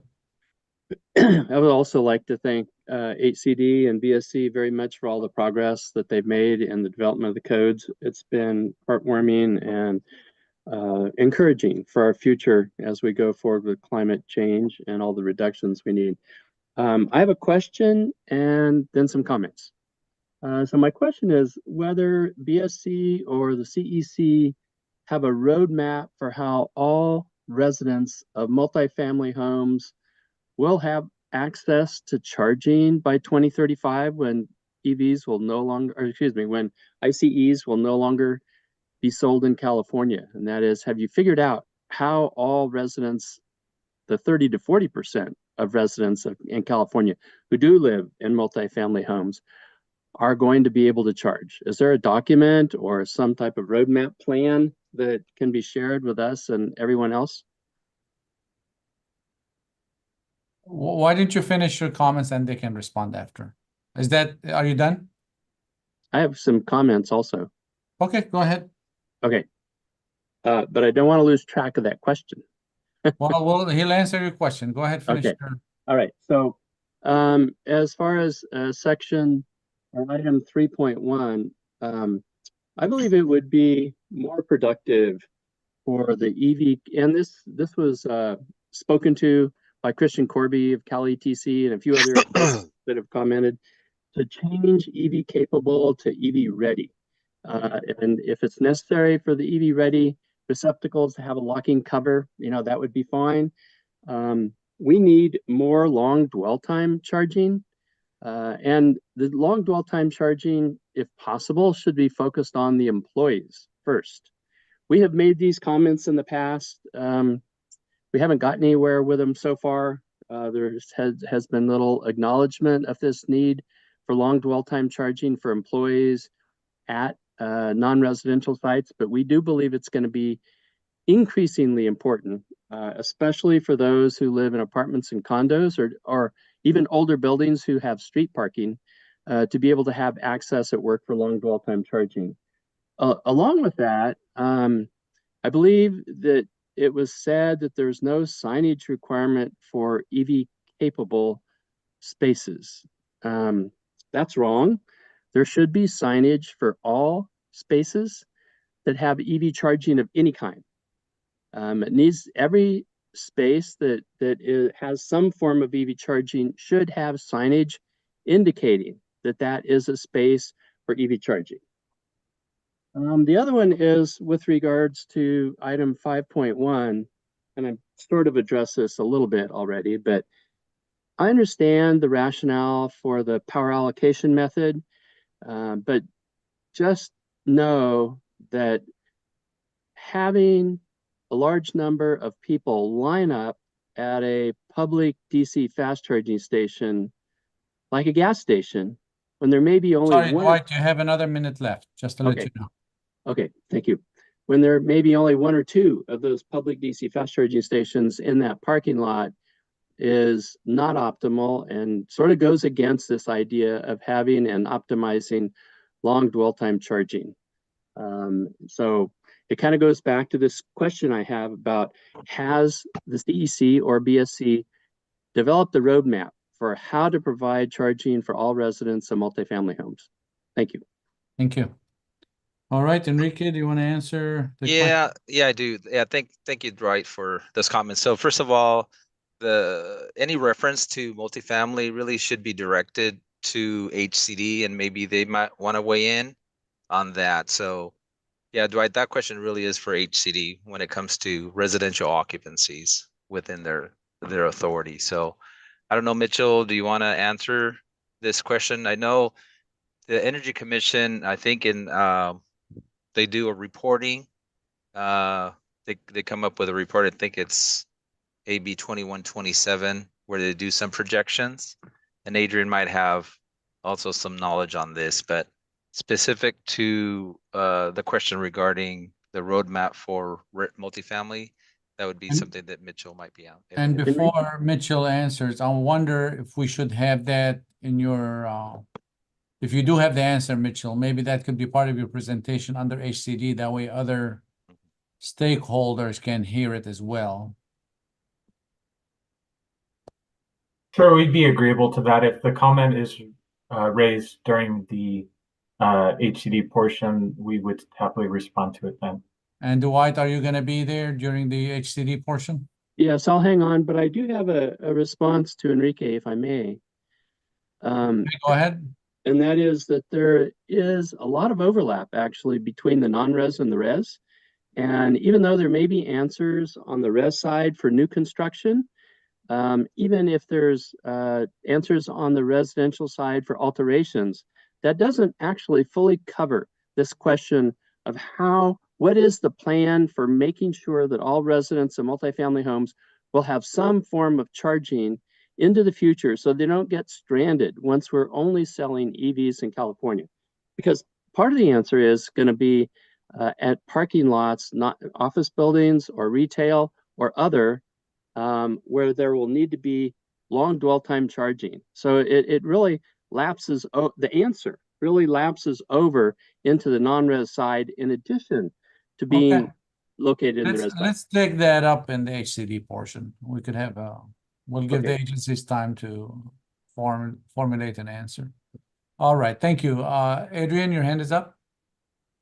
Yeah, I was just gonna address Enrique's comment. The California Energy Commission's AB 2127 report does do some modeling where they estimate the number of chargers needed to support their estimates for the number of vehicles on the road by a certain time. I believe if they haven't officially released their latest AB 2127 report, they're in the process of finalizing it to release it, where they have a draft available. And I believe they concluded that we would need about 1 million EV chargers by 2030. And within the report, they do go into some detail about the level of chargers as well as where they can expect those chargers are needed. So there is some sort of roadmap. It doesn't go into quite as much detail of about percentage increases and when that needs to be done, but I think they are beginning to factor in the Cal Green Code, as well as the funding opportunities that happen, as well as any reports on private investment to sort of estimate the number of chargers available on their charger counter, which is online. But also that might be going into the back end for their methodology for their modeling and their estimates that they present in their reports. So I would check with this, I would just Google CEC AB 2127 report, and you should be able to find at least their executive summary so you can get a sense of what their work and what they've concluded in their latest report. Thank you. All right. May I have a response to that? This is Dwight. May I have a response to that? Yeah, go ahead. Quickly, please. Certainly. So if we need 1 million, where are those going to be located? Well, there's no doubt that many will need to be located in non-residential parking spaces. So it applies to this portion of the code. This portion of the code needs to be part of that 1 million additional EV charging stations. So we need to be thinking seriously about how to make these EV ready, not EV capable, and how we're going to get to the endpoint that we all need to get to. Thank you. Thank you. All right. Any more public comments? Sven. I thought Sven already went. I just want to, I think it's critical to understand what Adrian Harris from this CARB talked about the CEC study needed, and I apologize, we should have brought that up. 1 million chargers needed. Your utility will retrofit an apartment complex for $14,000 per port. At the time of new construction, we can do it for under $1,000. We don't have the money to put in $1 billion worth of chargers. That's how much that million chargers is going to cost. $100 billion. We don't want to go that route. We want to do it right at the time of construction, and we want to do it for everybody, single family homes, people with lifts across the board. And we want to make it a model code for the nation. And we have that opportunity right now. Thank you. Thank you. Any more public comments? No hands So, well, raised. I see Bob Raymer. Oh, well, it's timely that there wasn't any more public comments. I was just going to note that we've yet to take a vote on a code change. So yeah, we may need a third day if we keep this up. Thank you. All right. Thanks, Bob. Ron? Thank you, Mr. Chair. Osama, would it be okay if I ask one of the members of the public a question? Absolutely. Yeah, and thank you, Osama. And this is for Scott Bradford. Scott, are you still there? Yes, I am, if you can hear me. Yeah, thank you very much, Scott, for availing yourself to questions. And this specifically with your experience with parking lists, automated parking structures. In my time as prior building official in several jurisdictions, I'm familiar with the automated parking lists. Keyword, operative word is automated, where it's completely non-operated it's operated without staff. And I'll take, for example, the city of West Hollywood. Um, someone visiting City Hall there would drive their car into the um, garage, um, and their car disappears, all by automated means. Back in those days, there was no means to plug in a EV in that totally automated parking garage. So if you could update me, Scott, and tell me, because you mentioned it, that technology today or what you folks do allows automated parking list structures to be to have the EV charging capability. So I'd appreciate that, please. Yes. So the project, I'm familiar with the building that you mentioned, and that is, as a category, we refer to that as a fully automated system, to where it's essentially you park your car in a 2-car garage and then you walk out and your car disappears. You have no idea what's happening. And it has lots of sensors built in to enable what it does and take your car a pretty long distance. This notch down category, which is probably 90% of the market, the vast majority of what we do is what we call semi-automated, and those are generically referred to as puzzle systems. If you think of those cheap plastic puzzles that have like a missing tile on them, and you're sliding tiles back and forth trying to make that picture make sense, that's sort of what it does. Where it slides, you're stacking cars vertically, and you can slide them back side to side and up and down to bring the appropriate car to the ground level so that you can get in it. That is called semi-automated because it requires essentially a little bit more user training. For example, a gate goes up and there are 3 theoretical places they could pull into, but they have to know what space is there. So it's repeat users, almost always in residential buildings, being apartments or condos, almost always multifamily. And that's the majority of the market. Beyond that, there are mechanical systems that have zero automation, similar to a valet style lift where you push a button and hold it, and it will move slowly and raise the thing up or down out of the ground so you can access to a car, but still have independent access where you don't need to have the keys to somebody else's car to get to your car. And then the step below that are what we call dependent access machines, which are what you see in hotels, typically valet style stackers, 2-car stackers. And it's not a plug, but if you go to our website, hardingaps.com, which stands for Auto Park Systems, you can browse through these things. There's a whole bunch of types. Within all of those, you can add EV charging. The system that you mentioned, where it's a fully automated system, you're basically pulling into a 2-car garage, and there's a screen in front of you that says pull forward, stop. You get out of your car, close the door, walk out, press a button, door closes, your car disappears. The way that works in an EV charging scenario is the platform that you are parking on has a plug in it. You have a cord that you can either be a truck style charger or a special charger that comes with the machine. You plug into the platform, you plug into your car, depending on which corner your charger is on for your vehicle.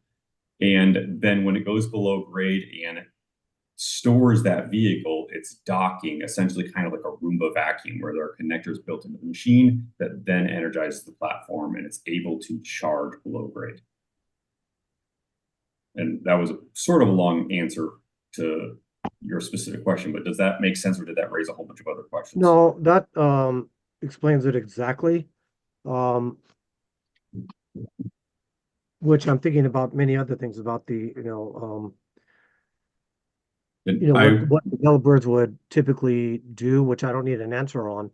It's more so what the market share is and how do we work that into item number 2. But that does give me some information, Scott. So thank you very much for your explanation. I want to add some nuance to that real quick. So the project you asked about is a pretty unique project, and that type of project is a small part of the market. The puzzle style semi-automated, which is the majority of the market, those almost always have an electric motor on the platform already. That is part of how the platform moves. And so adding a charger to the platform is actually fairly easy. From a developer's perspective, they are running power to the back wall, and then there needs to be an additional cord that goes from the back wall to where the charger is on the platform. But that's pretty straightforward because they're really just zip tying it to our cord that's already there. It's very straightforward. It's an extra 6 feet of cable or 8 feet of cable compared to what would already be there. It was just a standard traditional passive system on a wall. It's not much harder. You can use any charger.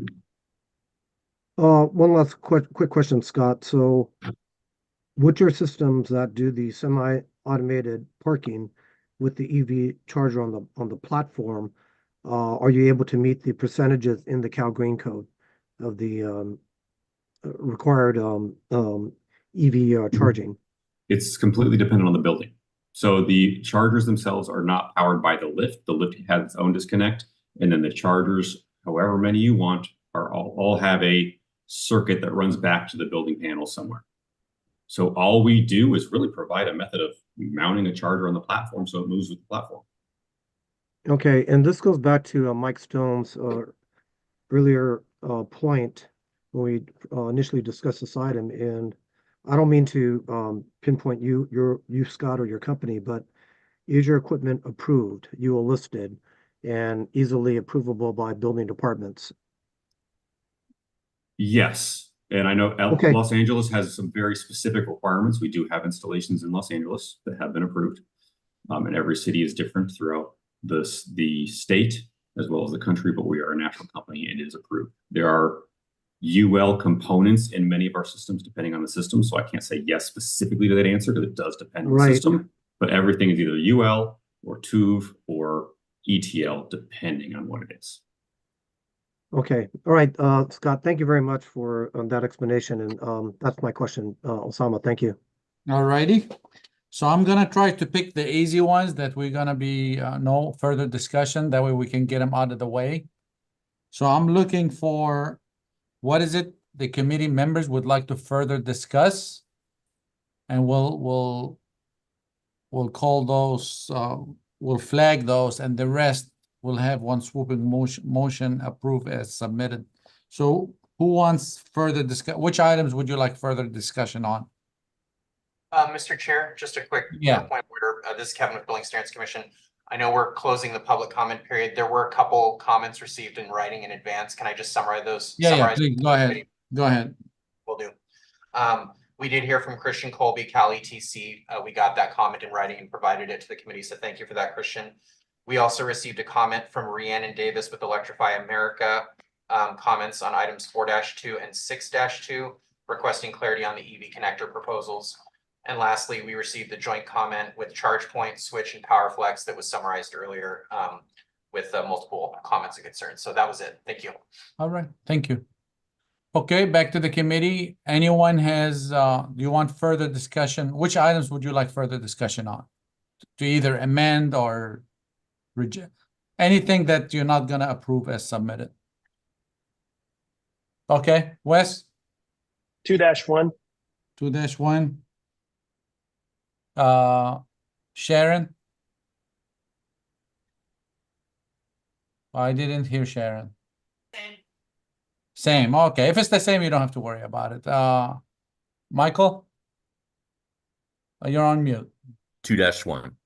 That's the same. Okay. Ron? 2-1 and 7-1. 7-1. Okay. So the rest of them, I'm gonna take that as the rest of them. We all okay with submitted. I mean, approve as submitted. Okay. So I would like to see if we can have a motion for items 3-1, 4-1, 4-2, 4-3, 5-1, 6-1, 6-2, 6-3, 12-1, 12-2, 13-1, and 13-2 to be Yes. approved as submitted. Yes, Mr. Chair. I would like to make a motion to approve that list of items that you just indicated. Okay, do I have a second? I'll second. All right, do we have any discussions? All right, in that case, can you take the roll, please, Kevin? Yes, thank you, Mr. Chair. Osama Yunin, Aye. Bob Raymer, Aye. Alejandra Nieto, Aye. Sharon Revum, We couldn't hear you, ma'am. Can you say that again, please? yes, Thank you. Michael Stone, Aye. Wes Sullins, Aye. Jake Tomlin, Yes. Scott Whalen, Yes. and Ron Takaguchi. Aye. Okay, motion carries. All right, so let's go to item 2-1. We have a committee discussion on that. Who wants to start? Mr. Chair, do we need to make a motion first For what? for 2-1? Oh, I thought you wanted more discussion on it before we. make- I was gonna, I wanted to make a motion to return for further study. And then I was hoping we would open the discussion after that, but however you want to do it is fine. Let's have a discussion. Let's get everybody's Okay, input, and then I'll turn it to you, Michael, for your motion. okay. Any comments on? I had 3 people wanted to comment on it. Wes, was that one of you? Was that you? Yeah. Yeah, sure. I guess, as was stated, I think that exception 1, A, B, and C, and 1C particular, covers the exceptions for when a lift system would not be capable, and therefore we could just delete exception 2 entirely and not add a new one. So whether Okay. that's a amend or further study, I would actually recommend the motion to approve as amended, but maybe that we can discuss. Okay, Ron? I agree that the existing language as is in item number 1 on a case-by-case basis, where it says compliance is not feasible, is good language, but it's very specific. And based on technology and what comes and goes and may come, I would like to see some flexibility because it is going to be on the local building official. Should anything come up where, be it parking lists, automated, semi-automated, or something else, is not feasible, it gives the building official, local enforcing agency, some flexibility on a case-by-case basis. So by itself, I think the existing language would cover it, but I would like to see an amendment to cover what may come up. It's a very long stretch to say what may come up, but again, technology moves very fast. Thank you. So Ron, just for me to be clear, you would like to add something on there to make it a case-by-case subject to approval by the building official? Correct, because the 3 items in item number 1 are strictly power related. And I don't see anything that's, again, not necessarily lifts, but something that will give the building official some flexibility if it's proved that a system is not practicable for EV charging. Not what we want to see, but of course, that technology may come up. Right, okay. Michael? Yeah, thanks, Mr. Chair. So my concern on this one, and I know there's a real need for us to provide EV charging, with lifts. But my concern is that, again, I go back to the UL listing, and it's not necessarily, it would be listed to a UL standard, but not necessarily just by UL. There's ETL and TUV and a CSA, a bunch of other testing labs that can certify these. I'm concerned that it's a safety concern. And the National Electrical Code specifically requires EV charging equipment to be listed. And I just I don't I would like to I would be in favor of returning this for further study to see for the manufacturers of this lift equipment to come back and say, yes, here's our UL listing. Here's how we comply with the UL standard, the safety standards. Okay, sounds good. Sharon? First of all, I agree with Wes's proposal to try to amend this thing and then to eliminate it completely. I don't think it applies and we shouldn't be using it. At the very least, we need to get rid of the or statement. There are other avenues in the building code for infeasibility.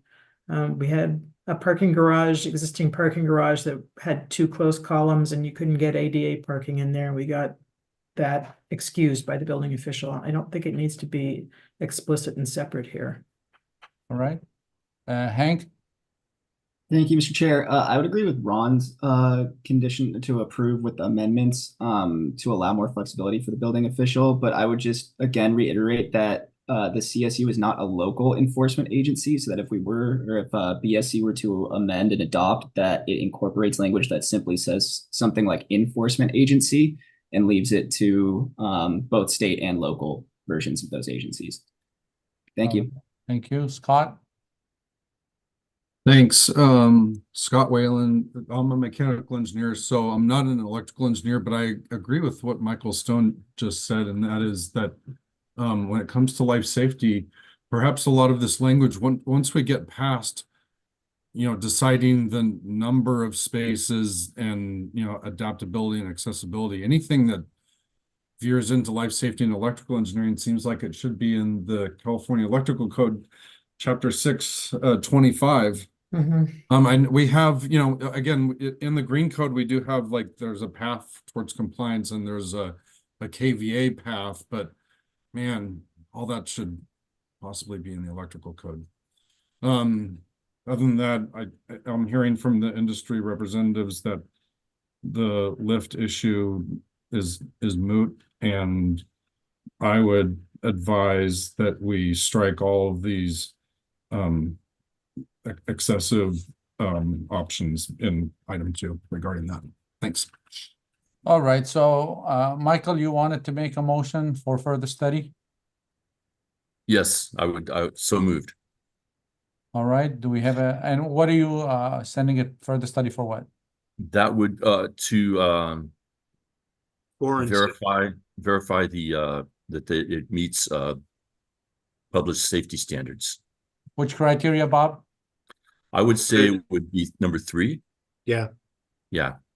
Can I interject real quick just so I make sure I was clear, consider people are asking about the UL certification. We do not manufacture EV chargers. So any EV charger that is approved and has its own approval has its own UL, whatever standard. We simply provide a method of attaching that charger to the lift, and it is unmodified in its use. Scott, maybe you could provide some input to the agency since it's going for further study. So, okay, so I have a motion for further, okay, so I have Scott, okay. So I have a motion for further study on the criteria 3. Do I have a second? I'll second that. Okay, Ron? Mr. Chair, I have a question. Yeah, just give me 1 second. Let me record the name. Sure. Okay, go ahead, Scott. Well, I just also want to say, if we're talking about the 9 points, I mean, we can also say that this is item number 1, because in the California Electrical Code 625, that's where it says it shall be UL listed. So that's also number 1 too. Okay. All right. So Mr. Chair, Mr. Chair, sorry to interrupt. But before a motion is taken, I just wanted to so a further study, and Kevin, you can clear, I guess, correct me if I'm mistaken. So a further study is basically gonna give BSC the opportunity to go, depending on the motion, to go and research that further. I will, based on the timing, Kevin, how much time do we really have before we have to issue our 45-day comment period? In other words, make the final tweaks based on comments received before we have to submit the package. I think the timing is super fast, like April 8th. Historically, usually 10 calendar days. I think we have maybe a little over 2 weeks. So it is, a short turnaround time. And as you pointed out earlier, the Code Advisory Committee recommendations, the agencies can accept or disagree, and as a result can also withdraw, the proposal. So any number of things can happen in there, but okay. Thank you. Yep. All right, so they have 2 weeks. Does that change your motion, Michael? No, actually, I had a question on that. I know in the Cal Green preface, it says there's short-term and long-term. So I want to make sure this is a short-term study so that we get it in this code cycle. And by the way, I would be happy to assist BSC staff and probably HCD too. This same issue is going to come up. I'd be happy to assist them in researching this. Okay. Sharon, your hand is up. Let me pass to Wes, and if he doesn't say what I'm about to say. I was going to pass to you if you said it. Yeah, I'm nervous about the further study. I think it could end up bouncing us out, so it's not part of the code, and that's why I would recommend a modification of the motion to approve as amended, like I said earlier. Just because I agree with all the sentiment that was talked about and the safety, although I think a lot of that's been covered or could be. It's just I don't want this to fail and not make it into this cycle. Or actually to make it into this cycle, because I think that was the point. We want to get rid of, or several of us want to get rid of this whole reference to the lift itself. If it's an exceptional infeasibility thing, there are other avenues for that. We've covered safety, it's covered in the electrical code. And so if we move to further study, my understanding is that's equivalent to denying it. And we could deny it here, but really what we want to do is get rid of the existing language that already says something about a lift too. So I would really rather see Wes's proposal at least attempted and the message sent that we don't think this should be in it at all. And Enrique, is that true? If we do further study, that's the equivalent of denying it? Yeah, honestly, so whether it's approve as amend or further study, BSD still has to go through the process of the research and trying to determine, whether based on the motion, we still have to analyze it. And so whether the motion that you take, we understand the issues and we fully hear you. So either motion is really not going to matter because we're going to have to take action on it. The same act, probably similar actions based on them. Yeah. And you would miss that deadline. No, I'm just saying, like, if you do a further study or approve as amend, we are going to analyze it the same way. Okay. All right. Yeah. So it's the same result either way. Yeah, I mean, we're gonna analyze it, Right. Yeah. But it's not the same result either way. Because if one, we would get rid of two, including existing two, and the other one may or may not get rid of it wouldn't get rid of the existing two. Yeah, no, it's just it's up to the state agencies to determine the action. And so that's something that HCD has to analyze and BSC has to analyze. Okay. Michael, you have your hand up? Yeah, I'm looking at the existing language and the item 1, it says it's not feasible based upon one of the following conditions, and there's A, B, and C. And I don't see where those are all related to the utility supply. They're not related to whether it's infeasible to actually do it or not, if it's not related to the utility. So, I mean, I would be okay with doing a approve as amended, but I'm not sure that just getting rid of the existing item 2 and the proposed item 2, I don't see how it would help us along those lines. So what do you want to do with your motion, Michael? Well, I'll go ahead and withdraw it. I'll You're withdraw gonna my withdraw it. motion. Okay. Yeah. So do we have a different motion? Sharon, your hand is up. I'm gonna motion that we do the idea that Wes came up with where we want to amend it by eliminating it completely, which would then result Eliminating what completely? the number 2 proposal, which would then, if eliminated, also eliminate, in my understanding, the existing number 2. No. No, the code would stay as is. No, if we decline it, it would go back to the existing. If we amend it, and our amending is to get rid of it, Wes, am I misunderstanding this? Okay, you want to amend Yeah. I'll throw one up. How's that? Okay.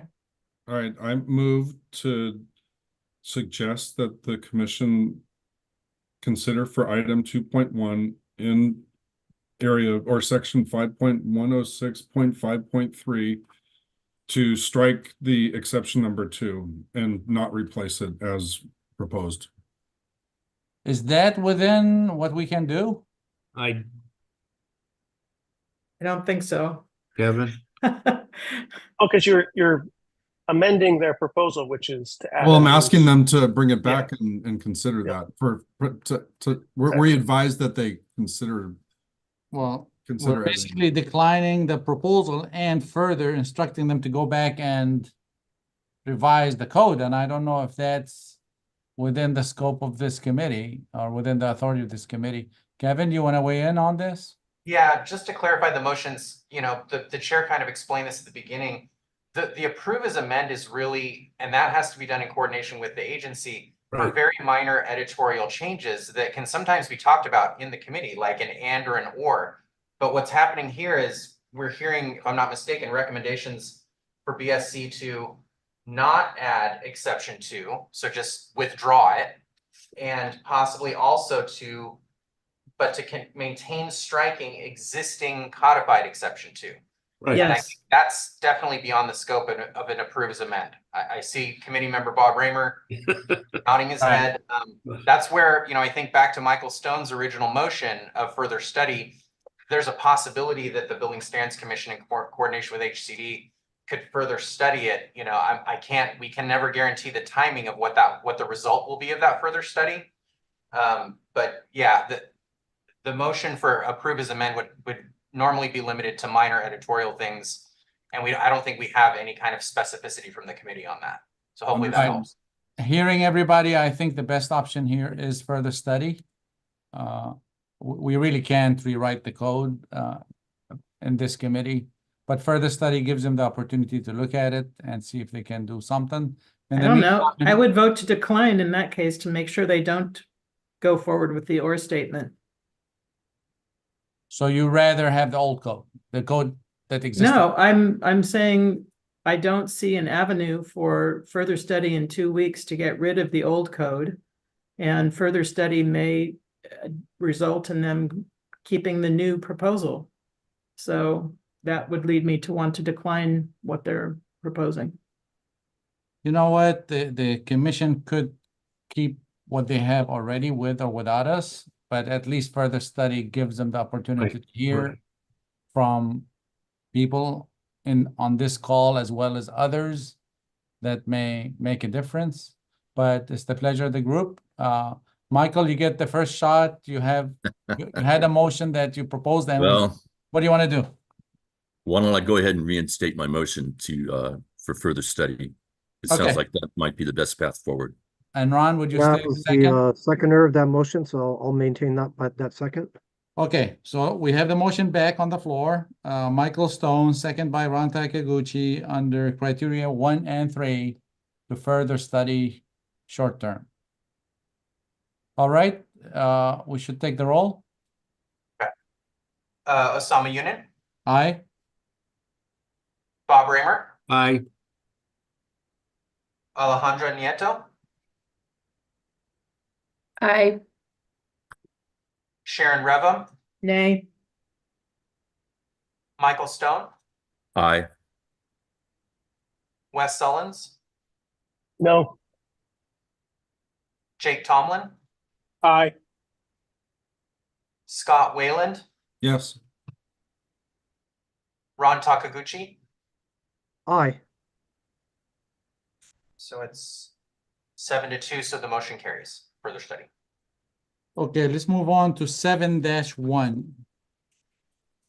Mr. Chair, I was the one who suggested a further study on item 7-1. So, very simply, I would like to make a motion to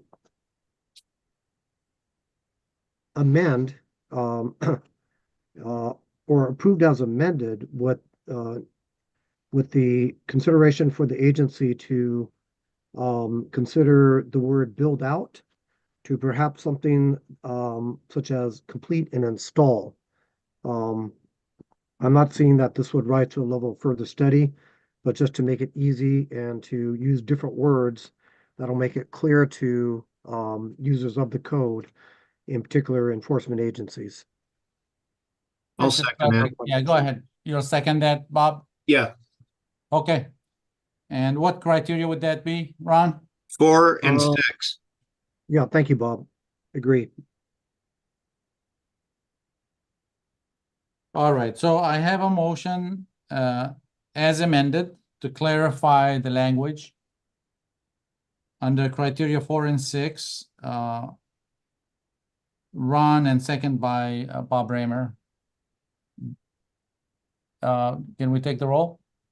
And just to clarify before the roll call vote, this is an approve as amend motion with those specific, with that guidance based on criteria 4 and 6. Correct. Right. Great, thank you. Okay, Osama Yunin, Aye. Bob Raymer, Aye. Alejandra Nieto, Aye. Sharon Revum, Yes. Michael Stone, Aye. Wes Sullins, Aye. Jake Tomlin, Aye. Scott Whalen, Yes. Ron Takaguchi. Aye. Right, motion carries. Okay, so let's move on to miscellaneous proposals on page 2 of 2 of the matrix. Items 1, 8, 9, 10, 11, 14, and 15. Enrique, do you want to do your presentation? Absolutely, Mr. Chair. Thank you. Yeah, so moving on to miscellaneous proposals. The charging language and rationale for the miscellaneous proposals found in the grouped items 1, 8 through 10, 14, and 15 are as follows. Number 1, pursuant to Assembly Bill 2863, Chapter 809, Statutes of 2022, BSC is proposing to revise the CalGreen minimum mandatory bicycle parking standards using a method that is independent of the number of vehicle parking spaces in non-residential buildings.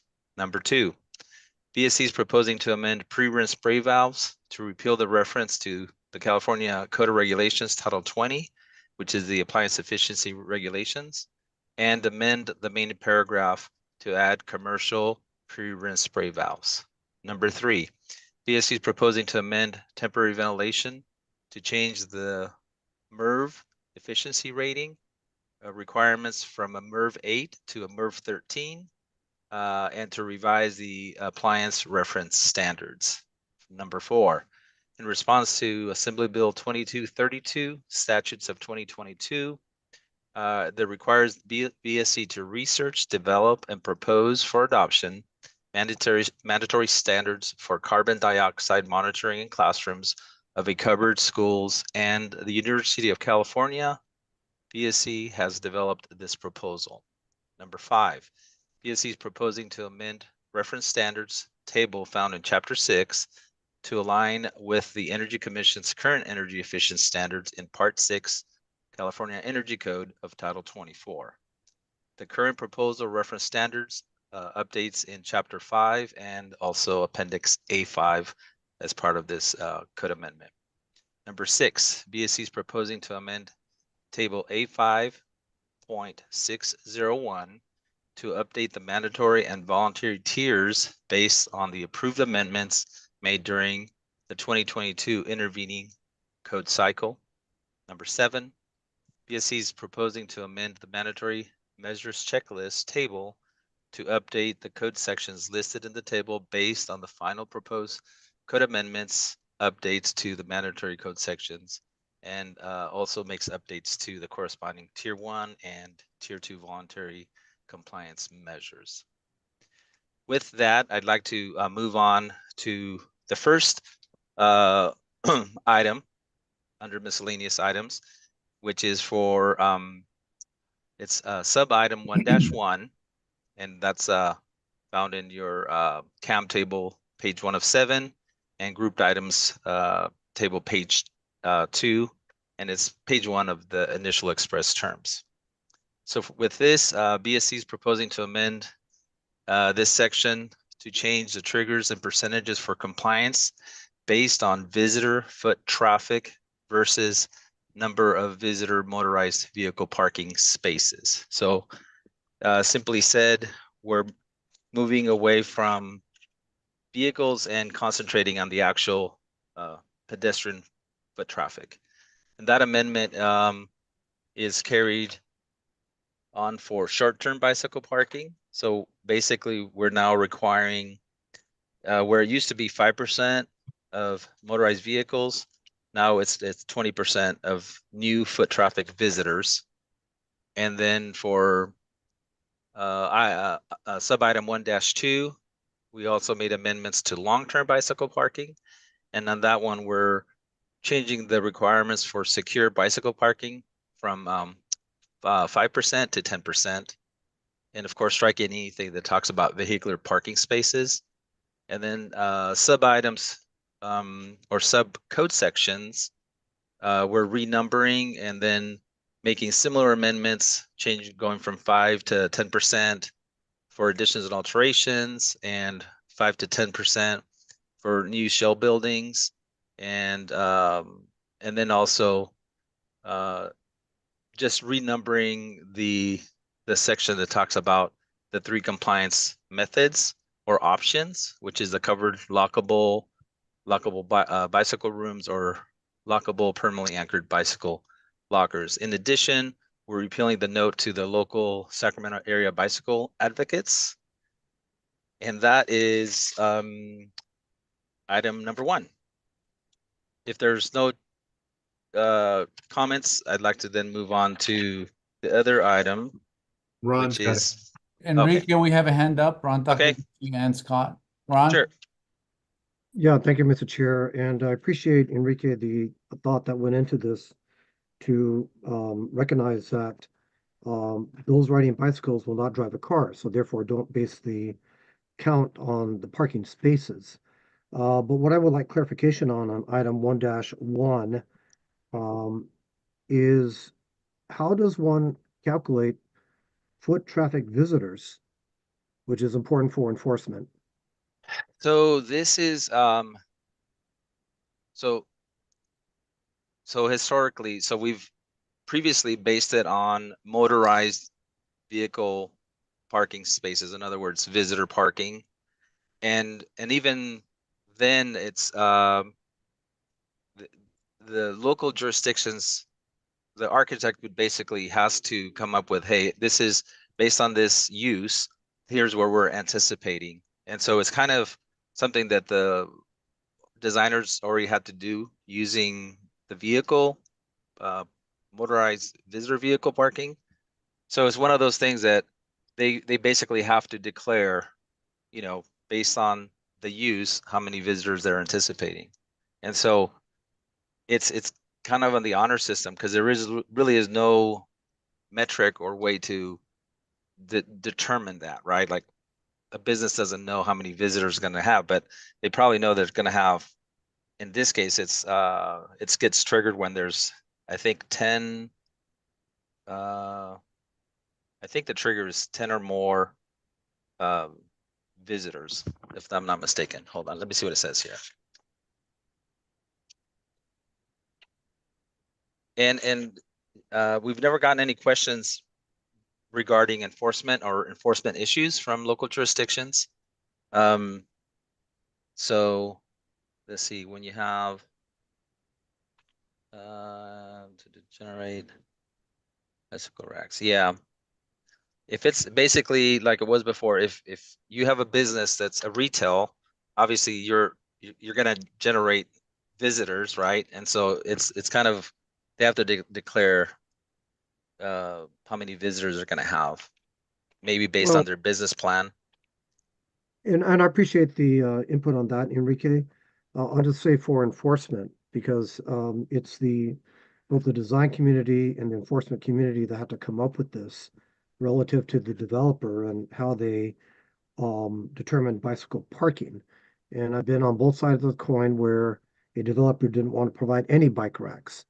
And all he would have to do is tell his architect, well, I'm not going to have any foot traffic. And enforcement agencies would say, okay, well, that's what you put in your plans. That's what we have to accept. So for the sake of that, I would suggest in the Cal Green Handbook or whatever it may be, that you provide that assistance to enforcement agencies and the design community. Having said that, I do have a question about item 1-2 very quickly. Yeah. And that is the language does say tenant occupants. The word occupants was added, which led me to wonder about that term and how that is calculated. Now, in the initial statement of reasons, tenant occupants was clarified with the word in parentheses employees, which was very helpful because that distinguished tenant occupants from employees versus visitors or customers. And I would suggest that the agency consider making that clarification, again, for the sake of design application and enforcement. Okay. And that's my comments, Enrique. Osama, thank you very much. Yeah, Ron, Mr. Chair, if I can respond. Yeah, of give course. some clarity. So in this section, short-term bicycle parking, the code, we require a minimum of 1 2-bicycle park rack requirement. So there is a minimum, and it's a 2-bicycle capacity rack. And so if you're applying for anything that is retail, you're going to have customers or else you wouldn't open the doors. So, but the code already requires a minimum of 1 2-bicycle rack automatically. Every single project gets it, whether they have one visitor or more. So that's already in there. And for the long term, yes, tenant occupants, this is for, let's say, a shell building, or you're doing a tenant improvement and you're taking let's say a quarter of this 10,000 square foot facility. This is to be triggered when you have 10 or more tenant occupants, as in employees, different from visitors or customers. So I appreciate that comment. We also have updated our Cal Green guide, and in there we explain compliance methods, and we talk about the tenant occupants within that space. Thank you, Enrique. Yeah, that's it for me, Mr. Chair. Thank you. Scott? Yeah, okay. This is just really administrative, but in item 11.1, where you are striking the references of the codes and standards, ASHRAE's address has changed. So the address on Tully Circle is no longer applicable, and they have a new address. You can go to their website and okay. Yeah. So 11-1. Okay, we'll make note of that. Appreciate that update. Yeah, so Okay. yeah, they're now their address is 180 Technology Parkway Northwest, Peachtree, in the city of Peachtree Corners. Oh, okay, we'll change that. Thank you so much. Appreciate that editorial comment. Yes. Other than that, I mean, I see you're striking references, but there is the old code still. Oh, never mind. I'll digress. That's good. All right, thank you. Hank? Thank you, Mr. Chair. First of all, I just want to say that I really appreciate and support BSC's inclusion, or I should say, elimination of the tying to vehicle parking spaces for the bike parking. Do really appreciate that. I do have a similar comment and question related to Ron's in the foot traffic or foot traffic visitors. I would be inclined, I guess, in Ron's example that he used, where, you know, a developer or designer, you know, claims that there would be no foot traffic to sort of obfuscate the need to comply. if you removed the words foot traffic and simply made it the percent of visitors, we're not only accommodating the people in the past or the people we expect to travel by foot, but we're also potentially accommodating future mode shift to the bicycles.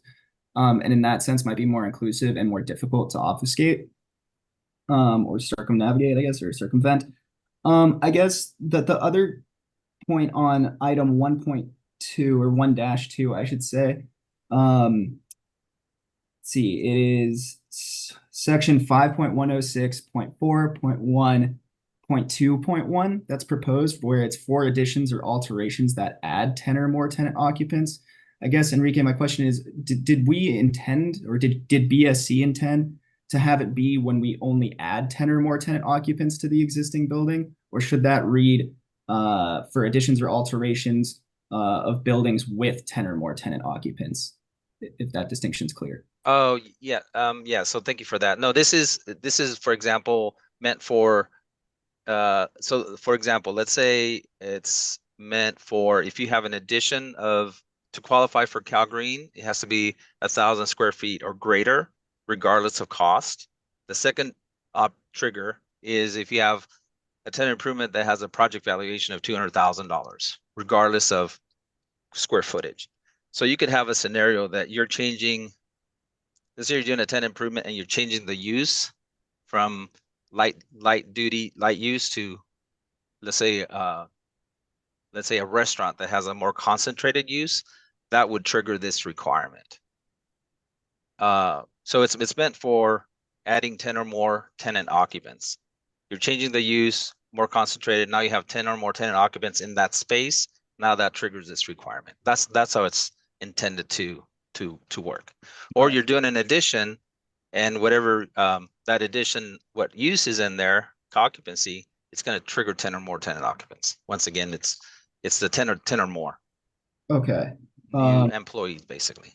I appreciate that clarification. I'm trying to rapidly in my head go through an instance where, what if there was an existing long-term bike parking facility? Yes. Do we add until we get to 10% or of the tenant occupants, or do we add an additional 10%? Oh, you would add. So yeah, whatever's there, you have to add to it. You have to, this is like triggering additional requirements. And then going back to 1-1 regarding the foot traffic. So the foot traffic is not only like pedestrians, it's also visitors walking into the facility. So foot traffic is meant to be generic in the sense of anybody that is not an employee. So, and the other thing is, looking at the assembly bill, it was very specific when it came to depegging it from vehicle parking spaces. So we were trying to kind of make it very clear that we're not talking about vehicles. We're talking about pedestrians, foot traffic. So, but anyway, appreciate those comments. Again, and I appreciate that clarification, Enrique. And yeah, I think just as it stands then, that definition of foot traffic, I think, is a little ambiguous as it is currently written, but I appreciate that clarification just now. Okay. Thank you, Hank. Thank you. All right, Ellen?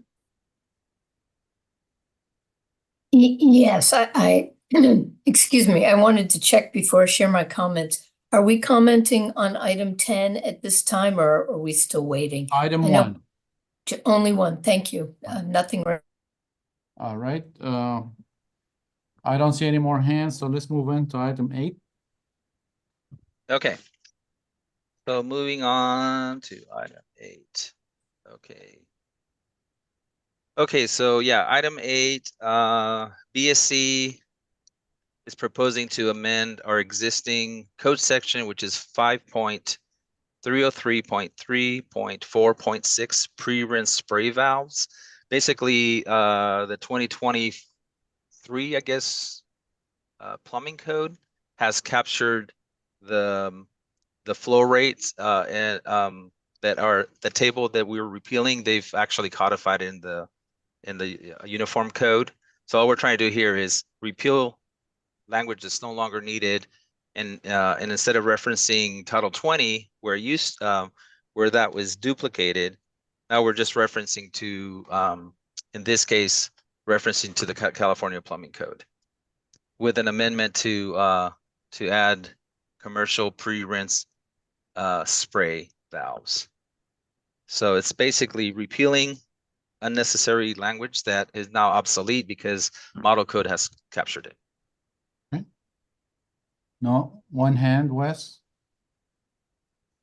Thanks, Enrique. I think it's great that they've done that and it's now in the plumbing code. Are there other fixtures where that's also going to happen or has happened, such as toilets, faucets, urinals, things like that?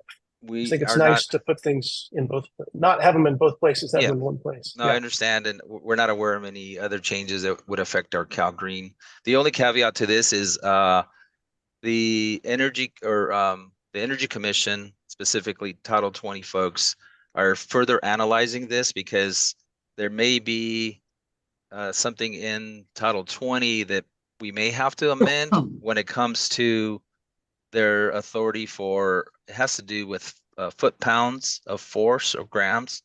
I think that's it's the repealed footnote below the table. They may have authority to actually go beyond the federal standard. So we might have to make a last minute tweak once they finalize their rulemaking, which they're about to finalize soon. All right, I don't see any more hands. You want to move on to 9-1, please? Okay, so moving on to 9-1. Yeah, this is basically we're aligning with the Energy Commission. They require a MERV 13, and this is for temporary ventilation during construction.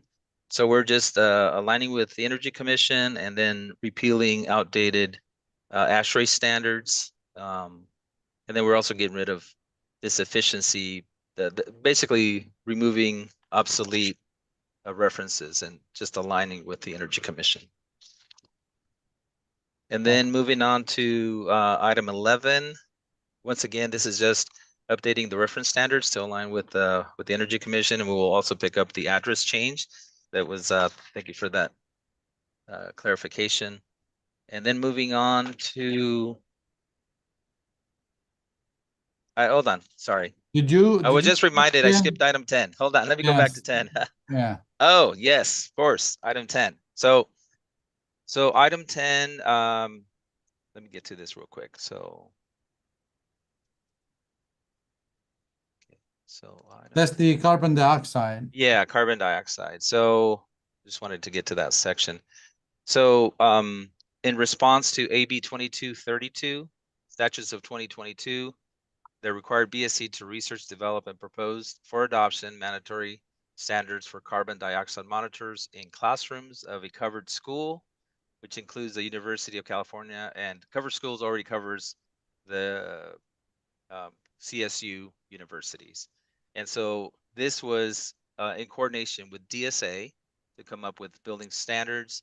DSA in their prior rulemaking codified what we basically co-adopted. What you see here is basically a co-adoption of what DSA has codified with minor amendments to, I think, one of the items here. But we basically crafted the language to apply to non DSA, public schools and community colleges. So that's what you have in front of here. Yeah, and that's that. I saw some hands raised. Yeah, this is a good time to stop and look at this one.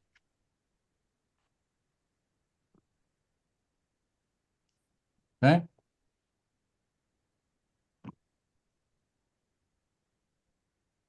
Osama, there have several hands, 4 or 5 hands raised on this item. Yeah. Let's take Jake.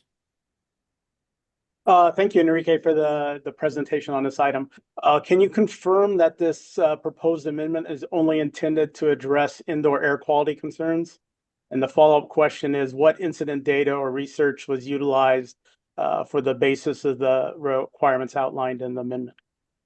Yeah, so when you look at the Assembly Bill 2232, within that bill, they cited 4 reports, and those are in our initial statement of reasons, with links, hyperlinks to those reports. So those are the reports that we used, and then also DSA codified in the prior cycle, and so that was our justification for that. And then we did have a meeting with the state fire marshal regarding what happens when there's an event, there's too much, the levels, CO2 levels are increased in the classroom.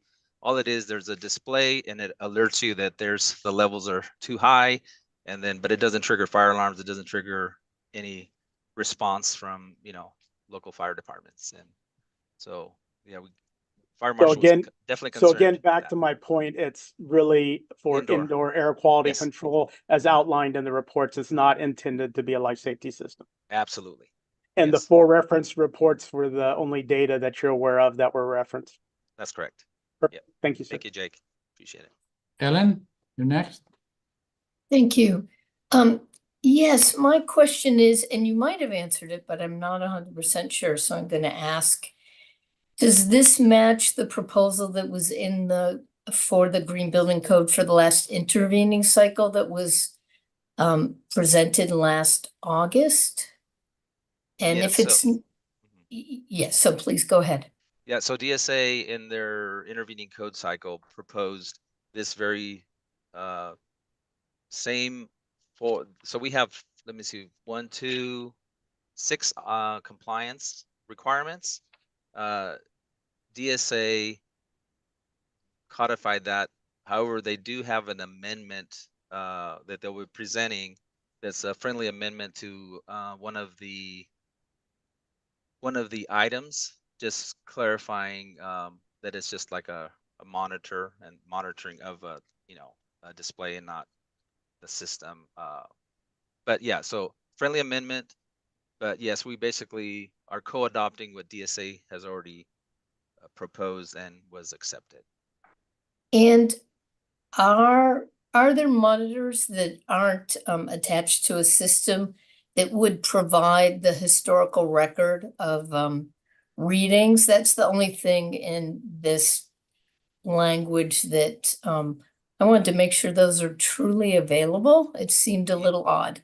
Yeah, so I'm gonna defer to Paul Johnson on this because they amended it because he has more information to share regarding the monitoring and the collection of data. Yes. Paul, do you mind responding? Yeah. Good afternoon. Paul Johnson with the Division of State Architects. So yes, we're actually amending our language for the data collection. So standalone systems at this point do not have the ability to do that. So we'll be striking that from our language when we present. Sure.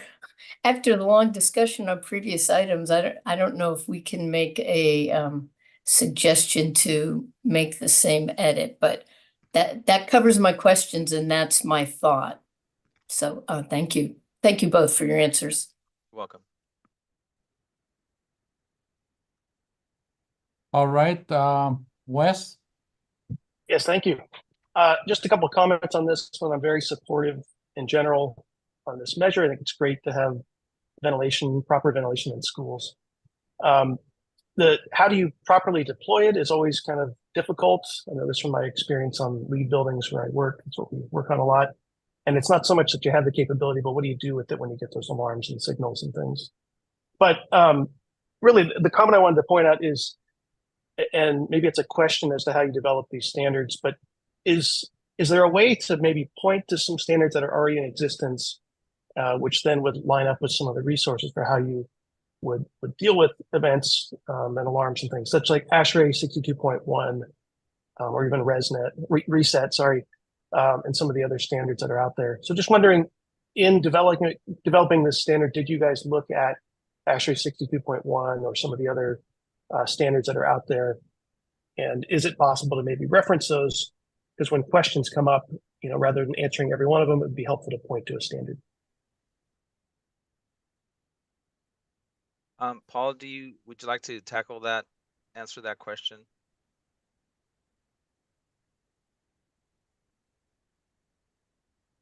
Hi, Paul Johnson with DSA again. So I was not part of the original codification. When we codified that, I think it was in the 2019 code cycle when we originally brought this language forward. So I don't have an answer for that. I can research it. and get back to you. Yeah, Wes, well, we'll go look at 62.1 and see what it describes in terms of a standard for that. Appreciate that comment. Great. Happy to help you on that if anything Okay. that can be helpful for. Yeah, great. Thank you. Are we talking about 9.1 right now? It's 10. Okay. The monitors. Okay, Hank? Thanks, Mr. Chair. I guess I have several points to make. I apologize, folks. Comments to make, I should say. For DSA and maybe Paul Johnson, I'm wondering if there has been any work with the community colleges on the operational impacts of the code that you guys have drafted, that is DSA. I just want to be unequivocal here that I'm all for carbon dioxide monitoring in classrooms and improving student success and outcomes there. But I am a little worried about sort of interruptions to class when it comes to maybe false positives or alarms going off, and how those interruptions may also impact student success. So again, just if there's any feedback or operational experience from the community colleges. We haven't heard anything back from community colleges. So the intent of these monitors is to just alert occupants of the room that they're having an issue, and they can easily silence it. Again, this isn't a life safety issue, fire life safety. So yeah, so we have not gotten any negative feedback. Okay, but I appreciate that information. Yeah, I think as it currently stands, I think like we at the CSU would probably think about studying this further in terms of any potential operational impacts when you have faculty or staff members in those classrooms and those alarms going off. Silencing them and leaving that discretion to an instructor can create potential operational impacts and therefore interruptions to classroom and instruction. But I guess barring that for a moment, I just had a question as well. I think on number 0.6 under item 10-1, that the monitor or sensors shall be certified by the manufacturer. Just very simply, what if that manufacturer goes out of business? Should we then contract with a third party or verify it ourselves if there's any experience there?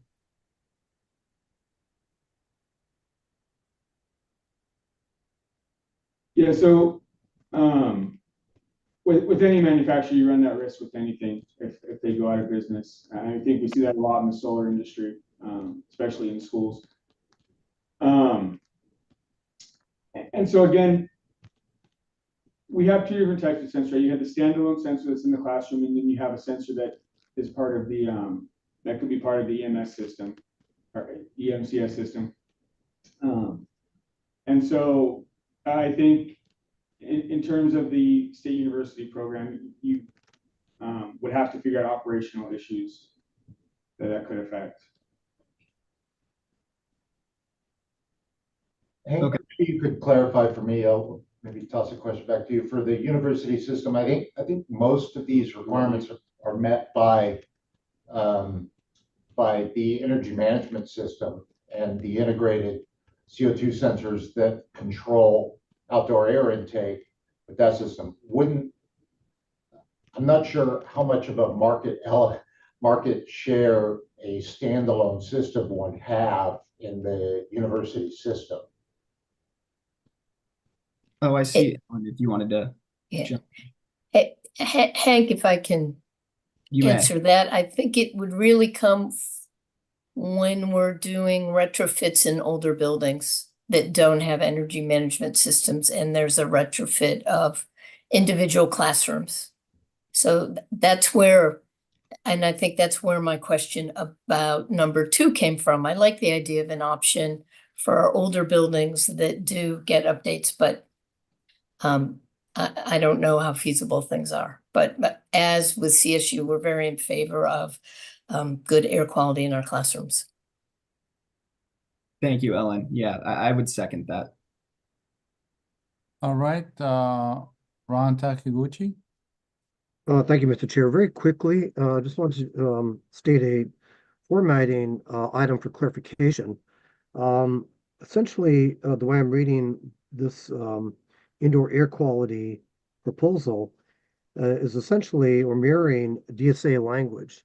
It's just that the language proposed is specifically for BSC occupancies.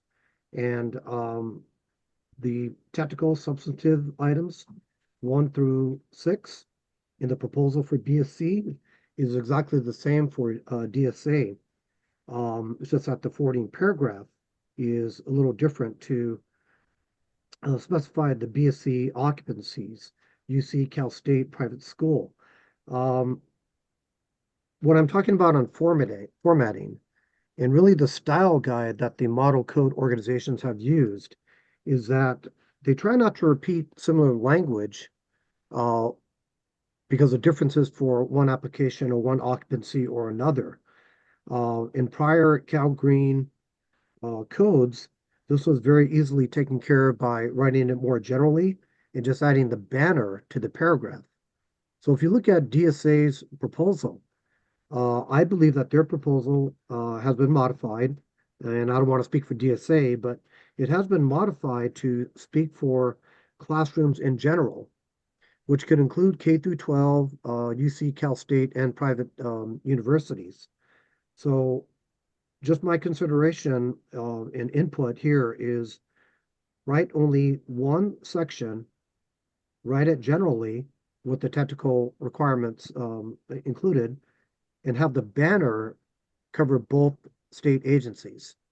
That's my comment, Mr. Chair. Thank you. Thank you, Ron. Okay, I don't see any more hands. So Enrique, if you move on to 14-1.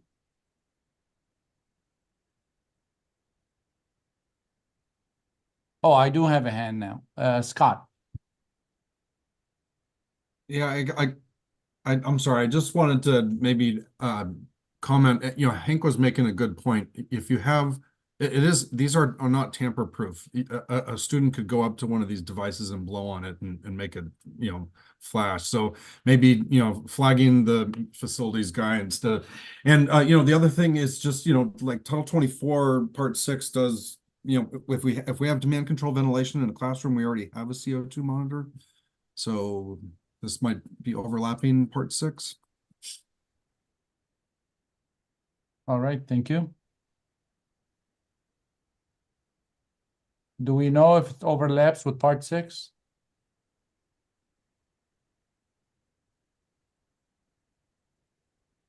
Osama, we're not aware of that, but we can look into Okay, that. I thought I was on mute, sorry. No, we can look into that, but we're not aware of any overlap or duplicative language. All right. Enrique, 14-1. Yeah, so 14-1, this is our compliance tier 1, tier 2, basically quick cheat sheet where you can go look at the table, and if you're trying to achieve a tier 1 or tier 2, this is basically your formula. And so what we've done here is we've updated the table to capture amendments that were done in 2022, but also capturing new proposed code language that talks about carbon reduction amendments that were codified, approved in the intervening code cycle. So this is just basically catch up of the codified language and basically this is all codified language here. Okay. Just updating the table. All right. Then 15-1. And then 15-1 is, so we have these tier 1 mandatory tier 1 tier 2 checklists, and so anytime we make an amendment either to mandatory voluntary, we always have to update these checklists, and that's what we're doing here is just capturing all the proposals, and if approved, then these would be the corresponding changes that need to occur for those tables. All righty. And that's it. I don't. We have one hand, Wes. Yeah, I think I went too slow on 14-1. Just a question on the line under 5.4 for construction waste reduction. Should that say diversion?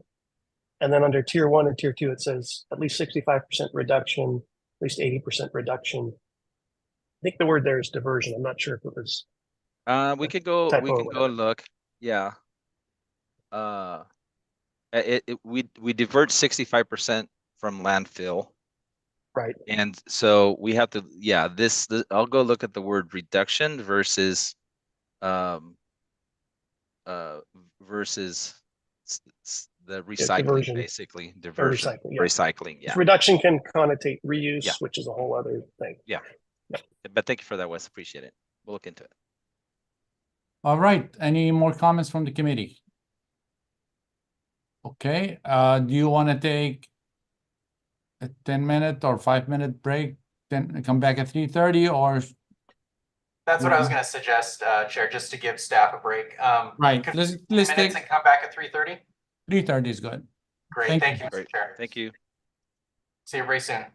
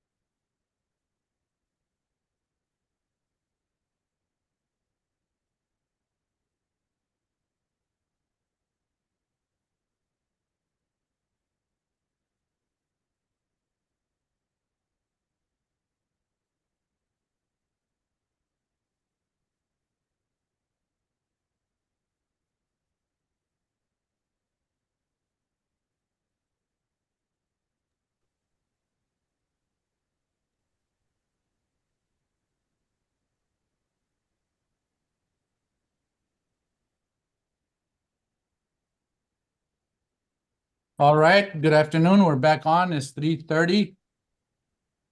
Monday, the 18th, March 18th. So we just finished the presentation by the state agency. And now we're going to public comments in regards to miscellaneous proposals, items 1-1 through 15-1 for BSC. So Kevin, if we can go to public comments. We have one member of the public in the room that would like to comment on BSC's miscellaneous part 11. Bryce?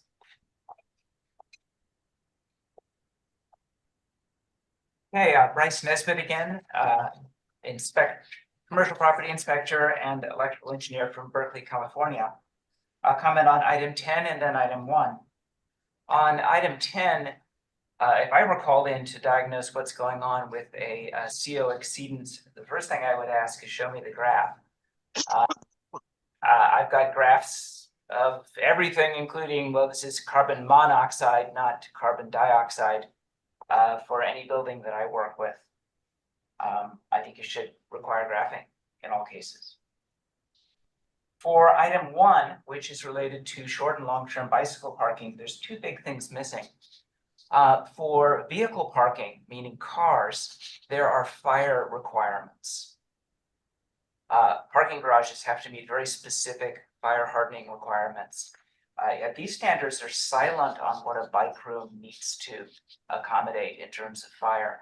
And this is important because while 25% of new car sales in California are now EVs, 25% of new bicycle sales in California are now EVs, meaning electric scooters and electric bicycles. So I think it's fairly urgent for you to address the fire safety issue in these bike rooms. And then while you're at it, you might as well address the charging issue also, where you have long dwell time. We actually want to keep these electric bicycles out of people's residences or workplaces where a fire could directly impact someone. It'd be much better for that vehicle to be down in the fire-hardened bike room or garage. Overall, you're dealing with modifying the code that has to do with parking minimums. And that whole concept is getting rather obsolete in sort of the fancy environmental parking thinking. And then maybe there shouldn't be parking minimums at all, but you should be having district parking or demand-based parking as the metric, rather than saying this occupancy needs this many slots. And I'll just end by saying the particular building in which this hearing is being held, there was no place to park a bike, but I just connected it to a piece of sprinkler equipment, I think. That's not the big problem. I think for this rulemaking, you should concentrate on fire issues and battery issues for bicycles. Thank you. Thank you.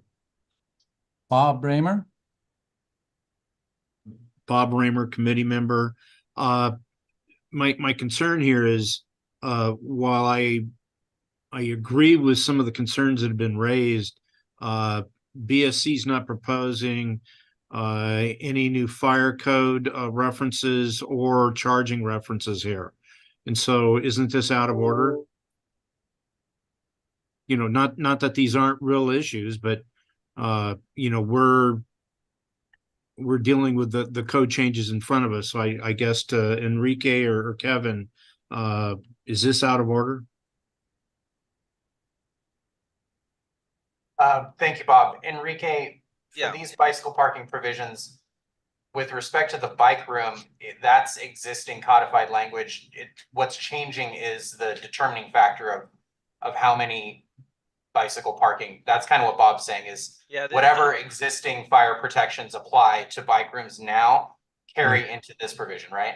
You're right, Kevin. This would be, I guess this could have been lumped in with items not on the agenda.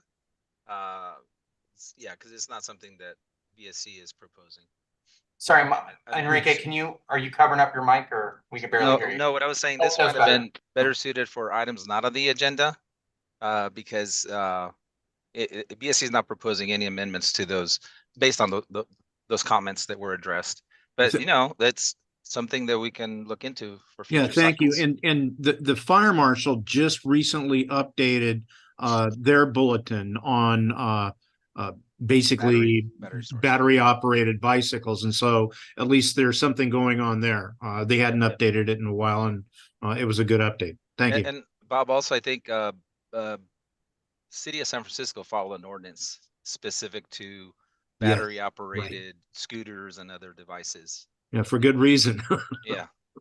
And just a final comment on that, a reminder that all building standards proposals pursuant to the 9th criterion are reviewed by the state fire marshal, to ensure if they promote fire and panic safety, that it has their approval. So the state fire marshal will have their eyes on this. So thank you. All right, thank you, Bob. Next caller, next public comment. Dwight McCurdy. Yes, hi there. So I want to thank both Adrienne and Enrique for referring me to the CEC's latest report, which came out in February, which shows, oh, hold on, I gotta close the door here. All of a sudden, the kids are home. Hang on. Okay. Which says that for multifamily, we're going to need level 1 quantity by 2025 of 21,000 charging stations, and by 2030 we're going to need 121,000, and level 2 we're going to need for multifamily 26,000 by 2025 and 191,000 by 2030.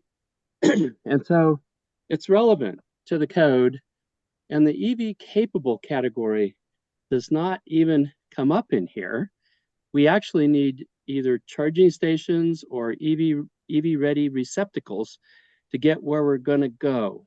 So I would support the earlier comments by Cal ETC and others that category of EV capable needs to be done with, and we need to switch that over to EV ready, and we need to have charging stations.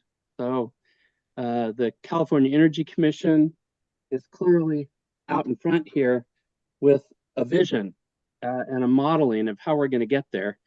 And we're going to need to have that taken into account in the code. Thank you very much. Thank you. Next public comment. There are no other hands raised. All right, we close the public comment and move on to the committee. I'd like to flag the ones that any of the committee members is not going to approve as submitted. Can you, if you have any that you want further discussion, could you please flag for me? Okay.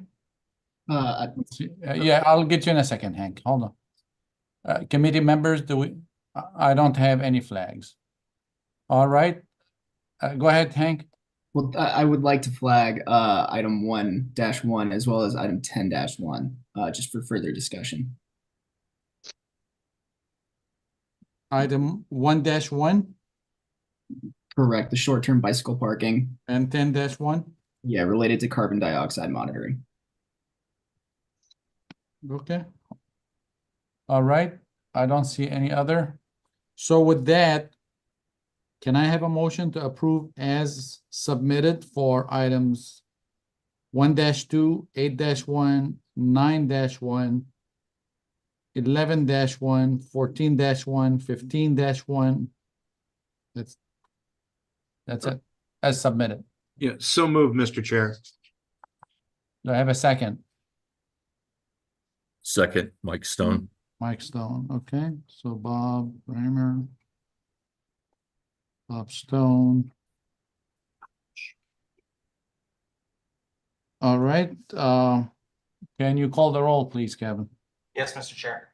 Osama Yunin, Aye. Bob Raymer, Aye.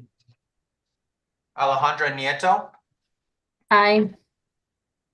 Sharon Revum, Yes. Michael Stone, Aye. Wes Sullins, Aye. Jake Tomlin, Aye. Scott Wayland.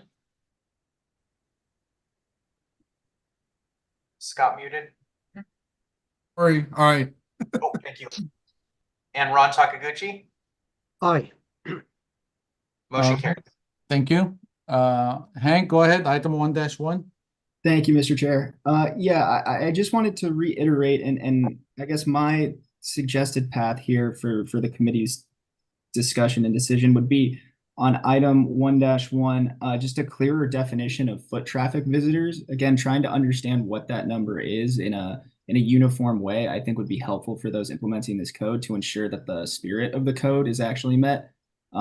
As I'm reading it again, I don't know if that's daily foot traffic visitors. I don't know if it's the maximum or the minimum. If there's any sort of further study or amendments that could be approved along with this code change proposal, I think that would be much appreciated. Okay, do we have any response from the agency? Enrique?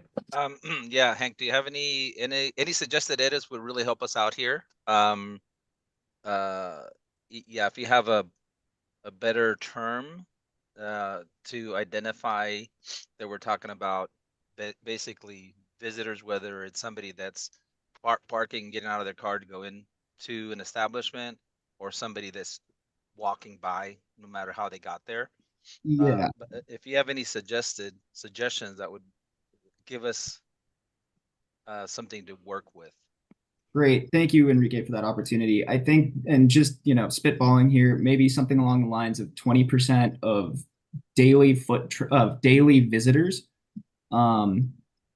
I think encapsulates that, or even maybe 20% of the peak daily visitors, so that we're overcompensating rather than undercompensating. Or average, maybe. Average would also be welcome, Mr. Chair. Thank you. And maybe it could also be tied to a ratio of the occupant load, but I don't want to go too far along the lines of changing the language here. All right. Yeah, thank you, Hank. Appreciate it. Sharon, you have a comment on 1-1? Thing along the lines of peak occupant instead of daily occupant. If you take the example of classrooms, if you take the daily occupancy of the total, it could be a huge number, but you're really trying to make sure that during all times enough people have parking. So that would be peak occupancy, right? You never have more than your peak occupancy. So I would tie it to that. When we do lead projects, we have to kind of make an argument about the logical way the building is going to be used. If it's a medical office building, how long do appointments last? And you can make a case, right? And it is, the honor system, if you will, but you do need to make a case about how the occupancy of your building is going to be done based on historic data or building type. But I would use peak occupancy. All right. Any other comments on item 1? Okay. How about item 10?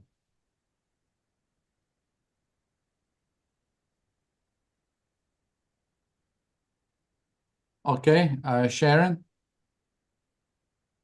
Sorry, I didn't put my hand down. Oh, okay. Scott? Thanks. I have a clarification question first, because I'm on the ICC site looking at the July 2022 version of Cal Green, and the items that are identified as BSC new, item 10.1, which is listed in section 5.506.4, all this language is already codified in 0.3 by DSA. Is it not? Okay. That is correct, Scott. And all BSC is trying to do is align with DSA's codified language. Okay. Yeah. All right. Now, So it this may be isn't new that- language. It's already in the code. Right. In proper rulemaking, we have to show it as it's a new proposal for BSC, so we should have to show it as all underlined, and it's new to us, new to BSC. Okay. Existing for DSA with further amendments. All right. Now, it may be that during the publication, we Did you could what? suggest that maybe combine those and just use banners to differentiate the two and just keep the same 6 criteria, but maybe combine in the charging language the DSA and the BSC Gotcha. to capture all the occupancies. Okay. Is it Right, well, it's already in the code, so I don't want to bark up a tree that's already healthy. But yeah, there is some overlap here with what we are trying to do in classrooms with section part 6 to have demand control ventilation, to have monitors for light sometimes, but these things are integrated, and we're trying to make sure that we have ventilation. So it's not an absolute conflict or an overlap, but I mean, I think the idea is that through the energy code we've got CO2 sensors already. Okay, Hank? Thank you, Mr. Chair. Yeah, I think I would second what Scott has mentioned, and I'm not quite as familiar with part 6 myself, I'll admit. But I do think that generally speaking, the energy management systems, energy management control systems are really working on that ventilation issue, inclusive of carbon dioxide, and that this may be an overlap there. I would also, based on what, if I understood what DSA representatives were saying regarding sub-item 4 or subsection 4, that the private industry doesn't have standalone monitors that can collect that continuous stream of data, that we would recommend striking that section from ours before it becomes codified as well. Did I understand that correctly? That DSA would strike subsection 4? No, Hank, no. No, DSA, there was a friendly amendment made to, I believe, sub-item 4 that removed the 30-day collection of data. Okay. Yeah. Okay. Thank you. Well, yeah, I still would, again, strongly recommend we further study the operational impacts of this item, and do investigate whether there is duplicative nature with anything in part 6 or other parts of the code. Okay, Jake?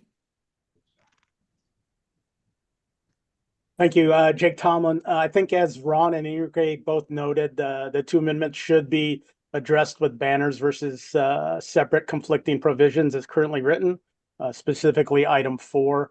I think there's some other language that can be improved upon in the amendments also. So as Hank alluded to, I think it's probably further study required. Okay, thank you. DSA headquarters? Yeah, no, before Mr. Chair, I would just like to comment on that. So right now, as it stands, BSC's proposal and DSA's proposal, as you'll see soon, has the exact same proposals. So there's no conflict between these two. So they're duplicative when it comes to items 1 through 6. I think he's talking about 10-1. That's Yeah, correct. no, that is correct. 4. I am talking about 10-1. I'm just saying DSA's proposal this cycle is they're amending item 4, and we have co-adopted that same amendment. But DSA can speak on that right now. Okay. DSA? Thank you, Chairperson. A couple of clarifications. So DSA's current proposals are aligning the technical requirements to eliminate the continuing or continuous saving of data and aligning it with the statute, which just requires the monitors, the standalone monitors, to save the highest level. So our current proposal is modifying our current language to align with statute more strictly. There is some minor difference in the charging language between BSC's proposal and ours in the primary section. And I'm sorry, I don't have the primary section, but as it relates to CSUs and UCs. And then the last clarification, I believe there was a concern maybe mentioned earlier by Hank regarding audible alarms, and there are no audible alarms required. It's only a visual monitor. The standalone monitors are only visual to give the instructor the opportunity to see what the levels are. And there was a concern that there is an overlap with part 6. Are you familiar with that? We do, the visible alarm, the standalone systems would not be regulated by Part 6. And the energy management systems would not, requirements here would not conflict either. The requirements for the CO2 sensors are in an integrated sense able to be monitored by facility staff if they're installed. All right. So having heard that, Hank and Jake, you still have concerns? This is Jake. Yeah, I think the BSA proposal is different than the DSA proposal that relates to item 4. While it may be similar in nature, it is different. So I don't know why we'd want to approve a conflict that we already know exists between the two agencies. That's fair. Do you want to propose a motion? Mr. Chair, can I clarify? Yeah. DSA's and BSC's proposal for item 4 is identical.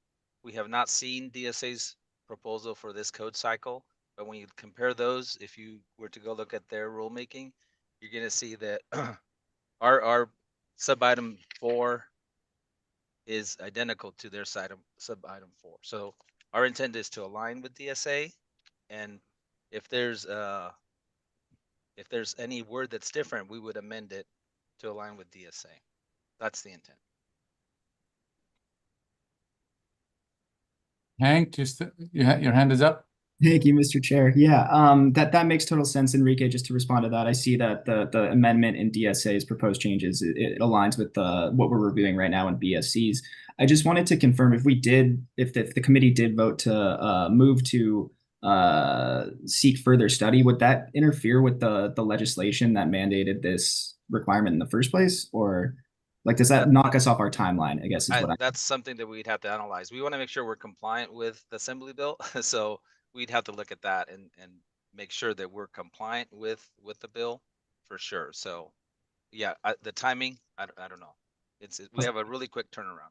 So Enrique, based on what you just heard from everybody, what do you suggest?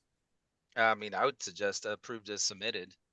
You know, DSA is just making a friendly amendment to sub item 4. We are trying to align with them. We were directed to work with DSA and craft the language. They got ahead of it last code cycle, intervening code cycle, and they did it. We're just trying to play catch up. Okay. And as far as the short-term parking, there was a yeah, I think the short-term parking, I mean, that's something that maybe that's like a approve as amend with the understanding to look at some language that might be more direct and clear. So I think approve as amend on that one would be great. Okay, what's the pleasure of the group?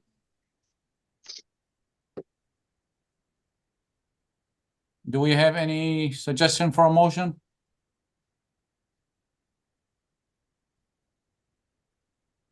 Okay. You want this for item, we're gonna have to do them separately, so. Right.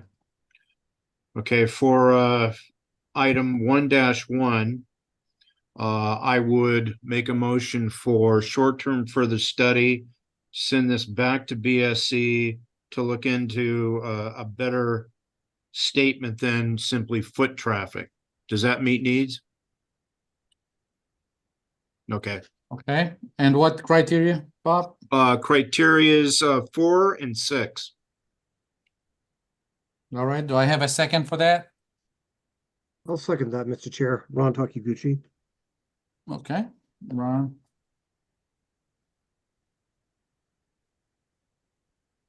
Okay. Oh, okay, Sharon, go ahead.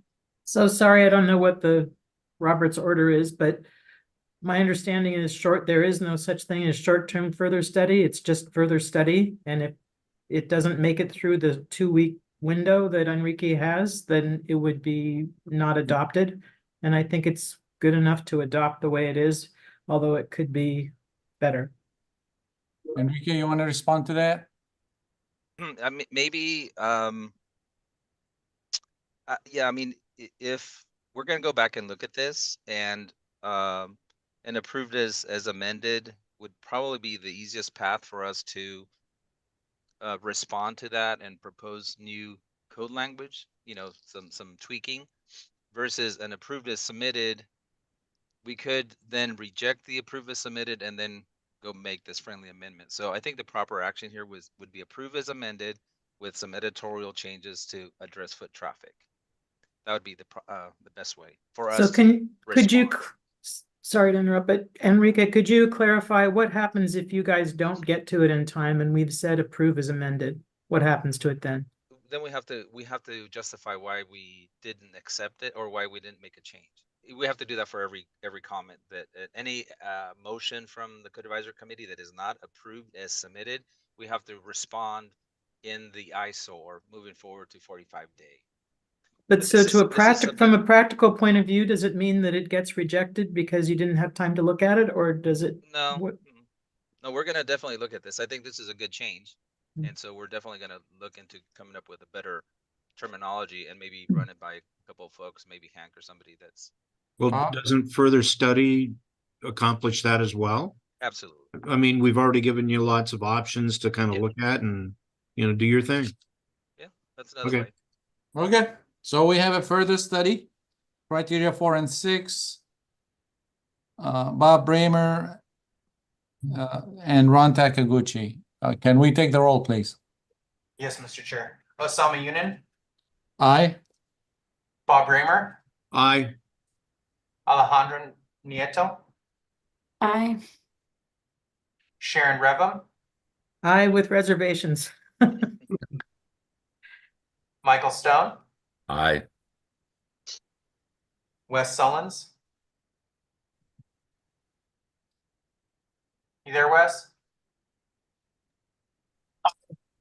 Sorry. Jake Tomlin, Aye. Scott Wayland, Aye. Ron Takaguchi.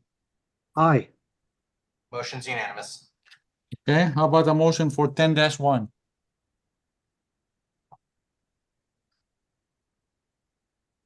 Scott? Well, I don't want to sound like I'm repeating myself, but I believe that the comments here that are already codified by DSA perhaps are overlap or are somewhat in duplication, which is in part 6. Again, classrooms need DCV, they need to have CO2 monitors. They might not say that it has to have a lock on it and it has to have a visual monitor, but we are already implementing them. So it seems like it doesn't pass number 1 of the 9-point. Whether or not that means that we should introduce a motion for it to be further reviewed is questionable. And Enrique, you mentioned that, well, HCD, I think, mentioned that they don't see a conflict with part 6. And they have to match the language of HCD. Go ahead. DSA. DSA, I'm sorry. So go ahead, Enrique. You want to reply to that?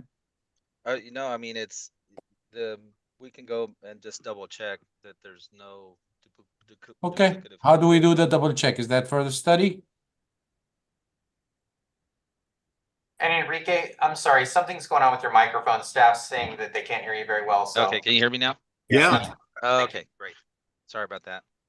So what's the way for you to double check? Any motion, the fact that it got brought up, we're gonna go and double check and communicate with the Energy Commission and make sure that there is no duplication and have them go on record via an email stating that or at least their opinion.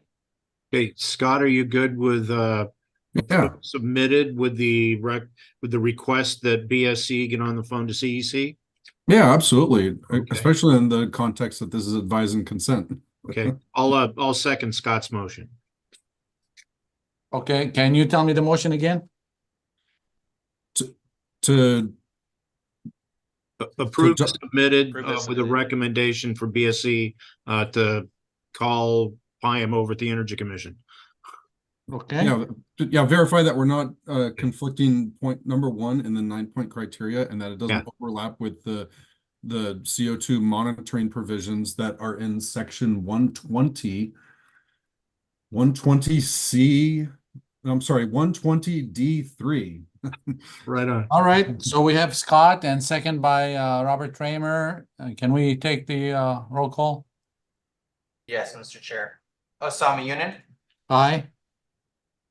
Bob Raymer, Aye. Alejandra Nieto, Aye. Sharon Revum, Yes. Michael Stone, Aye. Wes Sullins, Jake Tomlin, Aye. Scott Wayland, Aye. and Ron Takaguchi. Aye.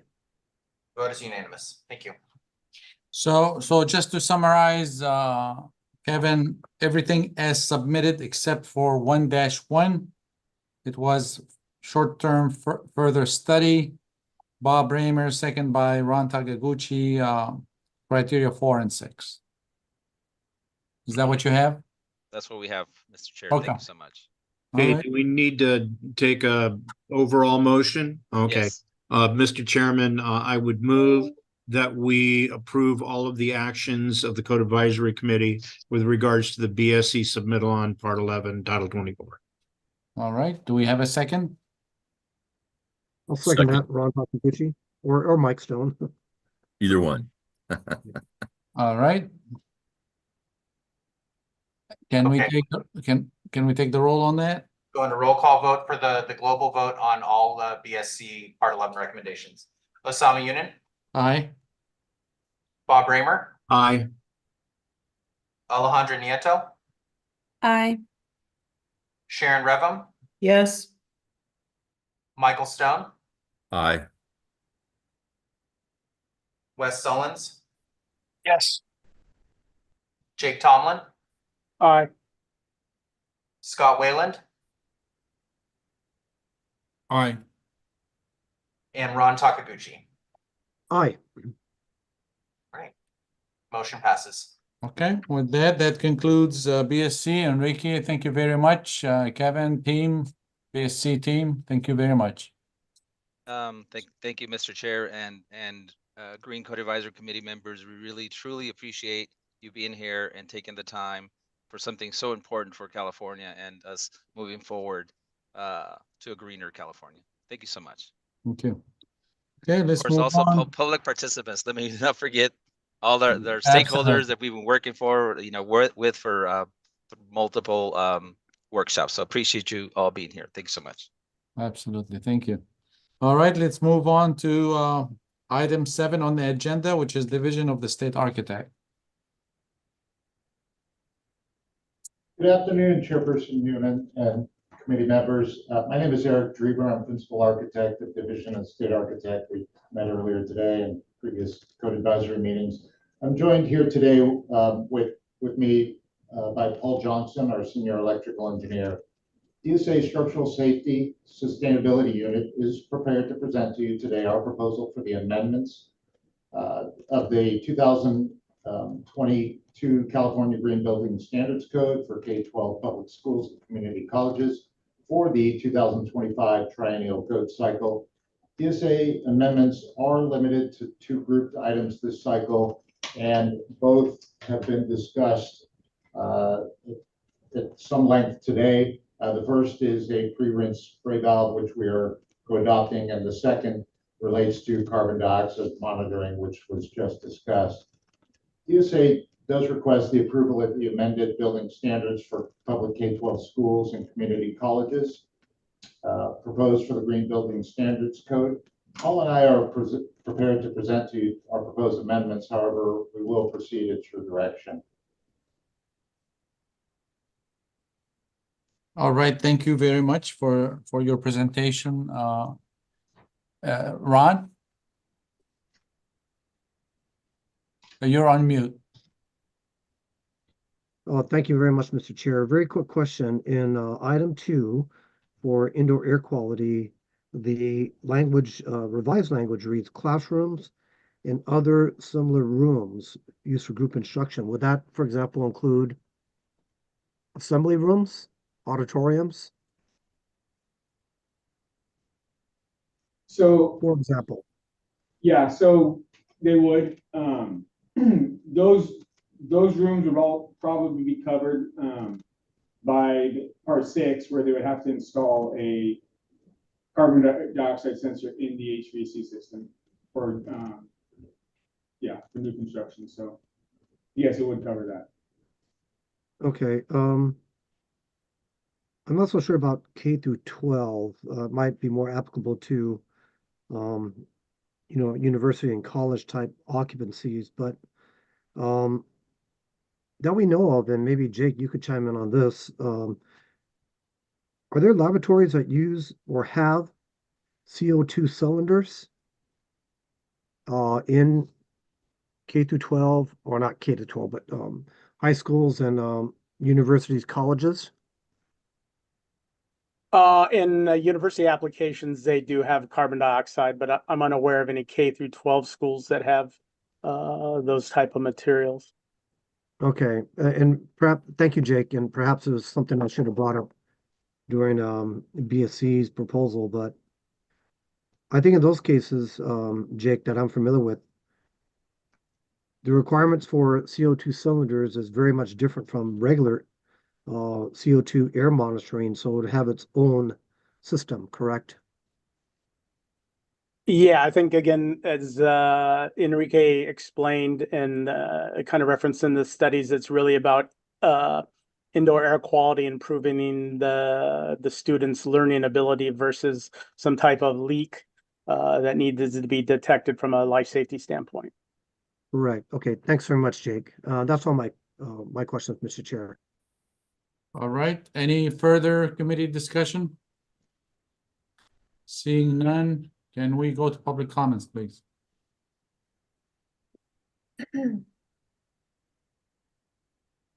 Checking now, Mr. Chair. No comments? No hands raised. Okay, let's close the public comments. Can I have a motion for 1-1, please? So Chair, I'd like to make a motion to accept as submitted DSA's item 1-1 on pre-rinse spray valves. Second. Can we call the roll, please? Oh, well, before we do that, are we gonna? We can't have a second motion while the one is still standing, correct? I could withdraw my motion if you want to do. If the do you have second a one mind is to do gonna both? be as approved, may as well just do both of them. Yeah, let me revise my motion, Mr. Okay. Chair. I would like to revise my motion to accept as submitted DSA's items number 1 and number 2. Perfect. Thank you, Ron. Second by Bob Raymer. Oh, I have a hand up, Scott. Yeah, and item 2 is very similar to the previous item 10.1. As I was pointing out, this has been codified, so now the only language here, and it looks like, the Standards Commission was catching up to DSA, but now there's some changes here to what they got in during the intervening cycle. Again, this, the Energy Commission mandates monitoring in classrooms. There is different language here, but we're mandating it already, and so my concern still stands that I would advise that we just take a look at the part 6 language and see if there's something that we could conform to here. DSA, is that okay with you? Can you check with the CEC just to make sure there's no issues? Yeah, yes, we can double check. I will tell you that I'm fairly certain that there's some instances where it's not required in classrooms, so. Okay. Sounds good. Very All good. right. So I have a first and a second as submitted. Scott, your hand is okay. All right. Any further discussion? None. All right. Can we take the roll? Okay. Osama Yunin, Aye. Bob Raymer, Aye. Alejandra Nieto, Aye. Sharon Revum, Yes. Michael Stone, Aye. Wes Sullins. Aye. Jake Tomlin, Aye. Scott Wayland, Aye. Ron Takaguchi. Aye. All right, motion carries. All right, so with that, can we have a motion, a global motion for? Sure. Mr. Chair, I'd like to move approval of the Code Advisory Committee's actions on the DSA submittal on Part 11, Title 24. Can I have a second? Second. Ron is second. All right, can we call the roll, please? Kevin? Okay. Osama Yunin, Aye.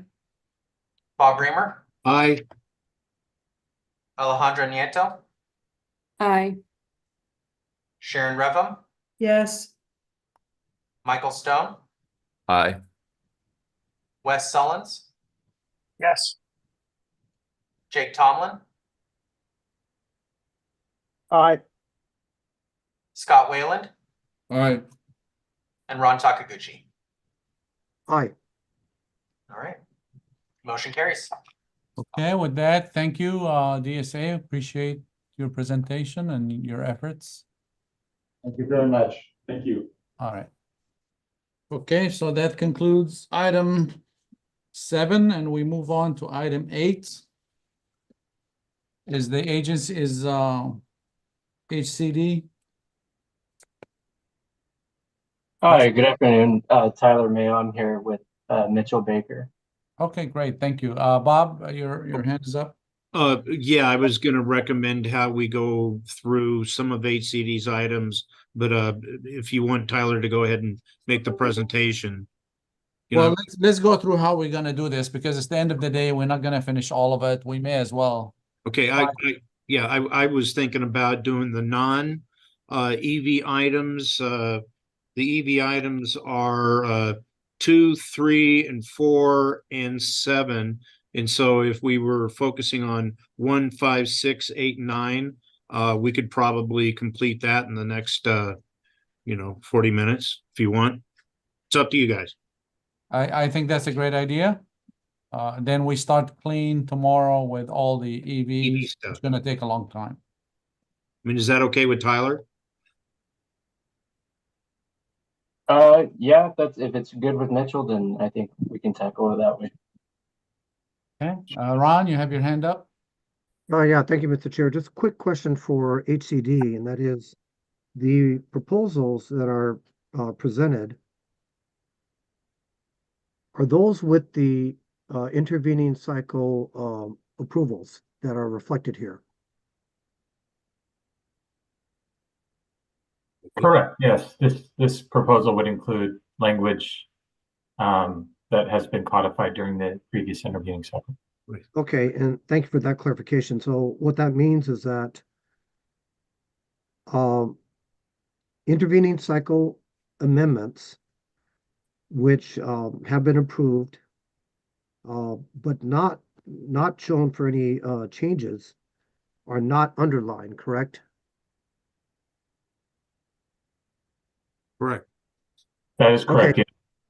All right, want to make sure. Okay, thank you so much. That's all my questions, Mr. Chair. Thank you, Ron. Any more hands up? I don't see any. So with that, let's go ahead and take all the non-EV because we don't have much time left in the day. Hope we'll finish those today and then start fresh in the morning and dedicate it to EVs. So with that, is HCD, Tyler and Mitchell, 1, 5, 6, 8, and 9 are non-EVs. Do you agree with that? 1, 5, give me 1 second. I know item 1's a definition, that one's not. 5 is bicycle parking. 7 and 9. 6. Oh, 6. 6 is the CEC item, and 9, I believe, is our checklist. So yes. Okay, so let's go ahead if you want to do your presentation, and we will do 1, 5, 6, 8, and 9. Okay, perfect. I'll go ahead and start with the introduction. So good afternoon, everybody. Code Advisory members and chair. My name is Tyler Mayo. I'm the Title 24 Regulations Manager, representing the California Department of Housing and Community Development. As I mentioned earlier, with me today And tomorrow will be HCD's Assistant Deputy Director, Mitchell Baker. First and foremost, thank you to everyone on the Code Advisory Committee that is here today, and thank you for allowing us to present our initial building standards package for this 2024 triennial code adoption cycle. I'd also like to give recognition to the other supporting agencies and stakeholders who have contributed to the development of this California Green Building Standards package, also known as Cal Green. HCD's proposals that will be discussed today were developed through a coordinated process between HCD, the California Air Resources Board, the California Building Standards Commission, and other supporting agencies. HCD's authority for adopting green building standards lies in Health and Safety Code Section 17928 to identify green building features determined by the department to be cost-effective and feasible to promote greener construction and to propose these as green building standards.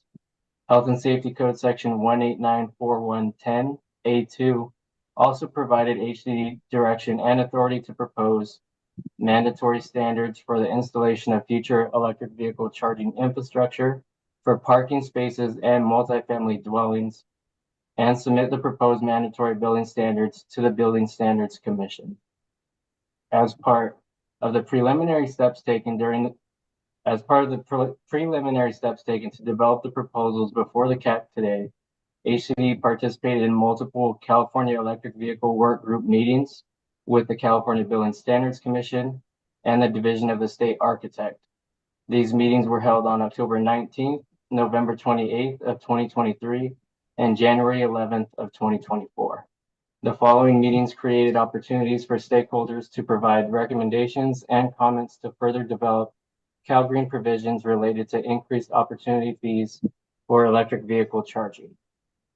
HCD, in coordination with BSC during the pre-cycle, invited the public to provide feedback on newly proposed mandatory bicycle parking building standards during the comment period from October 25th to November 8th, 2023. HCD also convened in a separate Cal Green focus group meeting held on September 11th, 2023. The proposals before you today are mainly focused on Cal Green's EV charging building standards and the implementation of statutory requirements. The majority of the items are editorial cleanup. Our current proposal for the mandatory portion of Cal Green is based on the supplement to the 2022 California Green Building Standards that were approved by the Building Standards Commission during the 2022 intervening code adoption cycle and will be effective July 1st, 2024. For the voluntary proposals, HCD made modifications to the Tier 1 and Tier 2 sections with the goal of maximizing opportunities for charging for multifamily buildings. In addition, HCD relocated pre-existing bicycle parking standards from the voluntary to the mandatory sections of Cal Green. HCD respectfully requests your expertise and approval of these items being presented today. We would again like to thank the Code Advisory Committee for their time and sharing of comments. With that said, HCD would like to request to commence with the discussion of the proposed changes for items. It's not 1 through 8 anymore. It's going to be for items 1, 5, 6, and 8, and 9. Right. So with that, I can go ahead and jump into item number 1 if the committee is free. Thank you, Tyler.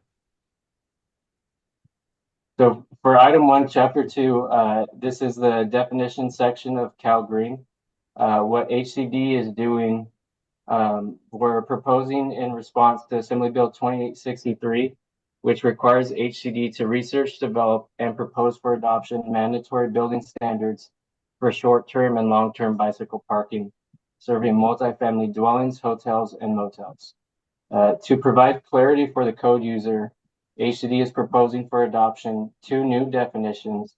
These definitions were developed through internal research and feedback from stakeholders during a public comment period.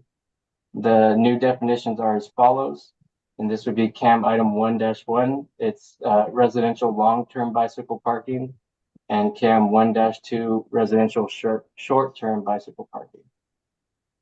And this concludes item number 1. Would the CAC like me to just go through 1, 5, 6, 8, and Yeah, 9, or if you would you could like to go through stop? all of them, if there are questions, the committee would, they would go ahead and ask the questions as you go through the items. Okay, perfect. Let me move on to item number 5.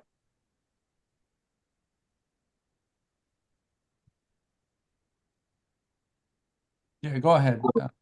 For item number 5, residential mandatory measures, section 4.106.4.4, bicycle parking.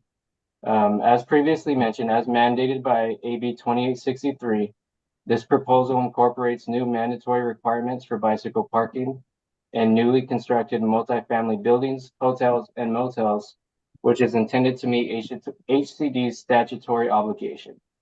As previously mentioned, HCD solicited feedback from stakeholders during a pre-cycle comment period, all in which was used to help relocate and amend the proposed language in alignment with AB 2863. So for CAM 5-1, HCD is proposing to relocate voluntary measures within existing section A4-106.9 into new section 4.106.4.4 residential mandatory measures with amendments. CAM item 5-2, HCD is proposing to relocate existing requirements from A4-106.9.1 and provide amendment based on similar local jurisdiction code amendments to clarify the rate short-term bicycle parking required and the type of parking, anchoring, and enclosures for multifamily buildings, hotels, and motels. For CAM item 5-3, HCD is proposing to relocate existing requirements from A4-106.9.2 and provide amendments to clarify the type of long-term bicycle parking enclosures and anchoring required for multifamily buildings. CAM item 5-4, HCD is proposing to relocate existing requirements from A4-106.9.3 and provide amendments to clarify the type of long-term bicycle parking enclosures and anchoring required for hotels and motels. And lastly, CAM 5-5, HCD proposes to relocate the existing authority and references into the new section. This concludes item number 5. All right. I don't have 5-5 unless I'm missing it. I have 5-4 as the last. I probably added 5-5 just to keep everybody on their toes. Okay, all right. It's not on there. All right. We're awake. Okay, You so can't get let's that past the stop. summer. Yeah, let's stop here and take we have a handout. Go ahead, Wes. Yeah, thank you. And thanks for this. So I was reading through both the section that has the requirements as well as the definitions, and it's a little unclear on what's considered a protected enclosure. There's down below for long-term storage. There's down below it says that may include protected from weather, may include protected from other things. So I'm just not sure if we can define protected in the definition rather than in the standard. Maybe that makes sense, or if you have a sense of why that language is left as is.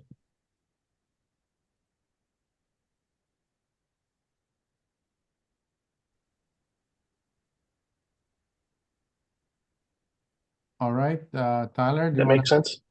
Yeah. So is it protected from the elements or protected for safety or all of the above? If I may ask a question, Yeah. quickly, Mitchell Baker with HCD. Wes, thank you for the comment. I assume that you're just referencing the term protected used in the definitions only? Okay, just want to make sure that's the case. Yeah, our intent is to mention protected from the elements, so it would be just a friendly amendment outside of, I think, any sort of motion to add in protected from the elements. That would be acceptable. Right. Yeah, thank you. That's helpful. Where was this, Wes? What section? That was under item 1, section 202 definitions, long-term bicycle parking. protected enclosure. They're Yep. saying from the elements is the suggestion. I see. Okay, protect enclosure from the elements. Okay. All right. Thank you, Wes. Hank. Thank you, Mr. Chair. I have two separate questions. The first question is just for HCD on the definitions.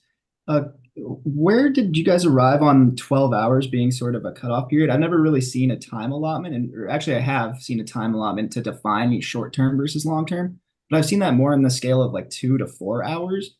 I'm just wondering if we set it at 12 hours, does that mean for somebody who's trying to install something according to code that's maybe long-term, but doesn't make that parking available for more than 12 hours, that it wouldn't comply? I can start here, Tyler. Yeah, it was a threshold that distinguishes long-term and short-term, the 12 hours. And HE captured that from review of similar local ordinances.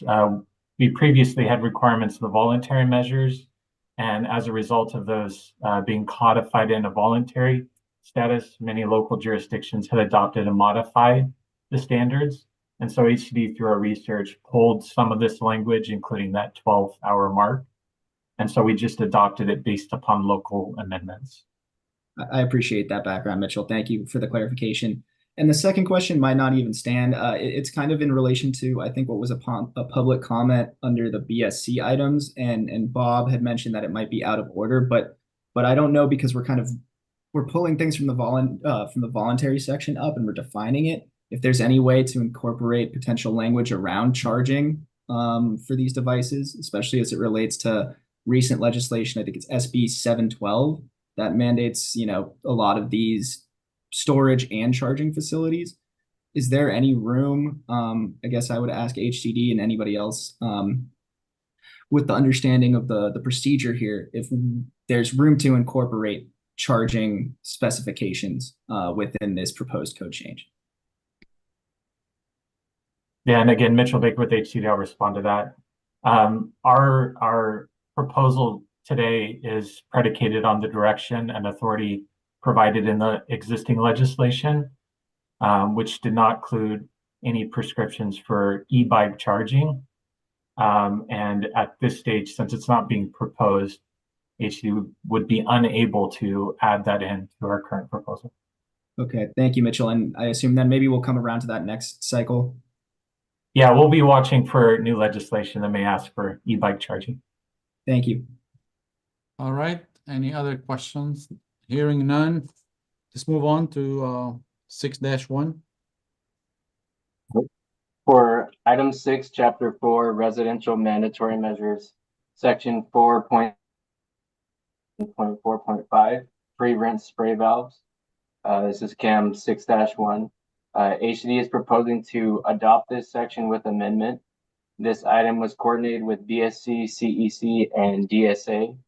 HCD is proposing to repeal the references to California Code of Regulations Title 20, appliance efficiency regulations, as well as adding commercial pre-rent spray valves to this section.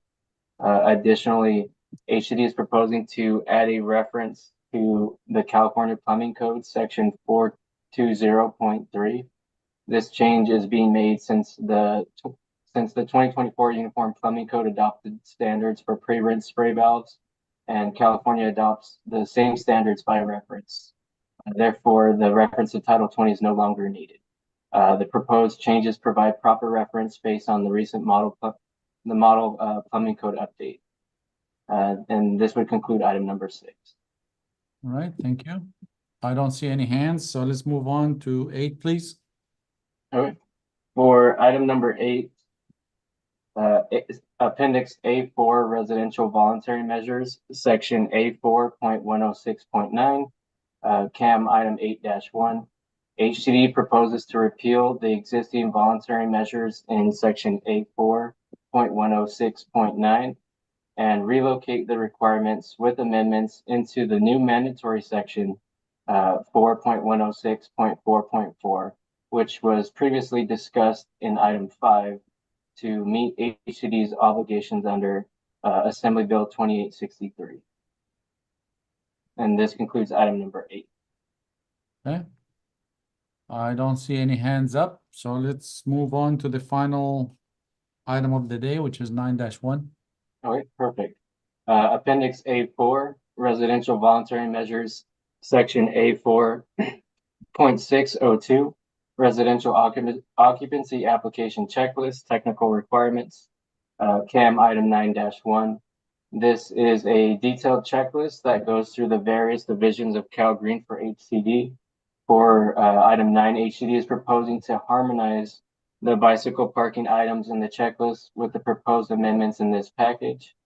The voluntary section A4-106.9 is being repealed and moved into the mandatory section 4.106.4.4, which is being reflected in the checklist.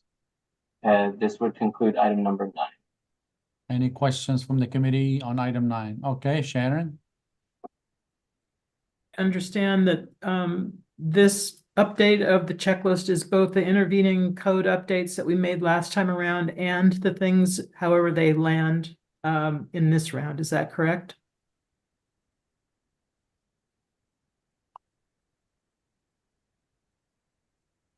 I think the checklist from the intervening cycle has already been tweaked. This will be just for the stuff we're dealing with this time around. To my knowledge, Mitchell, yeah, feel free to jump. I believe the checklist that was done in the intervening will be, the changes are effective July 1st of this year, and then this is, I believe, January 1st of 2026, if approved by the committee. I'm trying to get at that we'll have a up-to-date checklist both July 1st and when this one comes into effect. Is that right? Yes. Correct. Not lagging. Great. Thanks. All right, any other questions? Okay, hearing none. Thank you, Tyler and Mitchell. Let's go to public comments, please. Thank you, Mr. Chair. We do have one individual member of the public in the room that would like to make a comment on this HCD Part 11 agenda item. Bryce? And we're only discussing 1, 5, 6, 8, and 9. We're not talking EVs right now. That's correct. Yeah. Okay. Go ahead, please. Indeed, entirely talking motels and hotels. Motels and hotels. Oh, excuse me. This is Bryce Nesbitt. I am a inspector, commercial property inspector, and electrical engineer working out of Berkeley, California. But here I will speak as a cyclist and a potential person who might use a hotel and motel after having cycled to it. Hotels and motels are very different from residential occupancy or workplaces. The vast majority of trips to hotel and motel are by a car, taxi, or some other mechanism.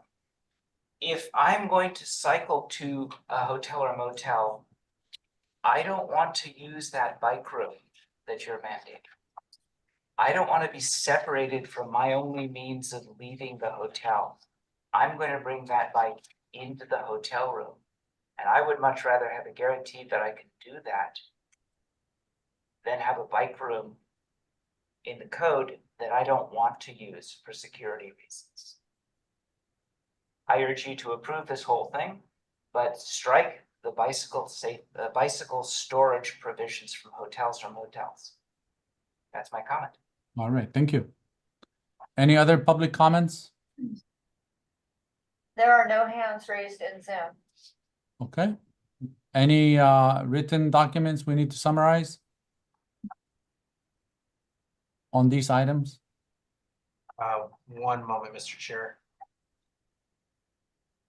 No, the comments that HCD received in advance in writing all relate to electric vehicle charging mostly for multifamily, but it's definitely all EV related. So these will get summarized later. Okay. Mr. Chair, do you want a motion? Yes, please. Okay, I'm going to leave item 1 alone. I think Wes has a motion he wants to make for to the elements or whatever. I think Bob, I'm sorry. I think he's only questioning 1-1. I think 1-2 did not have any. Okay, well, I was going to make a motion to approve as submitted items 5, 6, 8, and 9. Can you include 1-2 with it, or is there? Sure. Okay, Mr. Chair, I would move for approval as submitted items 1-2, 5, 6, 8, and 9. Can I have a second? Second, Mike Stone. All right. All right, no discussion. Can we take roll call, please? Yes, Osama Yunin, Aye. Bob Raymer, Aye.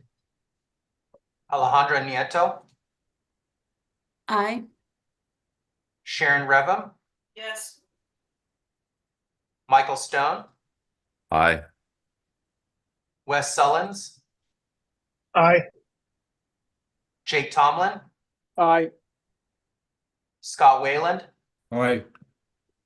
Ron Takaguchi. Aye. That motion carries. All right, can we have a motion for 1-1 for as amended? I can make that. Want me to raise my hand?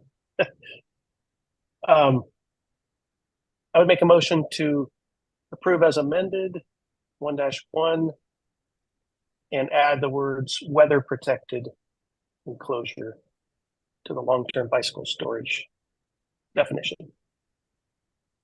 Okay. I'll second that motion to approve as modified under criteria 4. All right. I don't see any more hands. Can we take the roll, please? Yes. Osama Yunin, Aye. Bob Raymer, Aye. Alejandra Nieto, Aye. Sharon Revum, Michael Stone, Aye.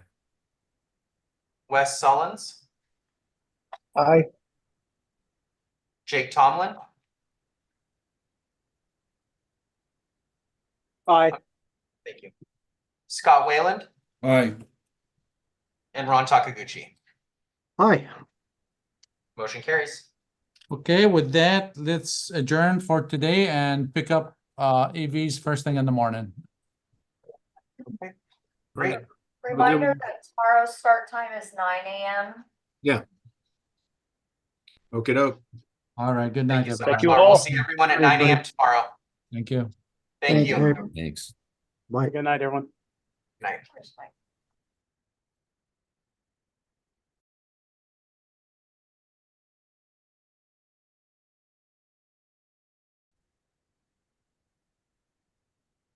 Hey, Kevin, are you still there? Jim Fry's still here, but I'm not Kevin. Sorry. Bye, guys. I'm Good night. still here, Mike. See ya. Do you want me to call you, or do you want to just chat on the Teams call here, or the Zoom call? Let me call you. Yeah. Okay. All right. I'll be waiting for you. You got it. Thank Okay, you. thanks. All righty.